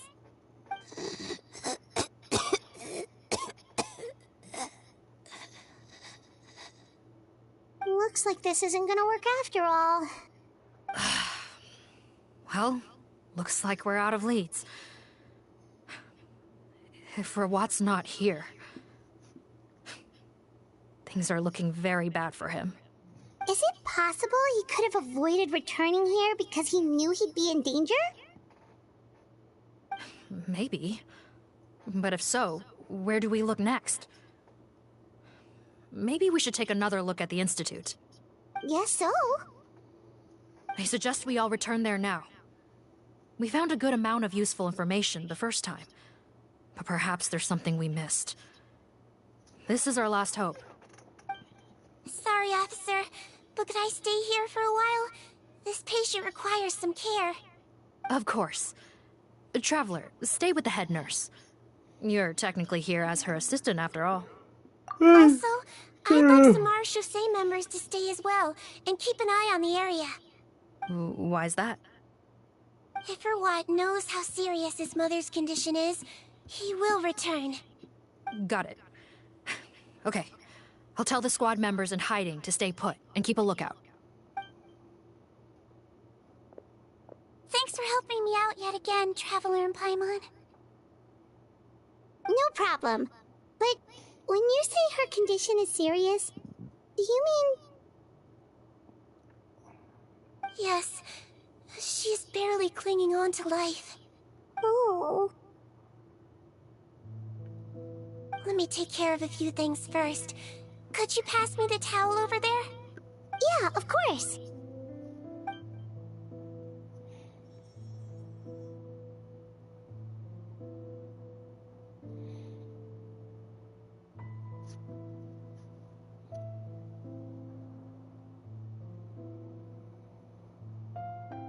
I can tell that her family has tried a lot of different treatment methods, including some very expensive medicines. Unfortunately, her condition is so multifaceted that a recovery looks all but impossible. Seedwing. Paimon bets being a nurse must be pretty tough at times like this. Yes, it makes me a little sad. In Amelizine's eyes, a human's birth, aging, sickness, and death are as much a part of natural law as sunrise and sunset. But human medicine can defy that law to some extent. In that sense, it is a science of miracles. That is why I became fascinated with it in the first place. But it was only after I truly became a doctor that I realized miracles don't always happen. Even the greatest doctors cannot cure all diseases. Seedwing. Well, don't worry about me, Paimon. A doctor's duty is not to cure all diseases, but to treat whatever ailments they can. At the very least, I can lower her fever. That way she'll suffer less, and she might even be able to see her son. Yeah, all the more reason to find Rawat as soon as possible, even if we don't catch those crooks.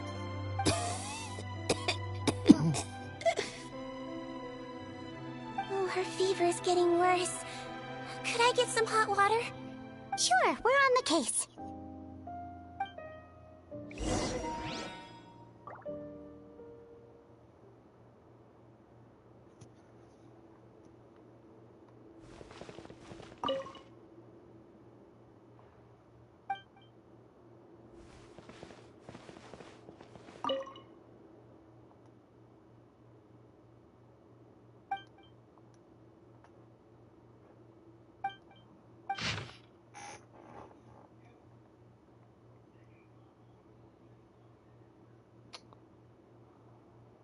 Facts.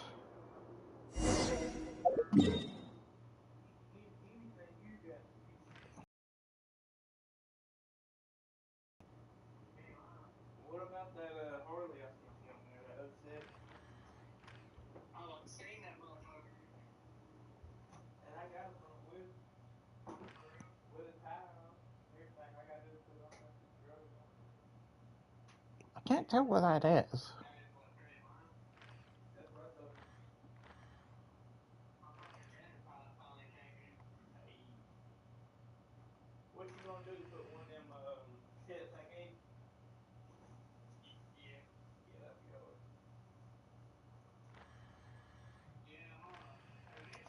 Yeah, whatever.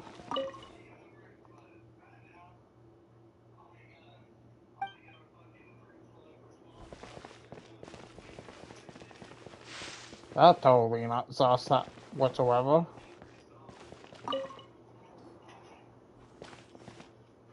Found the hot water? Sure did. And look what else we found. Judging by this journal, it seems like Rawat has a private lab. There's a good chance he could be there right now. We gotta go tell Officer Morgan right away. Oh, that's great news. But hold on just a moment. The wet towel is ready. I'm giving you another injection. Are you feeling better now?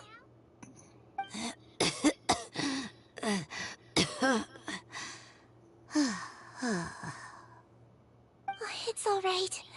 We'll go bring him back. Please hang in there. Thank you.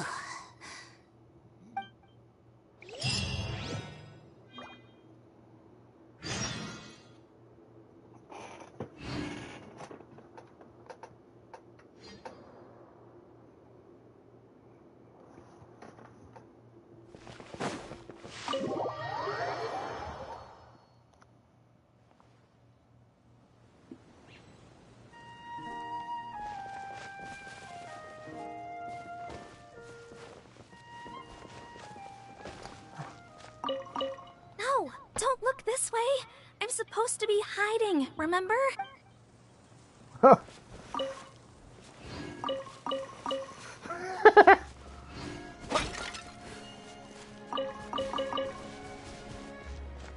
It's pretty funny, honestly.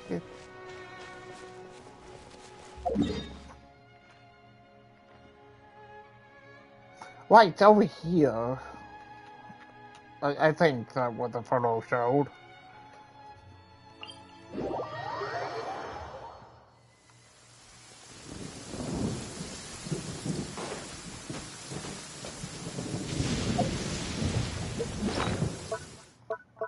It should be like at here.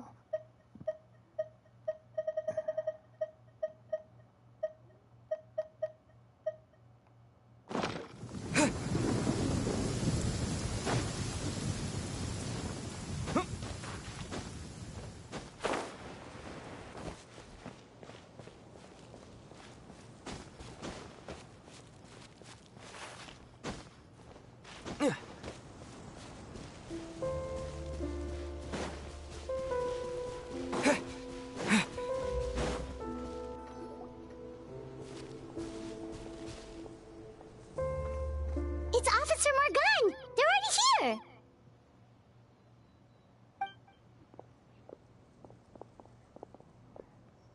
We came as soon as we heard the news. I can't believe we were so careless. The most crucial information of all was hiding right there, in that room. And we missed it. Don't blame yourself. Right now, we need to focus on finding a way in. There's a mechanical door over here! Hopefully the instructions in Rawat's journal will help us open it.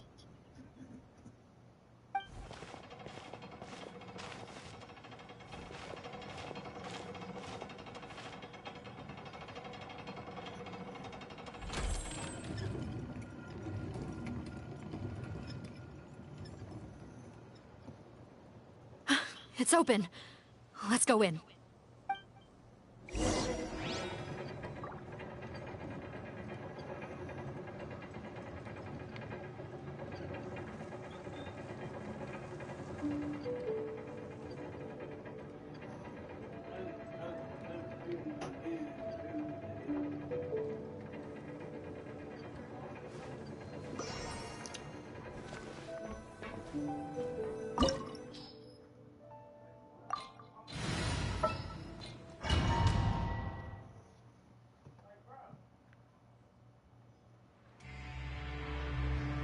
Oh, Sigrid.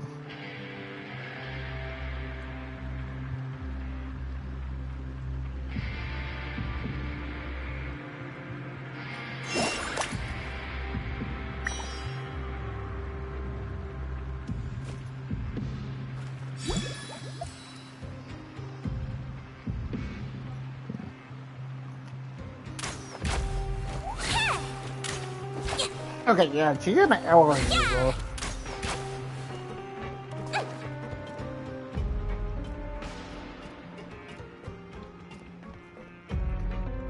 I mean, I know that she would be Hydro because of that. How did they get in here? Captain, up ahead! Those look like our fugitives!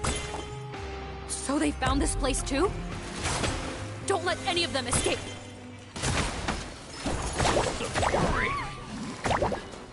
Don't look at me! A new moon rises.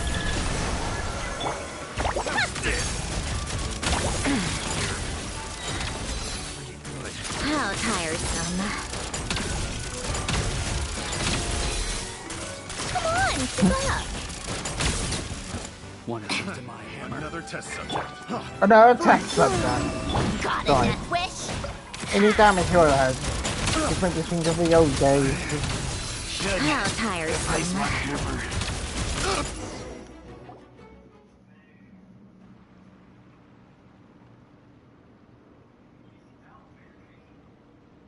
Captain, according to our list, many of the fugitives aren't accounted for.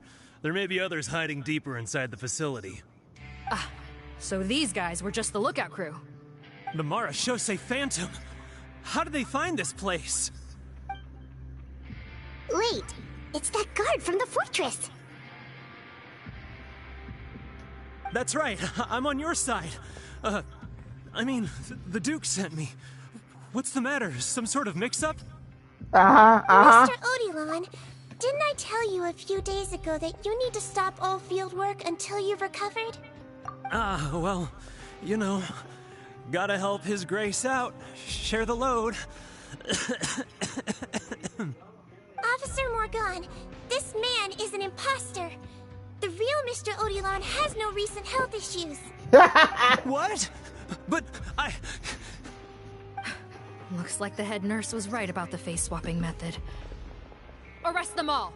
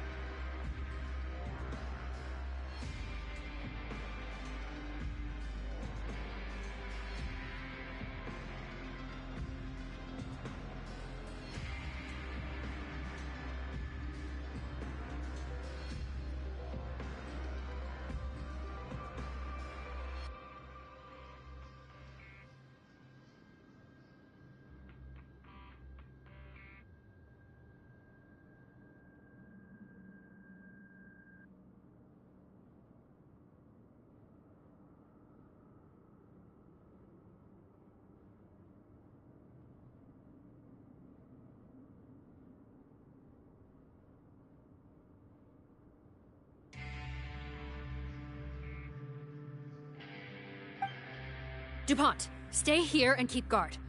And watch the exit. If we're not back soon, call for reinforcements. Got it.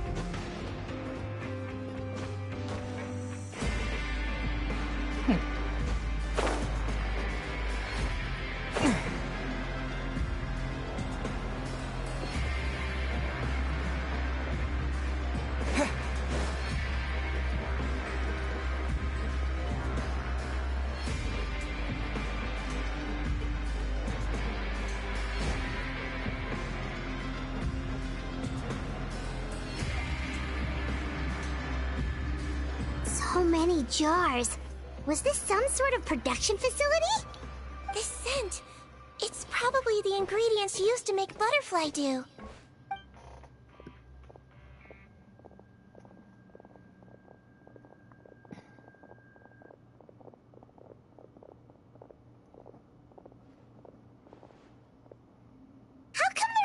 empty. Did it sell so well that he ran out of supplies? How strange. Why would Rawat choose to manufacture a popular product like that in such a difficult-to-reach location? Given our suspicion that he may have been coerced into the illegal drug trade, I would have thought that any production facility we find here would be used for illicit purposes. Perhaps butterfly dew is itself an illegal drug. Do you have any evidence for that claim? No, just a guess. We need to find Rawat as soon as possible. He has all the answers we need. Understood. Well, let's not linger here. Let's go. Come on.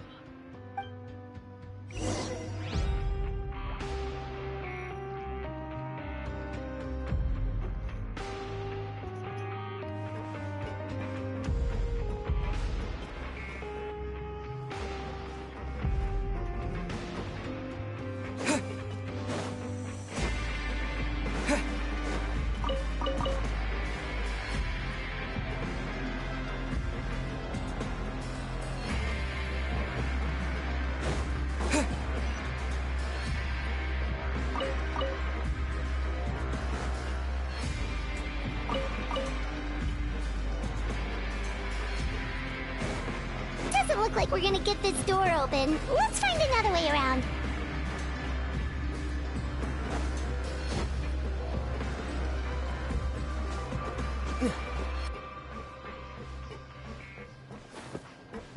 This one's closed too! What's with those carts and tracks? Oh, maybe it's one of those doors that opens when it senses cargo passing through. There's a loaded cart right over there. Let's bring it to the door and give it a try!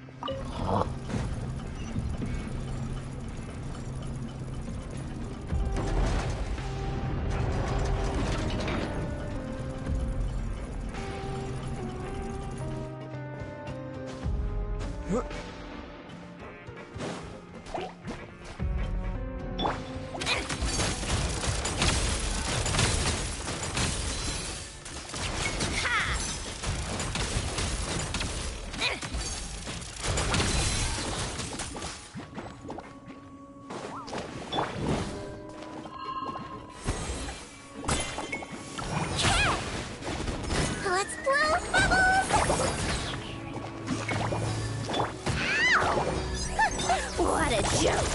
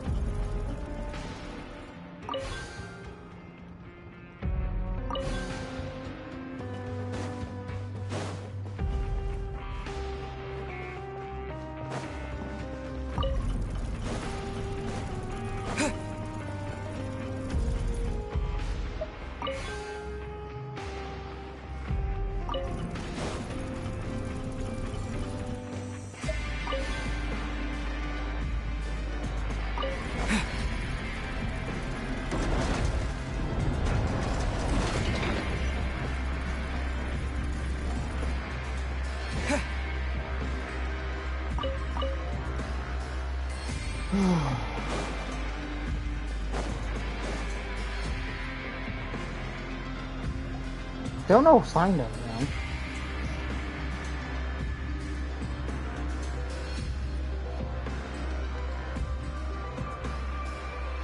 This room's much smaller than the others.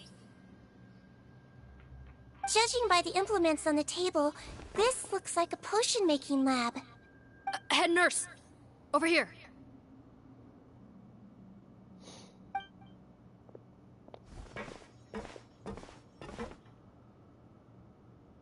Let's see. Huh?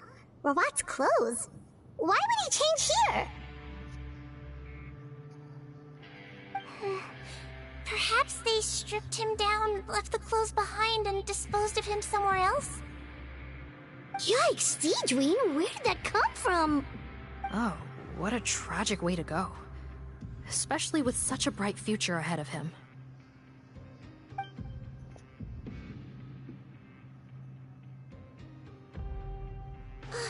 There's a path leading further on, Officer Morgan. Let's keep up the pace.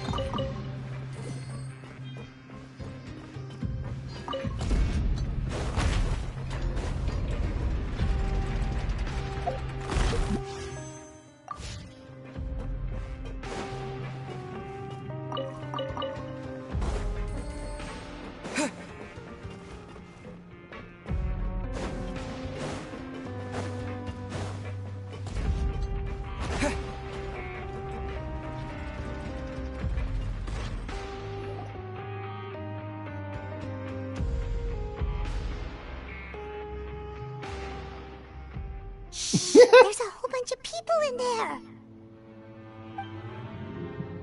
That was funny. Are you serious? You're telling us that within a day, our faces are going to rot like yours?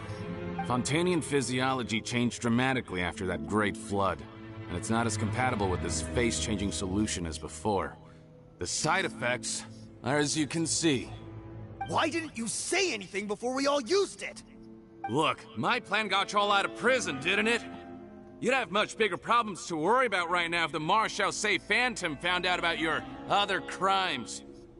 Consider an ugly mug getting off lightly. Ugh. You're just lucky we didn't leave you in there, after you disappeared on us with no warning.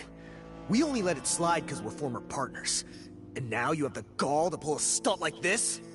Partners? Make no mistake, each of us is only looking out for himself. If you place too much trust in others, well, I'm afraid that's your problem. You hid things from me too. Remember how you each had a spare potion? You kept quiet about it until we planned the prison break? Oh, and you didn't have a secret spare? Then do you want to explain how you melted your face off before all this? Guys, that's enough. Calm down. It is what it is. Arguing won't change anything. What's the plan, Parton? I'm assuming you brought us here for a reason? There is no plan. We followed him here on the promise of more juice, but it turns out there ain't a drop here. Besides, what does it matter now anyway? He already said, even if we did get our hands on more of that stuff, switching faces again solves nothing. They're still gonna meld off eventually. I said enough arguing! Potton, tell us the plan. The most practical solution is to continue using the potion. Keep switching to a new face before the ulcers can start forming. Are you kidding me? This stuff was hard enough to get a hold of even when we had a supply. Now you're asking us to use it like skin lotion, after the flood all but wiped the supply out? Well, there is another option. But you'll have to make a deal with me first. Okay, now we're talking. What's the deal? I have a document I took from that researcher that details how to make a replacement. Just give me one bottle of the undiluted fluid, and I'll get to work. What's the problem? I thought you always kept reserves. Or do you really just have one spare bottle each? What do you think? That we were shipping them into the fortress of Meripede by the basket load? Well then, say hello to never showing your marred faces in public again. Ugh, I've heard enough! Get him! Let's see if that document even exists! Freeze! Marechaussee Phantom! What? Who let them in? Officer Morgan, before anything else, please find out Rawat's status. Rawat? I don't see him. Hand over the hostage now, if you want any chance of avoiding an extension to your sentences. Spare us your condescending attempts to coax us back to our cells. You think we're looking to negotiate? Rawat is dead. Potton? Arrest them all! Don't let anyone get away!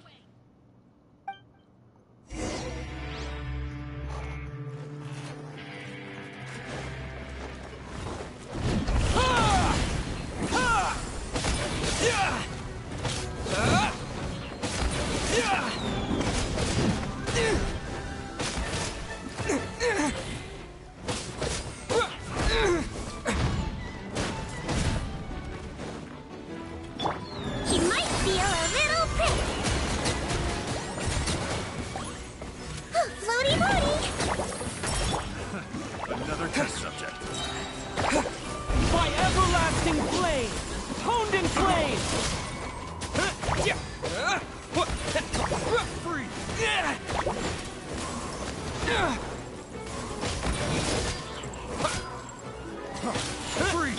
A spot of tea time entertainment. You'll regret that!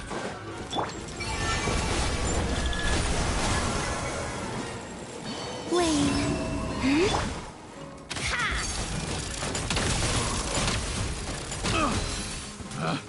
Picked the wrong test subject.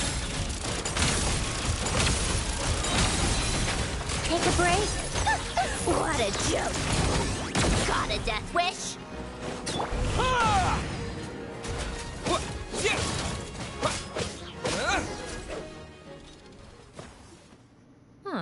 Gotta say, I never expected to see the head nurse in combat. Some patients respond better to a more aggressive treatment plan. Did we get everyone? Captain, we finished the head count. Potton's missing. Over there! The door's closing!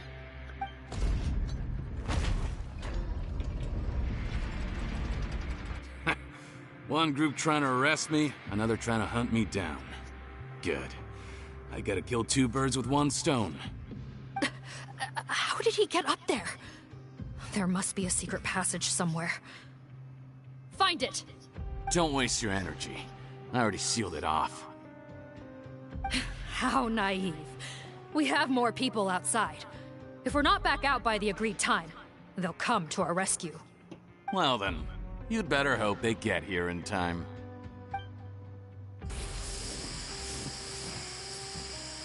There's some kind of gas leaking from the pipes. Be careful, it's poisonous. This is our distribution center, where we store the product derived from our source solution. We had to use special fire prevention methods to prevent contamination. The pipe network here was designed to emit a gas for firefighting. One little modification later, and it makes an efficient death trap. Why would you do this? Your partners are here too. Oh, please. If they can't supply what I need, they're of no further use to me. Besides, I can't have them exposing my potential whereabouts. He's a maniac! Come on, we gotta find a way to open that door! Go ahead, struggle in vain. Once the last of you croaks, no one will ever find me again. So long! Are you sure you're ready to leave, Potton? You haven't changed your dressing today. You can't cure my face, just give up. And what if I could? Nice try. You're just trying to stall me. Don't you worry about me. I'll find a way to cure my face once I get out of here. Oh, I doubt it. After all, Fontanians can no longer dissolve in primordial seawater. What the... How did you... The key component of the face-changing potion is the fluid left behind by dissolved Fontanians. It might look like ordinary water, but it has some unique elements in it.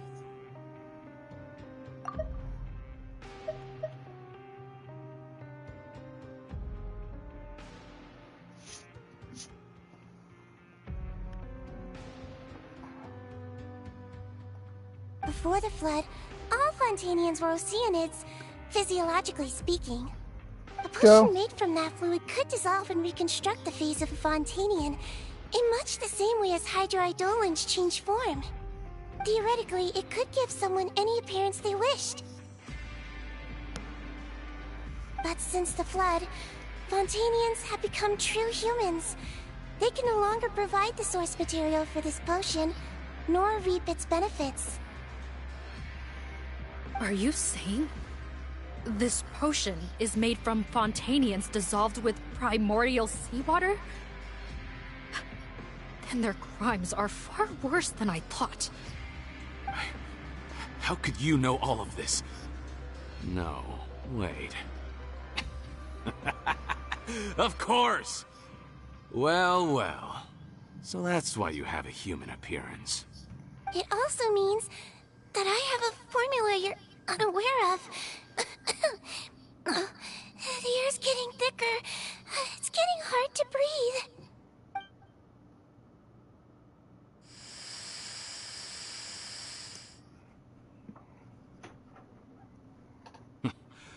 I might get to make a deal today after all. Alright, keep talking. How do you intend to give me the formula?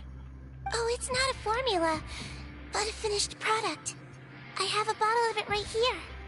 What? When I tried Rawat's skincare product, I noticed it had a certain special component in it. So I had my friends gather some other ingredients for me, and sure enough, a little experimenting later, I'd produced the potion. I'm guessing his skincare lotion contains the fruits of your joint research? Huh. Impressive guesswork. Yeah, we were a supplier for some of the raw ingredients. But it only contains a tiny amount of the active ingredient. The effect is minuscule compared to the undiluted fluid. Well, I found a way to reverse the dilution process, giving the skincare lotion a similar effect to the fluid it is derived from. That's impossible. If I tell you some of the ingredients, I think you can figure it out. First, you need to combine tainted hydrophantasm tissue with transoceanic pearls at a ratio of around 3 to 7. Tainted hydrophantasms and transoceanic pearls. I see. Can't believe I never thought of that. So, can we make a deal? Sounds good to me. There's a delivery pipeline beneath this window. Drop the potion in, and I'll release you all. Nope, not trusting you that easily. You're like those naughty kids who try to hide their illness. Open the sluice gate first, then I'll hand you the potion. Even if you're not bluffing, your potion won't cure my face permanently. You really think you have any leverage here? I'm not closing the valve this time. Clock's ticking. Fine. Then I'll just stand here with the potion in my hand. And when I faint from the poison, I'll drop it and it'll be destroyed. No.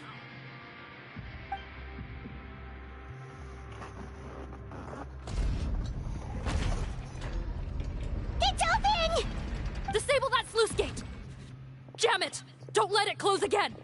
That's more like it. In that case, a promise is a promise. Head nurse, there's too much poison gas in here. We have to leave, now!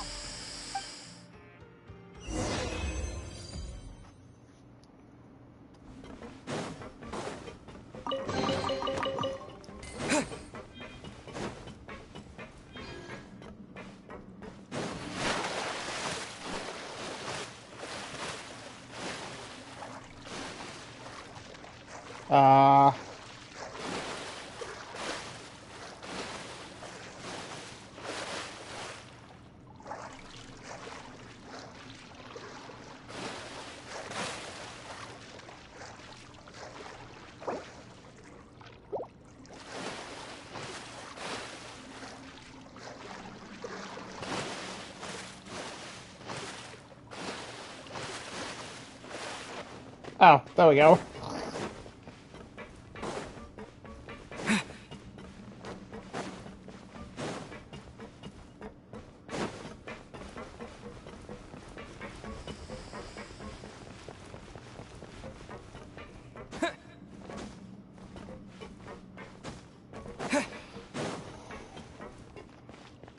How tiresome.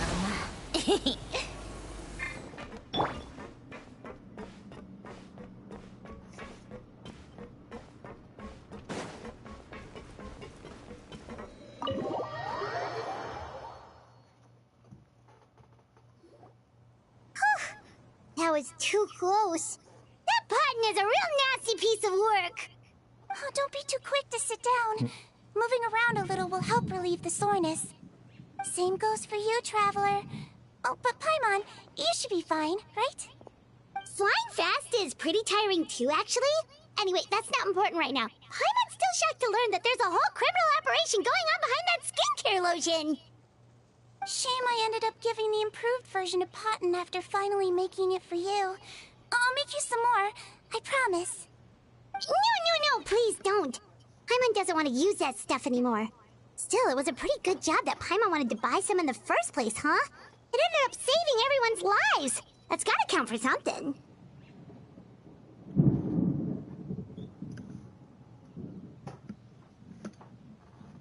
Yeah, Paimon was just kidding. Head nurse, I've done a final head count of our team and the criminals. Everyone's here and doing fine. We're ready to escort the fugitives back to the fortress of Meripede. It's a shame that we didn't find Rawat. At this point, I'm afraid he's probably deceased. What a horrible bunch. Especially that Potten guy. If he hadn't made good on that deal, we'd all be dead because of him. No, we wouldn't. I always keep a whole bunch of antidotes on me for emergencies. And one of them neutralizes that poison gas. We'd have been fine, even if you hadn't opened the gate. What? Then why did you give him the potion? If this is true, I must concur. Sorry to be blunt, but I think you made a bad decision by handing him that bottle. If he changes his appearance and flees Fontaine, it's unlikely that we'll ever find him. No matter how cooperative his accomplices are when we question them. No, you don't understand.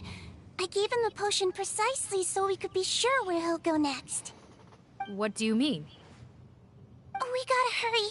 She won't last much longer.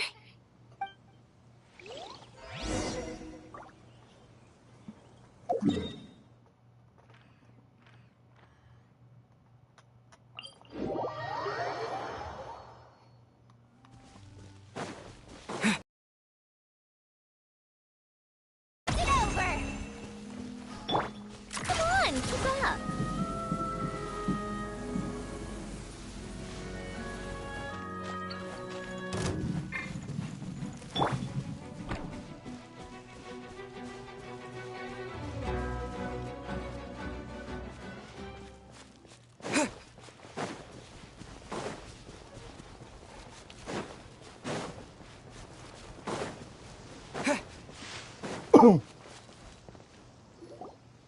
Don't move a muscle.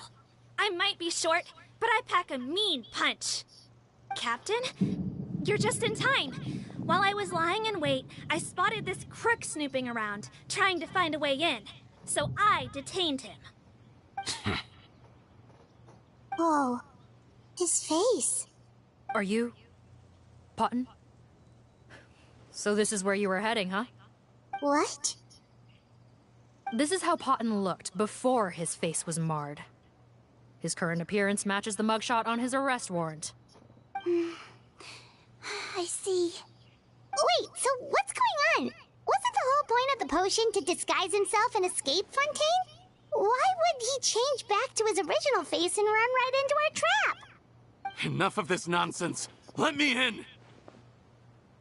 You better pipe down. There's an old lady in there who's very sick. No way are we letting a crook like you inside. To heck with it. Listen to me. I'm Rawat. That's my mother in there. He's gotta be lying, right? Rawat was a victim in all this. He was forced into it against his will. How can he and this monster be the same person? Forced against his will? That's the funniest thing I've heard all day. Back when I was being coerced, everyone thought I was colluding of my own free will. And then when I actually became a criminal in my own right, you all suddenly thought I must be under duress. Amazing what a difference a handsome face makes. Save us the speech. Explain yourself. You want an explanation? Fine. I'll tell it how it is. When I was just Potton, the whole world treated me with contempt. Ew. What do you want? Get away from me. Women despise me. What? Collaborate? You don't look like much of a researcher to me. My peers scorned me. Mr. Potton, was it? I'm most interested in your research. Consider my offer carefully. I doubt you'll find other investment opportunities. Only villains would work with me. You want out of the game? Forget about it. Turns out, I slipped up a little. Left your picture with some Marechaussee Phantom officers. Easy mistake to make. Now they've listed you as an accomplice and drawn up an arrest warrant. So I suggest you put any thoughts of running away to rest. If you get caught by the guards for being in the synth business, you ain't ever seeing the light of day again.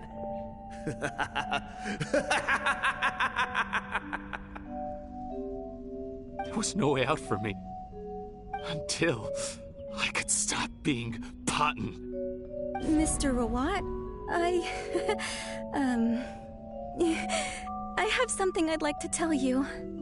I became popular with women. This new potion you developed is fascinating. Genius, in fact. Would you consider working with me? I'd be happy to sign a licensing agreement. My peers looked up to me. Okay, I'm very interested in your research, sir. You must no doubt have offers from countless investors. So far be it for me to ask for a full collaboration, per se. I merely wanted to express my interest. No pressure at all, naturally. And the villains even began to fear me. Becoming Rawat showed me what a superficial world we live in. But I did not hold a grudge. After all, this superficiality could be made to work in my favor. Or so I thought. But alas, the world seemed bent on finding a reason to make me despise it. Mother, I'm back. How are you doing? Who are you? I bought the best medicine Mora could buy, but nothing would cure her illness. In the end, I hoped she'd at least be able to see her son one last time before she passed, but when everyone else rejected me, the only person who cared about me was my mother. Then, when I became a rising star in the Fontaine Research Institute, I was unrecognizable to her. I have to let her see me again. Even if it means donning my own wretched, ugly face. Well, is that enough explaining for you? Now do you understand? Let me inside already! Have you ever considered if you'll even be able to look your mother in the eyes after what you've done? You found a way to completely change your identity. You could easily have escaped from them. But no. You chose to keep working with them. Why would I want to give up on such a lucrative business? The profits were dozens of times that of the synth business, and it was all above board.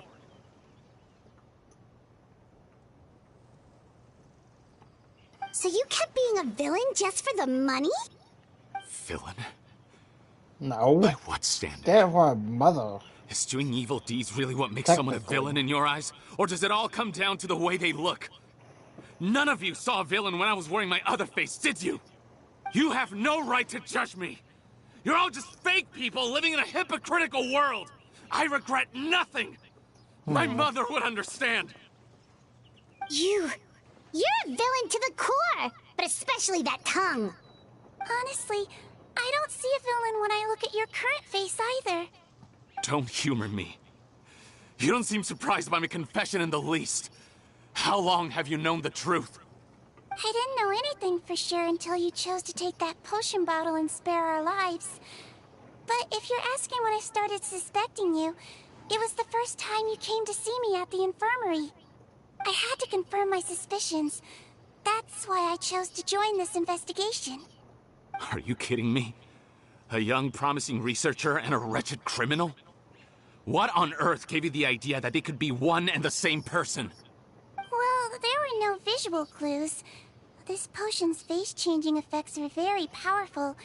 Even as a Melazine, I couldn't see through the disguise. But I believe I understand humanity a little better than most of my kind. Humans have certain fundamental qualities that do not change with their appearance. Fundamental qualities, huh? So you think you're the one who's seen through me, do you? Most people probably don't know this, but I think I can guess what your deal is. Melazine constitutions are very close to that of water, so it stands to reason that the potion should work on them, too. You use it yourself, didn't you? That's why you have a human appearance. Seedream? Yes, you're right.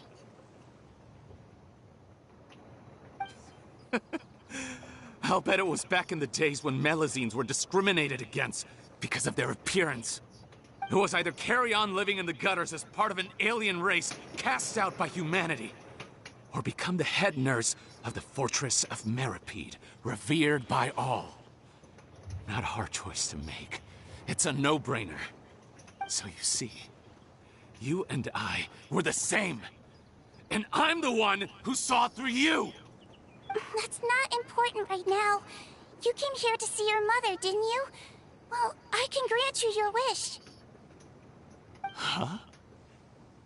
Head nurse, I'm not sure that's a good idea in his current state. Don't worry. Back in the warehouse when I traded the potion for our lives, I was doing it to test him. He was willing to risk sacrificing his only chance of escaping capture by opening the gate in exchange for the potion. Also, he could see his mother again. If nothing else, his concern for his mother is genuine. I see. So before you arrest him, please allow him to see his mother one last time. The Traveler and I will accompany him. You have nothing to worry about. All right. I understand.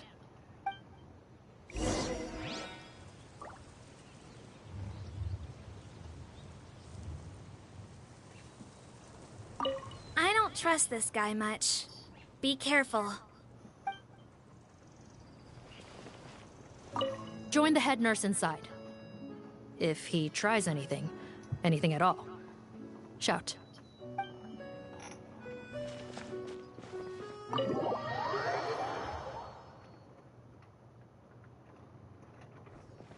Mom?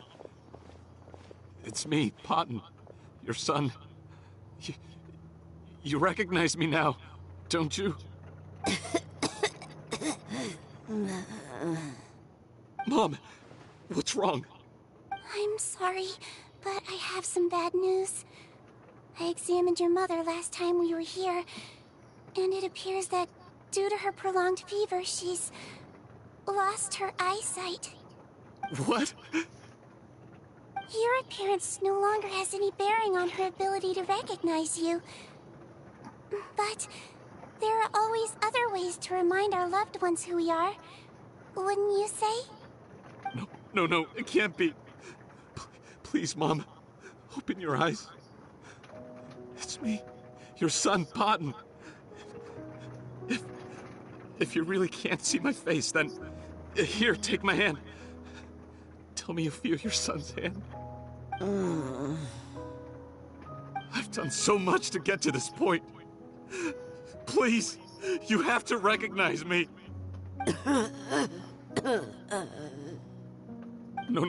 No. The temperature of his palm must have changed.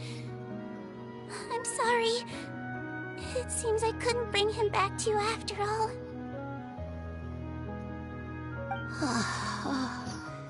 It's you. Thank you.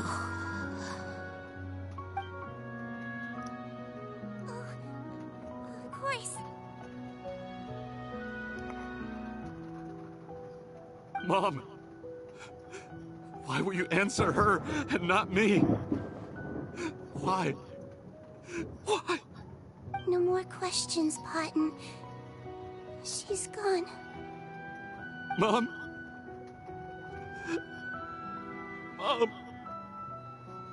I'm sorry to say this, Potton, but you and I are not the same.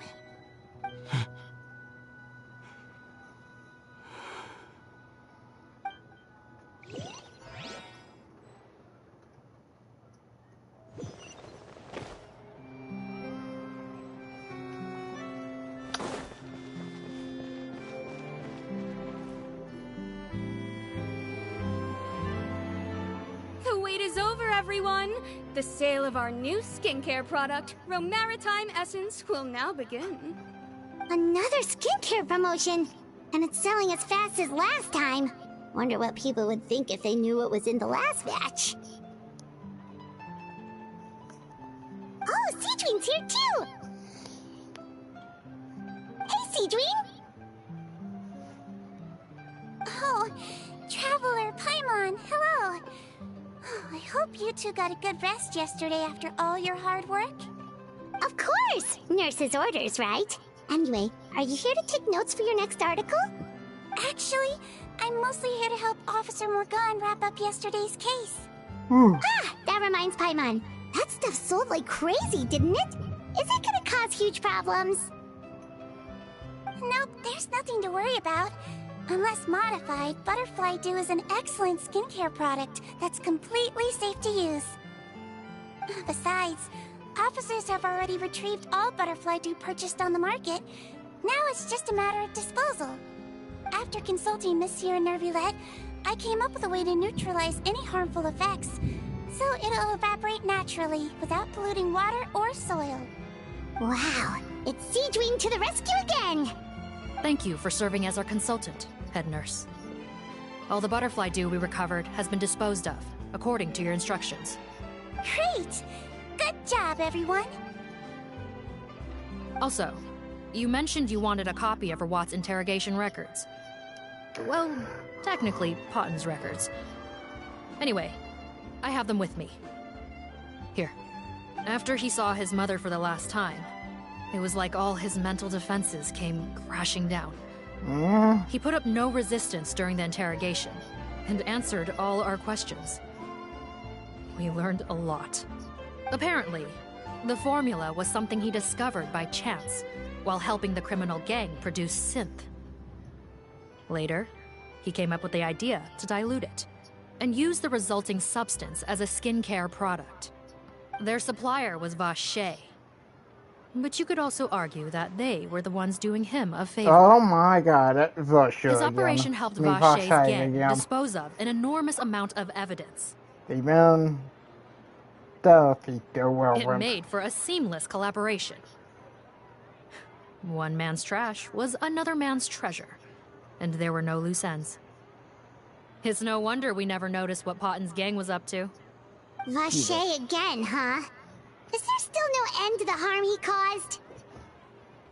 Make no mistake. The crimes of Vache and his accomplices will come to an end. It's only a matter of time. Since the flood cut off their supply of primordial seawater, they've been forced to resort to riskier methods. Like depression using their private reserve to attack people on the street. Depression or whatever. Naturally, those attempts all ended in failure. After receiving numerous reports, we were able to zero in on the gang and eventually round them up. That sounds more like it. Based on what he told us in his confession, we pretty much had him backed into a corner, even though he made a point of distancing himself from the gang while disguised as Rawat. He tried to throw us off his tail by reporting his accomplices, giving him enough time to transform back into Potten and see his mother one last time. But there was one thing he hadn't anticipated. Even though Potten had been missing for a long time, we were very much still on the lookout for him.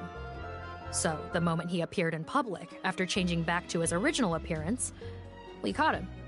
So he tried this once before, huh? Guess he really did want his mother to see him again. But in the end... Looking at the interrogation records, it seems like he spent the first sum of money he earned as Rawat on his mother's treatment.